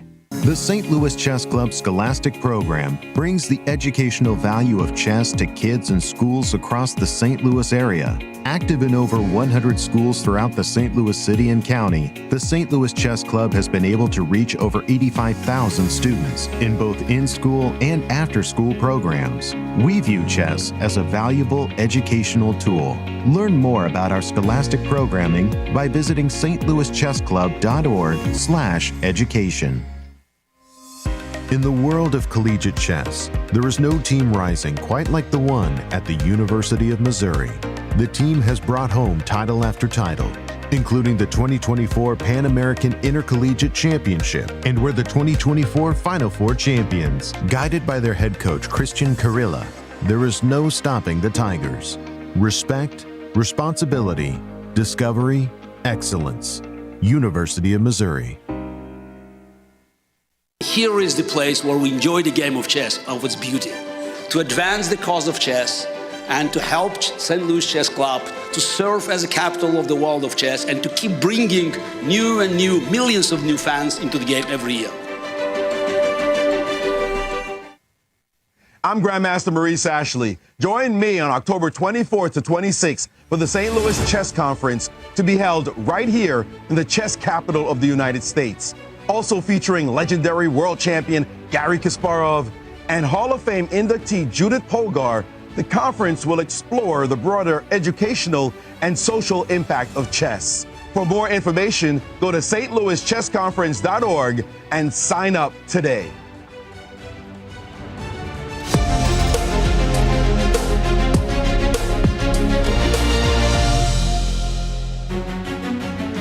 We are back. It is round 7, the final stretch of the Superbet Chess Classic. So much money, so many Grand Chess Tour points at stake. So let's check out the current standings. At the top, it is Fabiano Caruana, 4 points out of 6.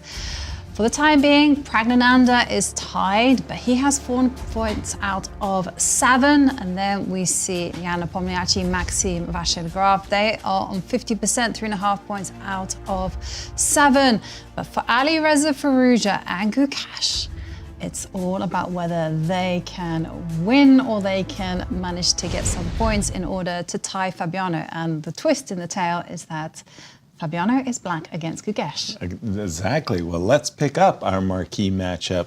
A number of things have happened. First and most saliently, when we had reached this position, we had felt to ourselves that the active pawns, the central pawn duos, d4 and e4 is one of the trumps that white has in the position. After the move d5, I'm not saying that this was the incorrect move by Gukesh. I'm just saying that suddenly one of the trumps, the central pawn duo, had disappeared. That was the first thing. The second thing is that you notice white's king somehow, at the end of the day, became the more vulnerable of the two. And this double pawns on c3 and c2, for me, makes a very clear impression that black is the one who is now for choice. As I'm looking at the king, I'm also looking at this bishop. Bishop is doing something that is actually pretty decent. It's covering the e8 square, but there's a darn good chance that if Gukesh had allowed c5, c4, followed by bishop d5, taking over the long diagonal, that's not a comfy situation. So that's why he bishop retreated. to d3 Also. is explanation why he retreated. And okay, well, let's go. No, because I just got updating news that Wesley's things game. have turned. Let's see what has Yet happened. again in the game between Wesley So against Nodirbek. Sorry to correct you, but this is exactly the analysis that we had. This is where we have played with or without, I'm not absolutely certain, with or without queen f8 check, we have played knight e4. Yeah. And this is where we expected Queen a e5. repetition. This is exactly, yeah. The repetition with knight to d2 and the back and forth. Okay, so we're draw. expecting a repetition. Yeah. Okay, well, I was False misled. alarm? False Misled, alarm? yes. No Okay, worries. never mind. Okay, so back let's... to Gukesh for just a moment, because again, this is such an important game, and what's at stake for the tournament is number 1 is playing number 2, and I think Fabi is slowly outplaying Gukesh. Please. I agree with that, but I was going to ask about one thing. Please. Because with this relocation of the bishop to d3, it's eyeing up the h7 square. And like you mentioned, I'm not comfortable with all those light squares around the king. So in order to fix it, I'm going to weaken the king even more. What would you like to do? I want to go h4, sorry. Bishop to d3, bishop rook d3, e8. yeah. And so what I wanted to do was tuck the king on h2. Okay, so I know, you like I understand h4. it's black to play. No, black has just played the move rook e8. So you like the idea of h4, king h2, just to make sure you're not getting mated on h1, as, for example, Wesley might get mated on h1 in his matchup. So h2, h4, but I don't think... essentially, here we're talking about black's king side majority, white's queen side majority. Whose majority is working better? Right. And h4. h4 was definitely going to be a question of king safety and, like you say, just about who has the activity. Because, well, last time it was a false alarm, but I'm actually going to redirect us to that game between Wesley against Nodirbek, because this time I really do have news. Yeah, well, Queen d7 has a huge fat question mark over it. However, when you start to investigate the whole thing, it's not as easy. So apparently white has to play Queen f8, which is quite natural, and then go Queen to f7. Okay. And yes, there are threats, like knight f6 is a terrible threat, right? Terrible threat. But after Queen d4 from black, your only move to continue, to keep the advantage would be Queen f2, and I'll go back to d7, which looks confusing to me. Right. So what happened in the position? Black king was here, and now it is here.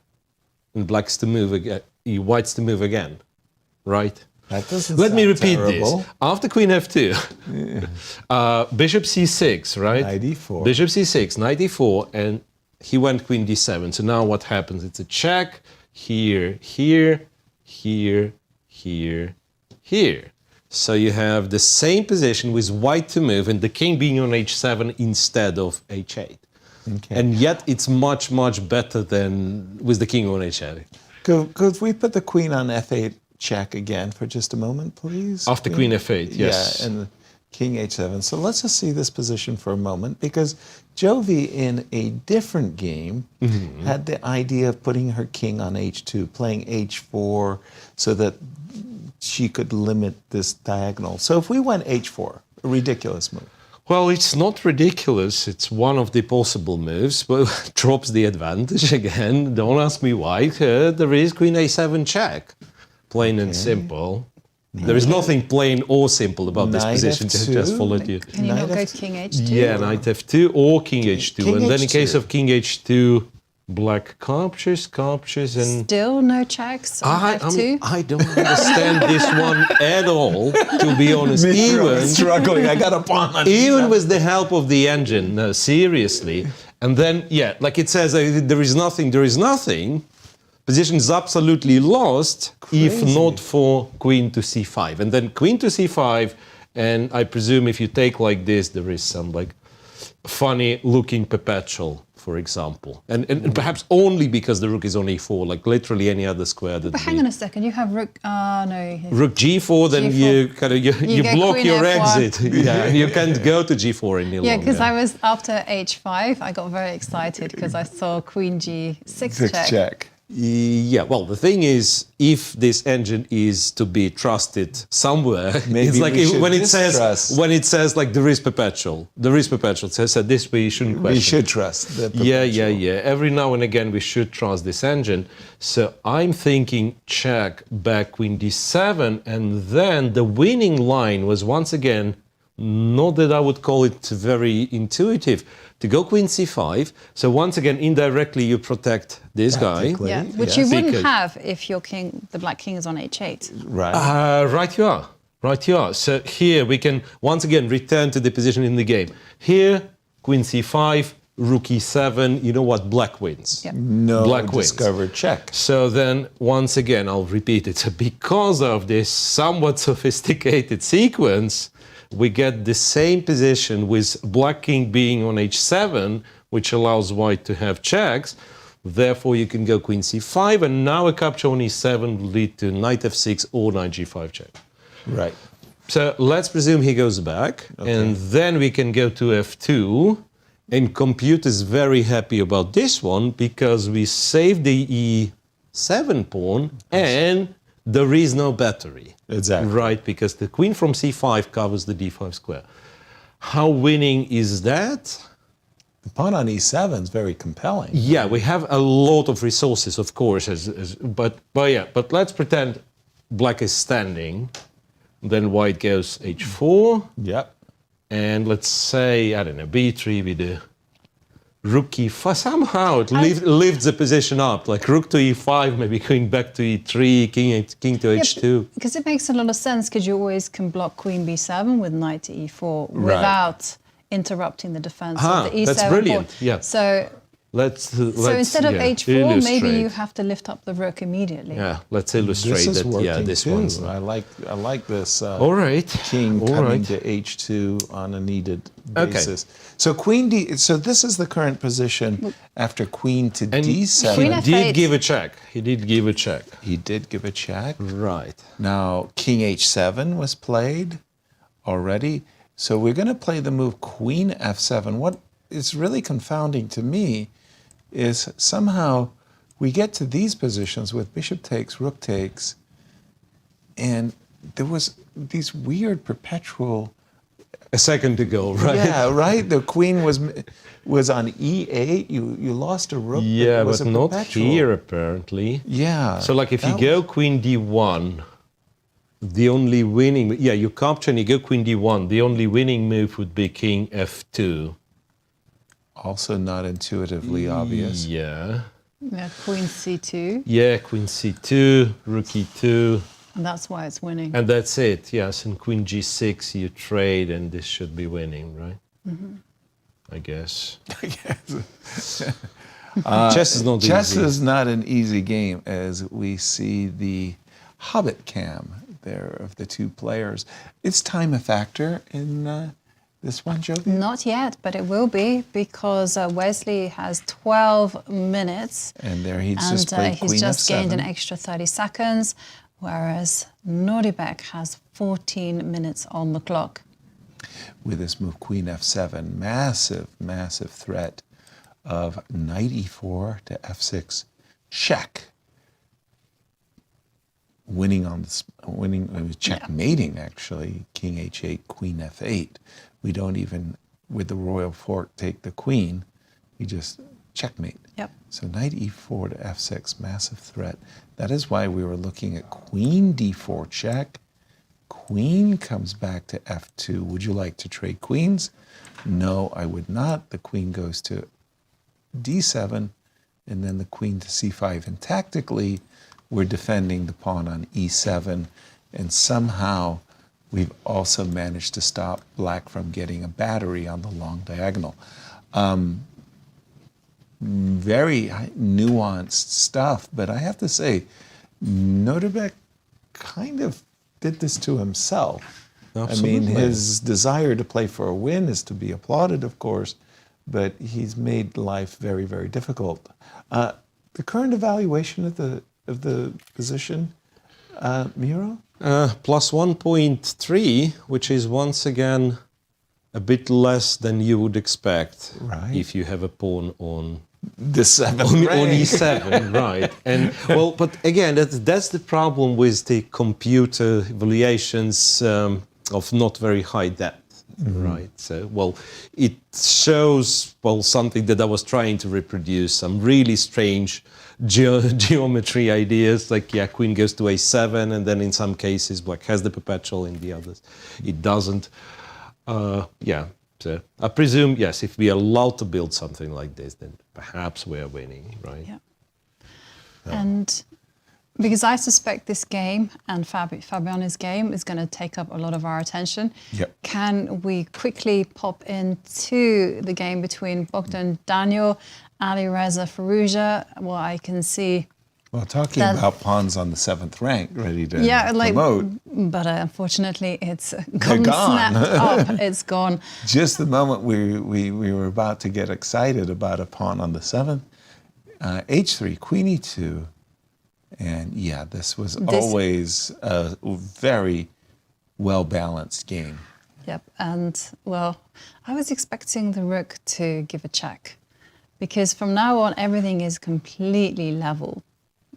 Yes. And the players will just be looking at ways that they can just find a 3-move repetition. Yeah. King moves to f7. Okay, so this is not so interesting, and we expect the players to quickly find a way to draw. Yeah. Although, should we try to catch the hand shake? It's going to come soon. One of the things I like about this no draw offer rule is that the players have to be very creative in finding those threefold repetitions. They're usually up to the task. Yeah. Well, Alireza keeps pushing pawns. I was expecting maybe the rook to slide. Oh, there you go. Now we're talking. Now we're in rook the to d2. repetition territory. Yes. Yeah, that's it. Rook to d2. Now put the rook back to where it came from. Right. No, that's maybe. Yeah. It's important not to blunder a rook. Like try to repeat fast. To go rook a2, and you've pre-moved rook a5, right? Yeah. There we go. They are repeating. Yes. Yep. So we do expect a handshake. And this, again, a kind of a drawing virus has settled over the tournament here. And in this round 7, this will be our 3rd draw in a row. Wesley has very good winning chances. And in our all-important marquee matchup, we think Fabi's for choice. Have they agreed to a draw? Did we get the handshake? We have had the handshake. So Alireza also moves to 4 points out of 7, retains his +1 score. Exactly. Let's jump into the game of Gukesh and Fabi. When we left it, we had just seen the rook. The knights had been traded. The rook, no, we had moved the bishop. Yes, we had seen bishop to d3, rook e8, rook e4, rook e8, rook f4, rook e8, rook b1. Okay, that's a little confusing. Rook to b1. What am I seeing here? Can I move my bishop back? Let's say bishop to c8. Just, no, f7 is hanging. What am I doing? Apologies. Rook to e7. So, just making creepy, crawly little moves, trying to improve my position. Should I be playing king g8 and rook e8? Should I be playing f6? Should I be playing for f6 and bishop to... That's also a possibility. My king will be incredibly safe. Let me just play some bad moves for a moment. Just f6, so I can show our audience what I'm talking about. So even if you were to get your queen on the f5 square, there'd be no checkmate. And I'm trying to get to white's king. None of this happened because I see the rook has gone to c8. Not that there's necessarily a threat of capturing on c2. White has got that protected. This feels more and more like it's heading towards a draw if I'm getting the run of play. How does the engine evaluate this one, Miro? Well, it hasn't changed for a very long time. It went from slight plus for white, now for slight plus for black. Slight being not higher than 0.15. Yes, so that's something very minimal. The fun move that the engine recommends for white here, like one of the moves, would be to go c4, surprisingly. c4? c4, because you kind of want to solve the structure. You're tired of, waiting in this tension. Yeah, so c4 looks ugly, but after cd4, queen d4. Even like queen d4, b6 is a target, right? And it's very, very likely that we are going to liquidate into something. But why did you go c4? I mean, couldn't you have just also kept that idea in the back of your pocket? Well, the idea is that we want to play d5. You want to go d5. And we're forcing the liquidation. We're being very aggressive. Yeah, so it's kind of an attempt to force. I was like, oh yeah, you don't need to do that. Yeah, okay. And yeah, and after rook c6, it trades the queens, goes c5, and goes on and on and on. So, so basically, I guess the engine accepts 3 versus 2 on the king side. So it tries to just hoover all the queenside pawns off the board. And again, it's easy to suggest when you're an engine, you know you'll survive any kind of endgames like this. Right. By the way, we do have a more human approach, I would say, by Gukesh. He's played the move rook f1. Yeah. Okay, that's tripling on the half-open f-file. A moment ago, you saw me making the suggestion of playing f6 and bishop g8. Now we kind of understand why I moved in that direction. If you're going to triple on the f-file and I put a pawn on f6, I just shut you down. Right, I think that's a very good idea because I was concerned about rook f6. Rook f6? Rook f6 in the air. Rook f6.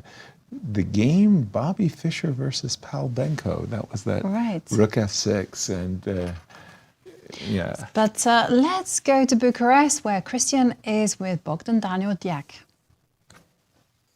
Bogdan, tense middle game, but in the end there wasn't much to separate you two. Your thoughts right now after this game? Okay, hello, thank you for the invitation.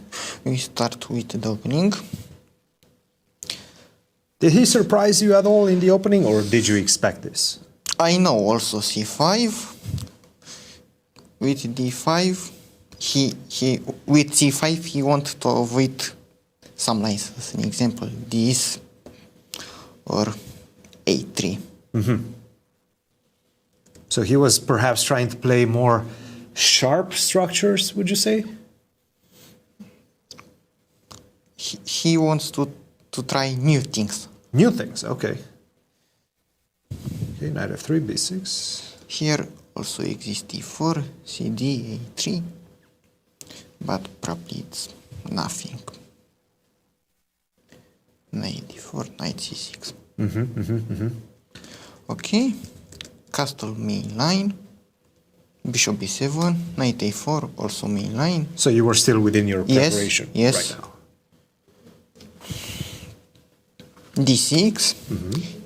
Here I can try many moves, as an example rook e1, but I don't like e5. Take, and knight bd7.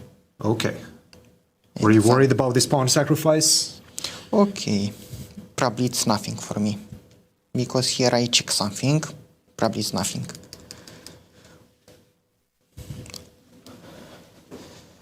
So, I think he played a5. I really like this move, bishop to e2. How did you come to this conclusion? I know this move from other move orders. So an example, knight c3, knight bd7, rook e1, no, bishop e3, e5, and bishop e2 from this move order. Why on e2? Let's go back to the main line, to the line played in the game. Why on e2 and not on c2? Is my question, because at least to my eyes. Queen c8. And then you're having some problems with the c4 pawn. Got it. And you played bishop e2, yes. Let's keep going. Rook b2, normal. I also expect knight d7. Normal move, and the game will continue. Yes. Take and take. Looks like there's a lot of ways for both players to kind of play at this point, right? Okay, probably knight c6 look more active than knight d7. Bishop e3, main move. Here exists also queen c7. Yes. With many possibilities. Okay, rook c8. Some sort of necessary to take, because here, okay, it's not clear for me. Knight f5, knight d4. Okay, so you are a bit concerned about this position. Yes. The bishop f3, Okay, GF3 looks That strange. looks a bit strange. Knight e5. I don't think you can do that. Black will come with Queen h4. I would probably not go for that. Yes. I think it's a good decision you didn't. Rook c2, b5. Okay, I also see this thing. And rook e6. I don't know.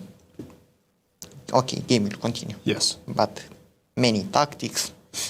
Were you worried about this potential line just because you had also not as much time on the clock at this point in the game? Okay.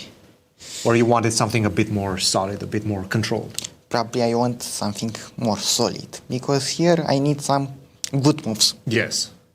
And if they don't exist, then you're in trouble, right? Yes, right. Yes. I also give one bishop here. Yes. You're giving a piece, of course. Okay, so you decided, you opted for this queen e2 move. Okay, rook d1, not so easy. And, okay, rook c8. This is what you were worried about, or? No, bishop b4 and c3. Okay. Okay, this, f6, and that bishop d4. Okay, probably is draw, c2, bishop e3. Okay. But, okay, why would you give up a pawn? Yes, right. h3, I don't like g3 because of queen e2, and here I can play queen f3. No more queen f3. Yes. Yep. Somehow h3 look necessary, just to create space for king. Queen f3. And I think after this queen f3, he sort of understood that there's not much to play for anymore. Bogdan, how would you assess, let's say, your performance up to this point, -2, but you're playing the best chess players on the planet? How are you feeling about your play so far? Okay. Okay, it's a tough tournament. I want to play my best chess in the next 2 rounds. Perfect. Well, still 2 rounds to go, still plenty of chess to be played. Go get your rest, go get your preparation as well, and we'll see you tomorrow. Thank you. Guys, back to you. Thank you, Cristian. As we've got 2 remaining games, and I wanted to say the game with Gukesh and Fabiano heating up, but Wesley also heating up. He's got this opportunity, I think, with Queen e5 to enjoy, well, I don't want to say a massive advantage, but enjoying the advantage. With a win, Wesley will pop back up into that 50% and put himself, well, I'm not going to say squarely amongst the leaders there, but going for a big prize at the end of the absolutely. event. But a win for Fabiano Caruana would On the other hand, absolutely be massive, because he would just pull away from the pack, be 1 point ahead of his 2 closest rivals, and if you look at the position, he is better. There's no doubt about that. F7, F6, really a good move, because essentially what Gukesh has done is he's doubled his rooks on the half-open F-file, and in principle a really good idea, but now the rooks are simply stuck. You're not breaking down Black's pawn shield, and in the meanwhile, this bishop on d3, which defends c2, bishop is ready to be traded, and if Fabi could get his rook to c4, he would be tickling a lot of white weaknesses. It's time for Gukesh to generate play, so that's why he moves his rook over to the b line, so it targets the pawn. And again, I just want to draw your attention to Gukesh's clock time. He's only on 2 minutes and 16 seconds. Whereas Fabiano has just over 8 minutes and 15 seconds, and it's ticking down as we speak. A reason to be a little bit nervous. And jump in on this one, Miro. We like Fabi's position, but is it anything great yet? So you want to see like some big numbers? We do get big numbers for Fabi. It's -0.3. It's a relatively big number for this game. There's nothing going on in terms of computer evaluation. No. So seriously, like not a single line where black is getting somewhere if white stays reasonable. Well, yeah, rook f to d8 was something that the engine would recommend. Sure. And say, I'll just once again make a few random moves. Well, the bishops are very likely to come off the board. Clear. And what I see, I don't even look at the engine, what I see is similarities to Gukesh versus Prague game, where little by little they've gotten to this situation with rooks and queens on the board and 3 for black, 2 for white on the same wing, right? So these, like, all of these pawns are weak. So it's not impossible that we can get something very similar. Right. So it was, you know, Gukesh's king against Prague was somewhat weak. Here, we probably could argue that once again the king on g1 is somewhat weaker than the king on h8. It's marginal though. That some lines like this are very likely to be, like, if you start trading, right? Right. And rook b6, and it's right, but just you don't want to be draw. trading queens. Yeah, but then can we really get somewhere? Well, if we are not trading let's the try. queens? So instead of queen c6, can we go rook c6? Because I just Rook don't to see c6. any active plan for white. Oh, it goes here, starts Rook doubling e1, on rook the e8 file. Yeah, like I tempted fate. Tempted fate, that's a good one. Yeah, unfortunately, this F5, here, I yeah. guess, yeah, and then it goes back, and I liked it when the pawn was on f6. I like it too, but I think we have to be doing f5 at the right time. Let me update. Okay, so the question for me is after rook b1, is why we're not including the move rook e8. Are you going to play rook e4 or are you going to move your queen? Rook e8. Queen to d2. Rook e4. Trade of pieces. You just go for the trade of the rooks. Rook takes e4, queen takes e4, bishop takes d3, queen takes d3. The margin looks very, very small. Queen to c6. What I was trying to do, I guess I'm still getting in the same drawing ending, is if you play rook b5, don't I get a chance to win a pawn? Yay. Yeah. My favorite living condition. Rook to c4. Crickets in the building. I mean, can you not go d5? Yeah, like go d5, go d6, yeah. Go d5, go d6. Yeah. Is that like a cheer? It was. No, but go I mean, d5, go d6. I would even go rook b8 first, just to drive the king away. You have it anytime you want. Rook b8 check. And then all you're getting now. and Go to 8. Yeah. And then the best case I'm getting is a 3 versus 2. That's what we've agreed to be. Okay, question. What is the big fascination with trading bishops? Why not try to keep it on the board? You know, because I'm looking at well, actually, I'm not looking. I'm dreaming of a battery on the long diagonal. For sure.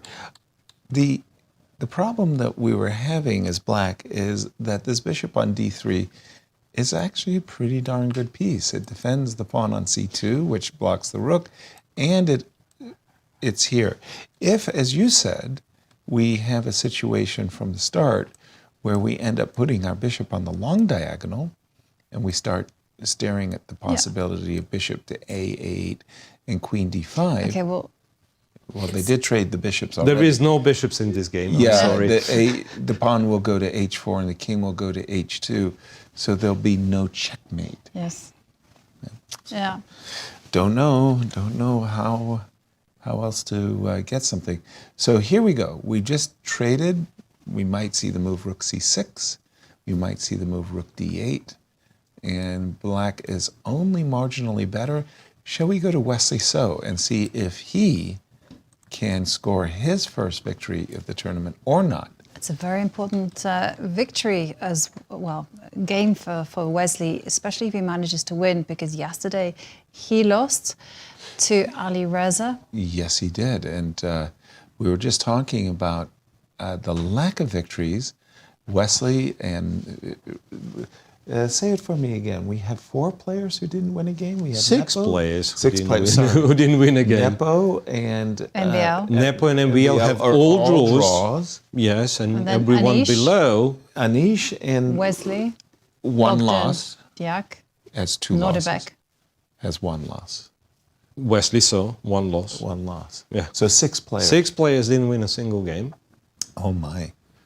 Queen b3, take it away, Miro. Where do we stand? Yeah, well, let me recall. So after Queen c7, Yeah. right, we said that White has to be careful, but, well, apparently has the winning advantage. Yeah, so just to show a little funny trick, there was an opportunity to miss this one, which Wesley, of course, did not fall for. I would have missed the it. King h2, Bishop b5, Queen e5, Queen to c2, attacking the knight, King g1, Queen b3, once again intending this capture, and there is some perpetual check apparently. Rook e3.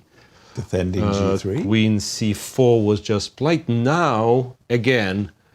Massive advantage, it says. Yes, so sometimes... Why I'm struggling with this game, because there is apparently some system on how to win it, and in many long lines computer reaches this, but if you do something wrong with black, and apparently that's what Nodirbek done, you don't need the system. So now it's one of those lines where you do not need the whole setup. You go rook f3 and rook f8 is unstoppable, And, I guess. Yeah, so he has to go back to stop rook f8. There is one check on f1, but it wasn't anything special. And then you go rook f7. And give me the... now mate black on is G7. completely paralyzed, right? Right. You still go kind of back to building something, king h2 and so on, but with the rook on f7 looks much more promising. Absolutely, absolutely. Yeah. So rook f3 is is important, because otherwise we'll be back to kind of long game. Yeah.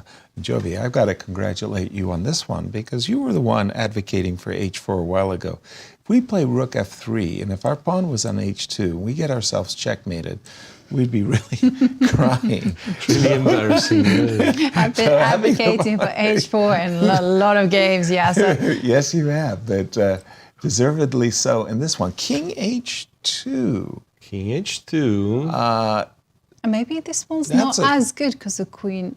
Yeah, that's a strange one. I would have been so eager. Me too. To play rook f3 and rook f8. Wow. Wow. Okay. Now it's either or. Bishop c6 or queen f7. To stop rook f3. Yeah, but queen f7 makes a lot of sense, because you're still targeting the white king. Kind of creating a threat. I cannot understand it for the life of me. This rook f3, you're just threatening checkmates. Rook check and queen. Why wouldn't you want to do that as Wesley? Okay, queen f7 indeed Maybe played. He's still winning, but oh my. Okay, I can imagine knight h3, knight f4. If my knight comes to f4, then I'm protecting my king in a nice way, aren't I? Knight g4, maybe. Knight g4, you're threatening knight h6, but I'm what is your knight? I'm not really threatening knight h6. I'm just heading that direction for fun. I like the knight on the anchored square f4, however, because then I can see not nirvana. What am I looking? What is the word I'm looking? The perfect heavenly square. Heavenly paradise. Square. That's what I normally say. Yeah, but paradise. But the queen will come to f1. Now? Yes. Are you threatening anything down there? No. So go away. Yeah, you go rook e1 and just get out of here. Yeah, skedaddle. Yes. Where do you go? Back. Yeah, I go, but not all the way back. Not all the way back to f3. I will still perhaps. sniff around. Yes. Stay focused. Eyes on the prize. Eyes on the prize. It's my king that you're eyeballing there. Should I trade queens? I'll be honest, I didn't quite know whether it was such a great idea. I think it's a good idea for me. Yeah, because you can get your knight to... By the way, queen f1. Indeed. On the board. I really have this feeling that Nodirbek is playing for tricks now. I mean, this pawn on e7 is making such a powerful impression. He's just lurking, and the queen, I must say, is bothersome. Also, I was going to say that if white isn't careful, rook c8 is a big idea. rook c8, and the bishop And does who cover. knew? Yeah, well, rook c2. Yeah, I'd find that frightening enough for me to play the move rook e1, drive the queen away. Rook e1. The queen is going to go, we think, to f3, just lurking. And then again, I have moves like queen e4 or queen f4. I wanted to play the move queen f4 to trade queens on my terms so that you bring my knight into the game and I'd heroically yes. run up the board. But Miro, from the engine's perspective, the point score now has improved a lot for white. I mean, sorry. Well, it did. It did drop first of all when he did not play rook f3, right? Okay. But it still hovers around +2. +2 and is a the lot. problem I have that it does not increase. Like we go along all those lines, like black is running with queen here and Interference, there. yeah. Well, queen d3 he played, which allows knight f4, with the queen tempo. f3. Queen f3 was trickier. Yeah. We'll see, and knight f4 is on the board, right? Yep. Right. So now any sort of check, white can simply go to h3. Yeah. Really? Because you can meet bishop d7 with g4. Bishop Okay, d7, you can g4, block and the then you check. block with the rook on the third rank, yeah. So you just have to lift the whole thing up, I guess, and you win. This is the definition of creeping up the board, right? Creeping up the board, yeah. But it's a powerful creeping too, right? Because the knight is also eyeballing the g6 square. And I can start harassing black's king as well. Creeping up the board, knight f4. Expecting.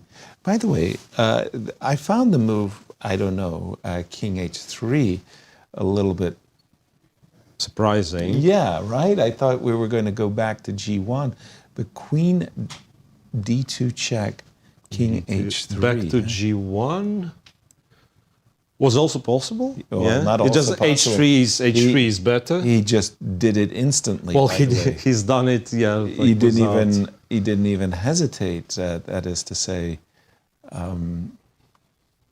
What is Wesley the white did plan? not. Say black just Well, okay, goes I'm bishop threatening- c6. Yeah. Okay. So bishop c6, I can, and he's done it. I can go queen e2 or rook e2. So rook e2, queen d1. I have king, f2, and you are then I'm safe. a little bit safer. Yeah. The one thing I don't want to do is I don't want to threaten checkmate because you're first. That's it. You're just first. So don't move the knight. That reminds me of a little girl that I heard. She told me very proudly that she was playing in a simul and she threatened checkmate. The only problem was her opponent checkmated her First. Oh. Yeah. Okay. Bishop to c6, and I'm sure the clock is about to be a factor, Jovi. Where do the players stand at the moment? They're roughly around the 5-minute mark. So we have Wesley just under 5 minutes and he's reaching for the h-pawn, whereas Nodirbek has 5 minutes and 30 seconds approximately. And the real time trouble is actually in the other game between Gukesh and Fabiano. So maybe we can quickly We'll check go over there. in on that game. By the way, h4, h5 by Wesley. What a chill move. You know, not even kicking the queen. We're going to go to Gukesh and Fabi, and things have happened. Do we like Fabi's position at all? Well, after or the rather his trade, decisions. Queen to c6, he provoked d5. Whether that was a good thing to do or not is... No. I hate his decisions. What has he done? I mean, he's given me a pass pawn. 0 chances of black. Okay, Wow. not 0 chances, always are. Well, Well, wait a minute. I mean, I start getting interested as white here suddenly. But you only got 27 seconds to move. 27 seconds. Maybe I'm not that interested or eager to move. Okay, so first of all, it lifts up the rook to f4. I understand you're attacking the a pawn, so I could play the move rook f4, but I also have ideas of pushing my passed pawn, d6, and getting it up the board. Well, with 27 seconds to go, Gukesh thought discretion, better part of valor. He's defended his pawn. I love this passed pawn on d5. Why isn't Gukesh better? He lifts rook e5. Very clever. It's a very clever move, rook e5. How are you going to defend d5 without going d6? I'm going to play c4. Yeah. You're going to allow... Yes, I like the way the queen traveled around the board. Queen... Rook e4. Let me just say that I can't believe that this queen and pawn endgame has any risk. But wait 1 second. You could C4. also see c4 played. I'm just thinking in that queen takes queen a4. Look at Fabi. He's a real pawn grubber. He's trying to join Pawn Grubbers Anonymous. Look at this. Well, I think this is a great decision when Gukesh only has 34 seconds on the clock. His king with is the still critical vulnerable. moments, push your opponent when they have less time for those critical moments. Queen takes a4. Rook e4. In order to, pave the way for the runaway pawn. Rook back to f1. Not a big fan of that decision. Well, now you can go queen a2. Well, not too terrible, I'm guessing. But queen a2. Isn't queen a2 rook e2? Queen a2, rook e2 is on the agenda. Kind of like that move. I like queen a2. Again, I'm just a little bit concerned about this runaway passer. Right, that's why I want to get the rook behind. Well, I see queen a2, according D7, to Mira's evaluation, but it was a terrible move. Actually, it's a terrible mistake. Yeah, I felt like white should be making a draw this way, but I didn't realize white is actually winning this way. Even with winning. your two pieces being on the second rank. It's amazing. Yeah. Right. Rook d2, you have to kind of continue the line. Rook d2, check on a8. King. Check on e4. And then the problem is that when we go back, d7 and oops. And it's incredible. Yeah. I'm defending the pawn tactically, but I'm also threatening the queen. Okay, queen d7. To d7, much more relaxed, chill much more move. Prudent, right? Yes. Okay. Okay. Nice back. move. A4 is now on the Secure. agenda, and you can actually reroute the rook to a8. Get behind the passed pawn. Like that one. That is, after all, a passed pawn. I wasn't a fan of this move, rook f1. Seconds. I think that black's rook is actually really good defensive piece. So rook to b1, eyeballing, yes, he's done it. Eyeballing rook to b5. We go rook to b8, rook to e8, sorry. Rook to b5. And for the moment, this pawn might be taboo. You can see how you wouldn't want to necessarily capture this pawn so on c5, but there is a4. Rook b5, a4. Miro? Who's 10 clock seconds. time. Okay, it's now taped under. He made that move with 7 seconds left on the clock. Queen a3. Yeah, he didn't want to capture the pawn on pawns. c5 with the rook because there was a queen a7. That was a very, very awkward move. But wait a minute. Hold on. Isn't white's king just a bit vulnerable? Rook to e2 and queen h3? No. No, that can't be. Rook to e2. There's rook b8 check. Yeah, and then there's also queen to d3 check. Okay, can I consider queen H3. Queen H3 and have the queen sniff around. Yeah, Go A4 in this position. A4 was reasonably strong. Because if white captures C5, then rook E2, well, and I checked it with the machine, then rook E2 would be like winning.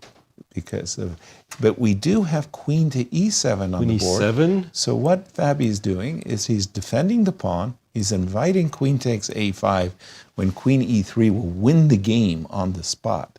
So the pawn on A5 is taboo. Under 10 seconds, Rook he F1. moved the rooks over to F1. Gukesh getting very, very nervous now. You know what? It's very, very hard to play this one practically with white. With white. Even if, say, computer gives some silly numbers that it's almost equal or black slightly better. It's not about being better or worse. It's about like finding all those defensive moves. By the way, rook A8 telegraphing a very clear idea. We want to play the move A4 and keep this queen defensive. Clock time again. 16 seconds, and you know counting. What it is ticking down. Okay, so he queen steps A4. up the queen to A4. Ooh. Inviting but the queen E3. comes into E3. That's huge. Oh, you know, you need to have some connection. I don't like that at all. With the white king. That could be losing. Queen A4, queen E3 check, and rook B8, Played, right? King G2, rook B8, and whoop. Oh, that's such a frightening. The white king is just not safe. No. You have to step back with the queen to C2 to do some repair work. Ooh, this is not going very well for Gukesh. And for Fabi, I mean, my gosh, to win and knock a rival out, that would be huge. King G2. Are we going to see rook B8? I'm sure Fabi has calculated. Rook B8, of course. He senses opportunity here. Yeah, and Fabiano will be playing Praggnanandhaa next round, Another and then close Anish rival. Giri. Right, Prague sharing second at the moment. 20 seconds. Gukesh, our challenger to the world champion Ding Laren. Difficult decisions as well. Does he step back with the queen? Does he try to find shelter with his king? Rook F2. And he moves his rook up to F2. So I'm looking at queen E4 check. I'm also looking that direction. King H3. And also looking at the rook, zooming down to B1. After rook F2, sorry. Rook F2 is on the board. My apologies, I should have put that. Let me refresh my board. Rook F2. So how do I get at white's? So white is really banking on using his d-pawn, as well as getting an opportunity playing queen takes A5, but he's got to do it while keeping his king in safety. Rook F2. So I'm tempted by queen check, king H3, queen D4. So I'm hitting the rook, I'm keeping an eye over the d-pawn, and I'm still uncertain where I'm going to use my rook. I could go to B4, right? I've got rook B4 on my agenda and rook takes C4. By the way, I'm just hearing from VAR that the game of Wesley is kind of fizzling to Well, there's been a lot of adventures in that game. And it looked like Wesley was completely winning, but somehow he let that win slip away. Yeah, it seems like he blundered with his pretty much last move. It was just one move blunder? Yeah, there was a position which says +3, he made the move, and now the computer says zeros. And +3 is more than zeros. So, yeah. Deep thoughts. Yeah. I'm going to stay with the game between our number 2 and number 1 seeds, standings. And Gukesh has 38 seconds, but now it's Fabiano who slipped underneath a minute. And I tell you, those It goes by fast. Computer has a covert solution which is almost impossible to play. So queen e4 check, and I believe Fabi figured it out, yes. King h3, and now computer goes king g8, because apparently it's not so easy for white to make a move. Like every piece has its dedicated role. Right. If you take on a5, black captures c4, and so on, and then a move like king g8 or king h7, in a practical game could cause an absolute panic. Right. Yeah. But 40 seconds. Anything h5, I thought. h5. With the idea of see, check and h4, h3. h5, queen d1, then attacking h5. So maybe that's why in some lines it goes king g8 first, to have h5. So it's a bit if we do trade, well, now Fabiano is under 20 seconds. Rook b4. Rook b4 very tempting, but then queen to c6 apparently, well, according to the machine, makes a draw, or almost makes a draw, yeah. Well, because then you can go queen to c8 check, and you protect your king in that direction.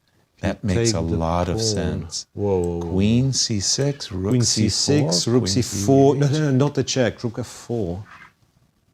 Rook f4 first, and this is how you achieve a draw. You trade the rooks and you march the d pawn forward, so black will be forced to give a perpetual, I guess. Oi. Or maybe you could have a perpetual with check, yeah? Yeah. And also, so queen c6. Queen c6. Crucial move. Crucial move. Yeah. c6 and d7. 10 seconds. And counting. And it's decision time for where to put the queen. And he goes rook f4. Whoa. Which... Whoa. That was unexpected. It's a chance to win. If you take on f4, there is queen e8 check. Yeah, don't fall for that one. There's an intermezzo. Queen e2. Queen e2 once again allows queen c6. Back for okay, queen to d7. Queen d7. Oy. This is nerve-wracking for the players, I can tell you. Nerve-wracking, and black apparently is no longer that much better. Because we have queen c8 check and queen f5 check on our agenda. Because otherwise rook to b2 would be very scary for black. Right. Rook to b2. Maybe you can just throw in queen h5 check. Can I, though? Because rook h4 might... Yeah, and then you move away to queen f3 and then try to cover this diagonal. Or maybe you should just cover the diagonal. Careful, I've got rook g4. Yeah, he's played for rook b2. Rook b2. That's the draw. Wait, so rook b2 is just accepting the perpetual, right? Yes. Yeah. We make our perpetual and go home. Gukesh, I think, will be very, very pleased that he defended an awkward position with very little time on his clock. Hang on a second. Aren't we a pawn up still? Yes, so if we try, or it's silly to try, like g8, f7, and block with the queen, probably this one. Well, he's moved his king to g8. Okay, so he's trying. Well, we'll see in a moment. Hang on. You can check on c7. With the difference being? After queen e7, you go d6. That's very nice. Yeah. But there's a problem. You check me on e7. Can I? Then the rook will swing over. To g4. Oh, the March of the Lemmy. No, I can't. I'd have to go back. Queen to c8. Yeah, there is no... King f7, queen c7. That's a funny move, isn't it? Yeah. Let's see. I'd have to go back with my king. So queen c7, I didn't get to finish Jovi's point. Jovi's point was that if you drop back with the queen, how are you going to stop the coronation? You don't. No, you don't. You don't. That's a simple answer. So king f7, queen c7 check. Do not interpose the king. And he returns to h7. Yeah. and very, very quickly. Queen f5 check comes. Oof. It was a quiet game, and then suddenly it just burst into life. And there you see queen to c8 check. The players are repeating, and a flourish. That is already a threefold, yes, after king h7, but Gukesh relieved. Did you see the nod to the arbiter by Fabi? So Fabi went king g8 2 times, you can get right. Ooh, but it did look like Fabiano was on the verge of pushing, but getting Wesley, a very good position. But Wesley, yes, let's dash over to that game, because when we left it, we thought, wow, Wesley's king has made quite the journey. Did we say a dash? Quite the journey indeed. Lots to catch up on. Miro, just give us an insight as to the current position. Current position is a draw. Wesley blundered and moved 58 when he was winning. Like if in a very brief summary. So before that, there've been like some slight inaccuracy. Could win earlier, blah blah. On move 58, I think he blundered the win away. Okay. And the problem now is that he simply cannot run away from the checks. Exactly. Yes. So you mean queen to g3 check? Queen to g3 check, yes. And I can't run away? Queen to g3 check, and if you go to king d2, there is queen d6 check. There's always a specific check to any of. Hang on a second. After king and c1. King c1.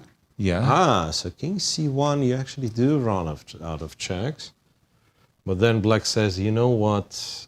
I'm not that scared. Yeah. Oh, but there is knight f8 in the equation. Well, that's what I'm thinking. I'm thinking Wesley is dreaming of the opportunity of playing knight. Yeah, you double know what? Check and queen h7 check. Bishop b5 happens to be. Wait a second. We'll see this one. We'll see this one. He will try king c1 because that seems to be his only way of running away from the perpetual. But then you're saying bishop with the information that I have, yes, apparently black can play bishop b5 and there's no and not get checkmated, which that's just I still unfair. Don't understand how it happened. King c1 king played? f7, yeah, rook f2, king e7, and just runs away. Now, this is silly. This is seriously, crazy. this is silly. I mean, at some point, black might just win the game. Well, because there is rook d2, rook e1, yes. There's certain vulnerability. It's crazy. Well, yeah, but it's up to Nodirbek to understand. It's very easy to say, okay, there is nothing when you see the computer suggestion. Right. Of course, you are very, very scared of like this double check. And with good reason. With the good reason, yeah. It's very frightening. There's a funny bishop e4 move as well. I have no idea what it is, but computer suggests bishop b5, bishop the b5. best move. Absolutely fantastic. And clock times from these two players? Well, Wesley just has 50 seconds on the clock, whereas Nodirbek has just over 4 minutes. Bishop b5, the most accurate move, allowing a double check, knight to f8. Wait a second. I have a very serious question. Rook e6? Does white have a perpetual check? Yes. Because if he doesn't, no, he does, of course, right? Yeah, I think he should go for it. Knight f8 check, king back, queen check, queen h7, king f7, queen check. Now, if you go queen f6, I've got queen d5. Oops. Yeah. So I do have the perpetual. No, it's everywhere. Wesley, Perpetuals everywhere. Wesley has just played knight f8 double check. Yep.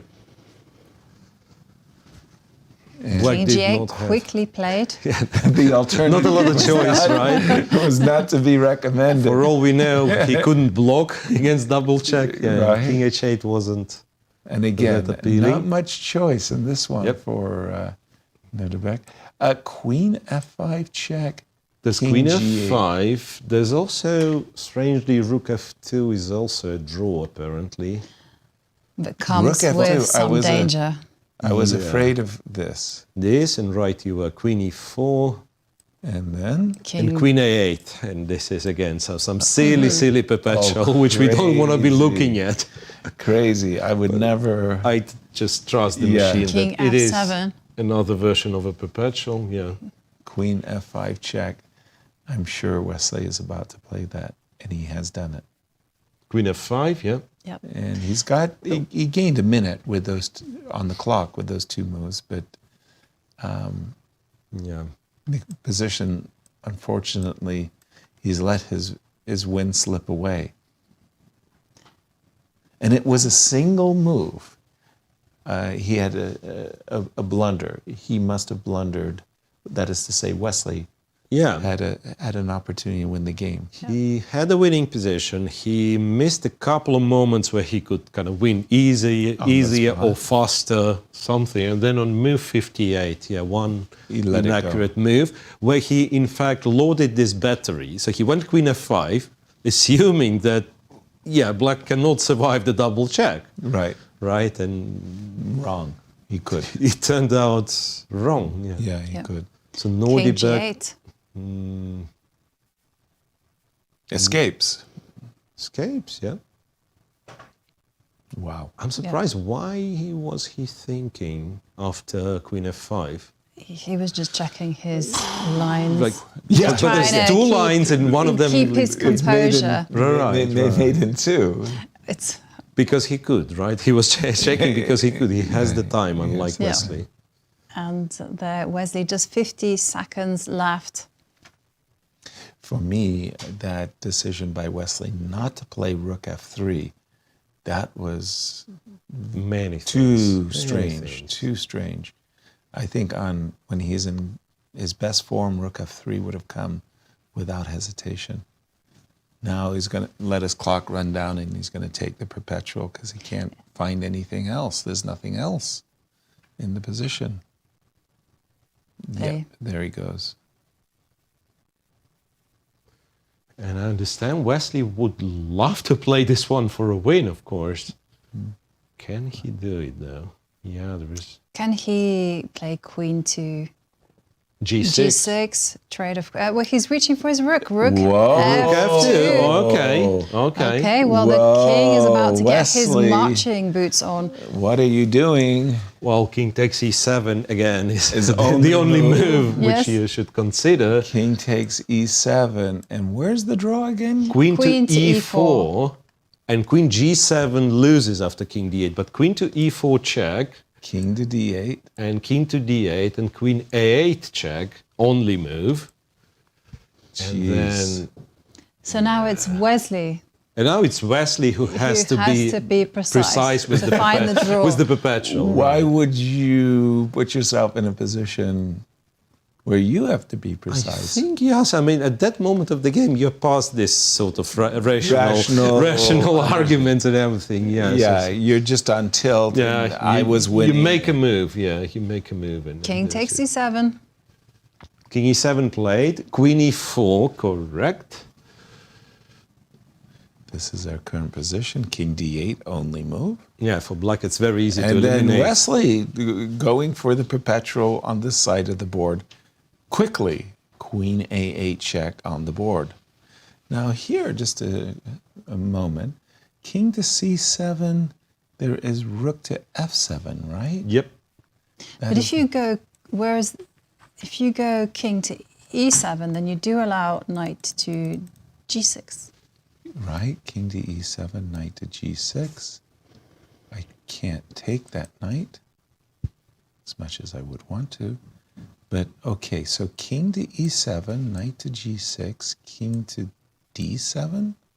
Now, it's a very fortuitous for me that the rook is protected by You know what, it's not the end. It's not the end. There is like, it's such a complex position.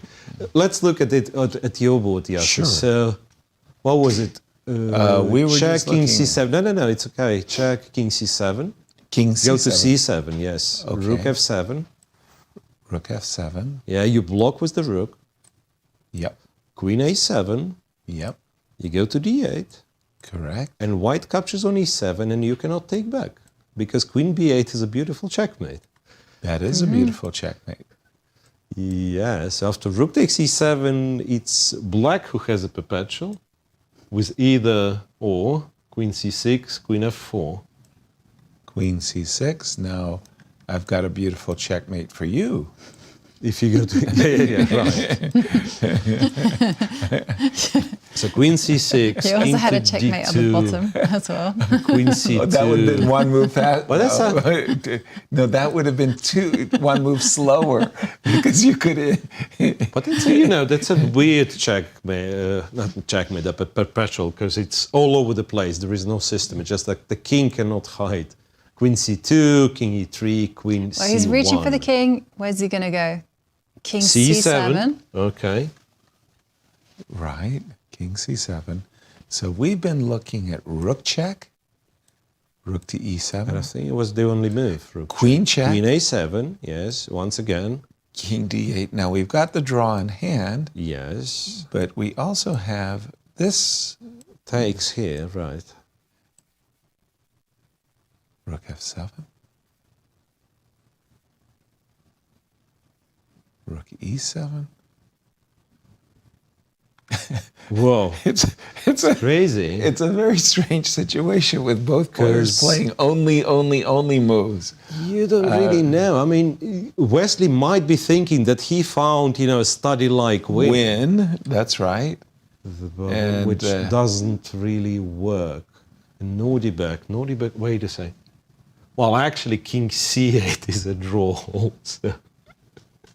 Really? It's also a draw. King c8, which it's abnormal move. You never play king c8. Of course not. Yeah, but there was some perpetual again. So he went king d8. Now Wesley's of course gonna repeat at least once. Yeah, just to gain a minute on his clock for. He's pausing. Is Wesley? Now a moment ago. He was pausing because he did have this opportunity, right? Rook takes, queen check.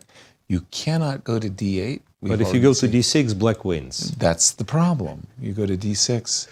And your knight is kind of cut off, and you run out of checks, and black just wins. Queen d4, king c6. Correct. So that was why he did not take on e7. He played check.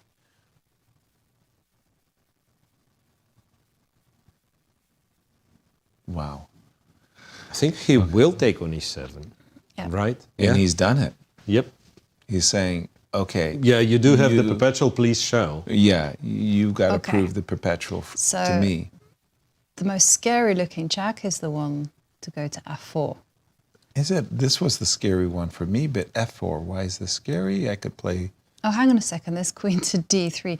No. Rewind. Rewind. Queen to c6. Queen to c6. And now I have to go king to d2.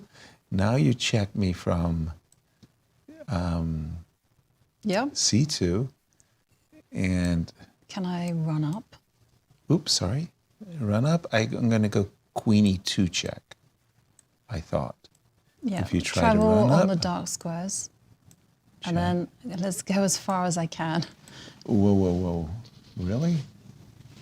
I guess you can? I don't The think problem you can. is that the escape squares are on lights, and then the bishop gets involved in the fray. Right. Like, for example, if you try I'd love to do that. But that's where you just mentioned that the bishop could get involved. Not to mention this queen h5. Miro? Queen c6, yeah. Queen c6, I think, is the most accurate. I was looking at queen f4, and it's also not easy. Queen f4 is also interesting. F4? Yeah, please show this one. Queen f4, because you would think, okay, queen e3, and there possibly can't be any perpetual, right? I stop. But yeah, queen c4 check. King d2. King d2, and queen d5 check. Queen d5 check. That's... Yeah, and...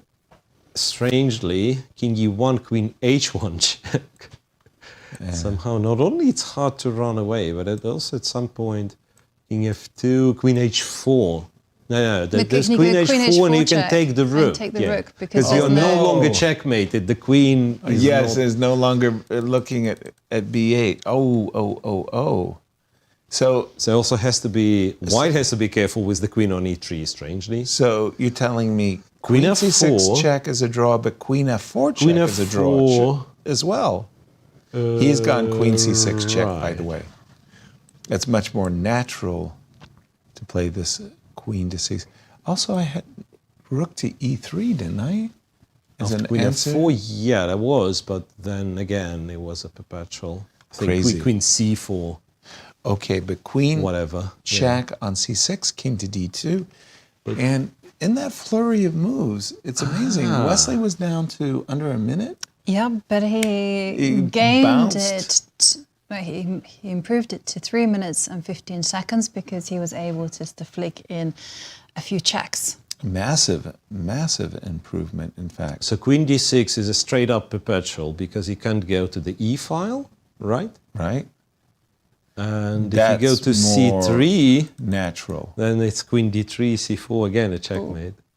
So queen d6, you force white to go back to c1, and then Yeah. you go queen c6. Oh, so Queen it d6 is is just the- a perpetual. Oh, no, but he goes but queen c2. what's going on? What is going on? Queen d6 was the easiest draw because you had to go back to c1. There was just no choice. Yes, but the mind always looks forward. You don't look necessarily But- sideways. And Wesley's king is now taking a I wander. have a feeling Nodirbek kind of has a very strange logic of sort of playing for the win. Because, I mean... He's playing for a you win? Playing, yeah, of course. I think that's what he... No, did you really, like, he doesn't see... You mean he doesn't see the perpetual queen c6, Sometimes d6? what's underneath your nose is the hardest thing to locate. Could be. You know, right staring you in the face. A queen e2 check, king f4. Tell me once again. It's this check on h2, and I have to pay attention to. No, wow. We are going to keep this game in the bottom of our screen, but for the time being, we are going to go to Bucharest and talk to Fabiano Caruana. Okay. Fabi, a big struggle between a player that you're starting to get to know quite well. Tell us a bit about today's game. Yeah, it was a very complex game. It's very tense. I guess we were both, I'm not sure what we were playing for, like if we were playing for a win, or I wasn't sure if he was like hoping to play for an advantage in this type of position or if I was. But the truth is probably somewhere in the middle. But yeah, it was a very original game from the start. I mean, we both started playing, basically freestyling from like, I don't know, move 6 or something. All the way after a4, it felt like. Yeah, I mean, there's not like much theory with all these plans where sometimes black puts an eye on e7. It's very rare, and a4, I don't know, maybe this position is already like extremely rare. And yeah, probably already here, like we're in more or less new territory. So I thought this was interesting. I mean, the other possibilities maybe to play knight g7 or maybe to take on e3. But this position I didn't like. I was actually thinking about it for a long time, and knight h4 I didn't like. Castle, queen h5, knight d4, long castle. And I thought maybe it's okay, but I was very worried because knight on e7 is not well placed. His attack is coming pretty fast. Yeah, it's a bit dangerous, so that's why I played this. It's a very like stable move. I'm just trying to get a healthy pawn structure. And he has only one plan now, it's to play f4. So that's what he did. And yeah, I was a bit concerned about these positions, like because I don't have, like let's say take, pawn takes. I don't have a clear path for counterplay, but his attack is also very slow, so it's hard to judge these. But this would be, I think, the most combative choice from him. And the way he played is kind of logical, but yeah, it's. I felt like in this position I shouldn't be worse ever. I mean, I'm targeting his queen. I very often have f5, very often have d5. I mean, also endgames are fine, but I wanted to like not force him, but like I wanted to play this version of the endgame with the pawn on g5 rather than the pawn on h6. But he also didn't go for that, which is logical. So we were kind of maneuvering around. And this was ambitious. I mean, of course, he can like play another move and wait for me at some point to take on e3, but he went for this, and I thought it's like kind of weird what he's doing, but I wasn't sure. Do I play d5? Do I play f5? Do I play bishop h3? There's so many choices. And I probably played more or less okay. Yeah. I think at some point you made quite an interesting decision. It was about this moment where you guys started repeating, and you said no. Well, the thing is, I wasn't 100% sure about after here, this move, rook e5. I wasn't 100% sure about this rook e5, so it bothered me a little bit. And it's not like I was necessarily like avoiding a draw. Like if he had played rook f4, I wasn't sure because I also have like cd4, and if cd4 bishop d7, I thought was very interesting. So I would have reconsidered, but I like that the f7 pawn is defended in these lines. And rook e5 is no longer really dangerous because I can always just play f6 if I want, or I can take on d4, play bishop d7.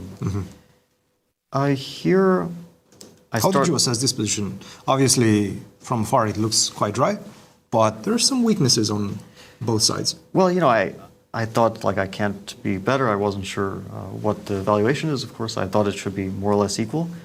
But after I got this, which I thought it was a bit careless for him to allow, I was suddenly optimistic, especially since he got down to like a minute or so. And his pawns are weak, my king is a bit safer. So, but then I couldn't really see any ideas after rook b1, which was, I think, a very nice move. Otherwise, maybe it gets a little bit unpleasant. But now b6 is weak.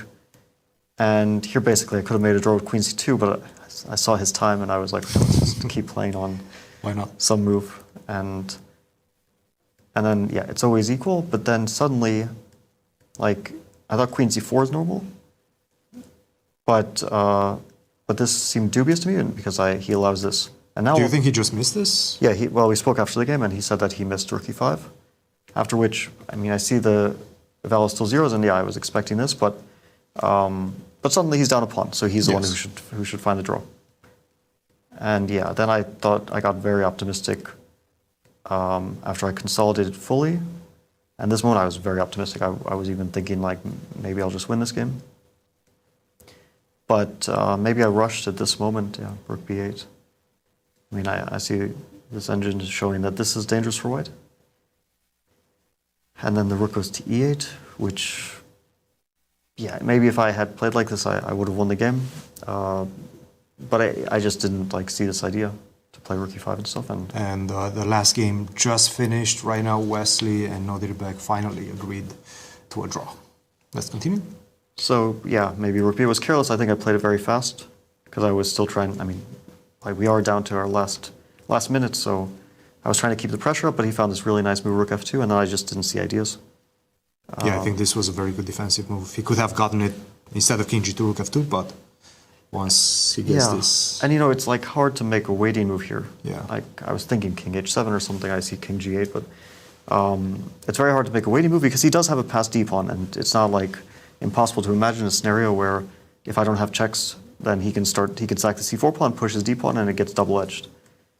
So yeah, here maybe I kind of chickened out, but I didn't want to play rook b8. I mean, I thought about it for a second. I was just like, I don't even know like what I'm playing for anymore. So I decided against it, but maybe I should have still kept the game going. So yeah, this is just a draw.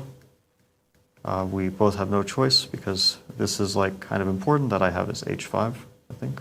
Oh, even rook f2. I didn't realize, I actually just thought that h5 like is good enough, but rook f2 just wins. So yeah, that was it. Fabi Miro was pointing out an interesting fact. You haven't won a single game in the second half of the Superbet Chess Classic in the history of you playing here. What do you need to do to win a game? But it is like, how many tournaments is it that we've played here? This is like the fourth one? Yes, I believe so. The first one was Rapid and Blitz, if I'm not mistaken. Yeah, in 2019. I don't know. I mean, I think the tournament is going decently, pretty well. I can't complain, but yeah, maybe today I missed some chances to win, and +3 would have been really, really good. But what can you do? I mean, I got a chance perhaps like in very serious mutual time trouble, and maybe I rushed a bit with rook b8, but it is hard to know exactly when the critical decision is. Like, should I, I went with my intuition, so rook b8 was my intuition, and it didn't really serve me so well in this case. But yeah, it happens. Well, Fabi, still 2 games to go. You're still in the lead. We'll let you go get your rest, and we'll see you tomorrow. Thanks. Guys, back to you. Thank you, Cristian, and our congratulations to Fabi for keeping the lead. He may not be winning his games in the second half of the tournament, but he's certainly in first place. As 5 draws. Yes, but it was not without its twists and turns. And there you see that nothing has changed. Fabiano Caruana remains at the top with 4.5 points out of 7. Alireza, Firouzja, Praggnanandhaa, Gukesh are chasing half a point behind with 4 points. And of course, we have the duo of Nepomniachtchi and Maxime Vachier-Lagrave on 50% on 3.5. 2 rounds remaining. Exactly. It's going to be all about those potential wins. So let's peek ahead at tomorrow's pairings. Fabiano Caruana, as we saw, this time has the white pieces against one of his rivals, Praggnanandhaa. Alireza Firouzja also has the white pieces against a very solid Nepomniachtchi. Nodirbek Abdusattorov, well, he was riding his luck today, but he has white against Bogdan Deac. Maxime Vachier-Lagrave, another one of those players on 50%, has white against Wesley, and Gukesh also has white against Anish, Giri. So I have a feeling this is the round where things can start moving. Yeah. And it's that time again when we revisit our predictions. Well, you're first on the list, and you're also first on the scoreboard. Everybody's in there with a shout. Yes. Except for you. You're doing well, Yasser. Anastasia. No shouting. No shouting. Okay. But I think you were influenced Cannot by say the same about Anastasia. myself. Anastasia is to blame. Yes. What were your impressions of the round, Cristian and Anastasia? Again, unfortunately, we're missing the decisive results, but I have to say it's not for the lack of fighting spirit. Everybody is fighting, everybody is trying to get a decisive result, but it's just not happening. I mean, you just saw those last 2 games. Fabi probably was winning at one point, and Nodirbek and Wesley, they played such a crazy game. You were absolutely in the crazy game. Yes, I was at the playing hall until the very end, and it was really nice to see both players and watch them during the game. Nodirbek was so excited, and by the way, we could see them. They're still on the lines, and yes, they were talking when I was leaving. Yes, they're discussing. You know, actually, I saw them once during the training camp, and they get along very well together, and they can analyze hours and hours. And both of them are very sharp players, and I'm sure they were checking lots of lines, and actually on every move they had to make many decisions, right? Even though it looked maybe easy with engine, in fact every time you had to calculate tons of variations. So, and even towards the end they could have repeated so many times, but they haven't done it. At the critical juncture somebody was getting out of it. Exactly. And you could see, it's so funny, Wesley was always calm while Nodirbek was always jumping on his chair, and I was following all this while I was at the playing venue. It's funny that at least they are using pieces. I'm used that players are not doing it anymore. They're discussing moves and without using the board. But these guys actually, they like to move pieces around. Also because it's such a complex game, right? So exactly, yes. Also, they're last in the playing hall. So nobody cares. There's no other game going around. They can talk as loud as they want. They're just having fun. And actually, people were applauding. You know, when the game was over, everybody was applauding, and it's a really cool feeling. It means that audience, you know, that they're following, that they actually like the game, and they showed the respect to the players. And it was a really nice moment. Yep, I have to say, a lot of fighting chess. We do want those decisive results, but we're having a lot of fun even without them. Guys, back to you. We'll see you tomorrow. Thank you, Cristian. Thank you, Anastasia. We're having fun too.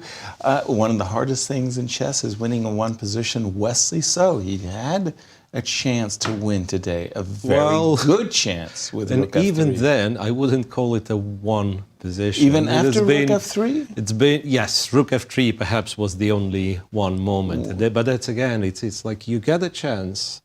And it's very easy looking here, looking at the engine to say, okay, and now he's winning, and now he's. It's almost like you're, you know, well, this soccer football, you know, analogy is that you're in a penalty area and you're against the keeper one-on-one, and there is a shot which would lead to goal. Right. And then you didn't take it, okay, bad for you, right? But, so it's almost the same. So these positions, and quite a few games of those, were mathematically winning. So what? Yeah.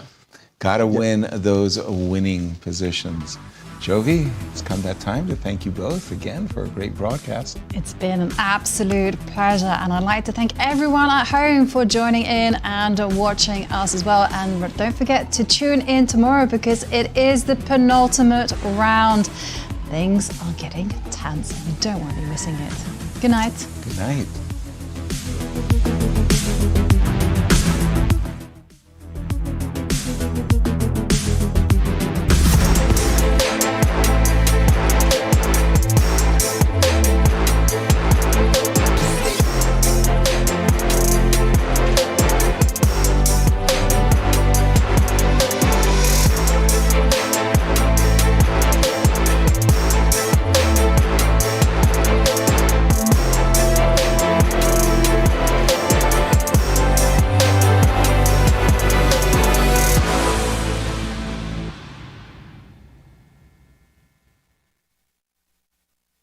This has been a presentation of the St. Louis Chess Club.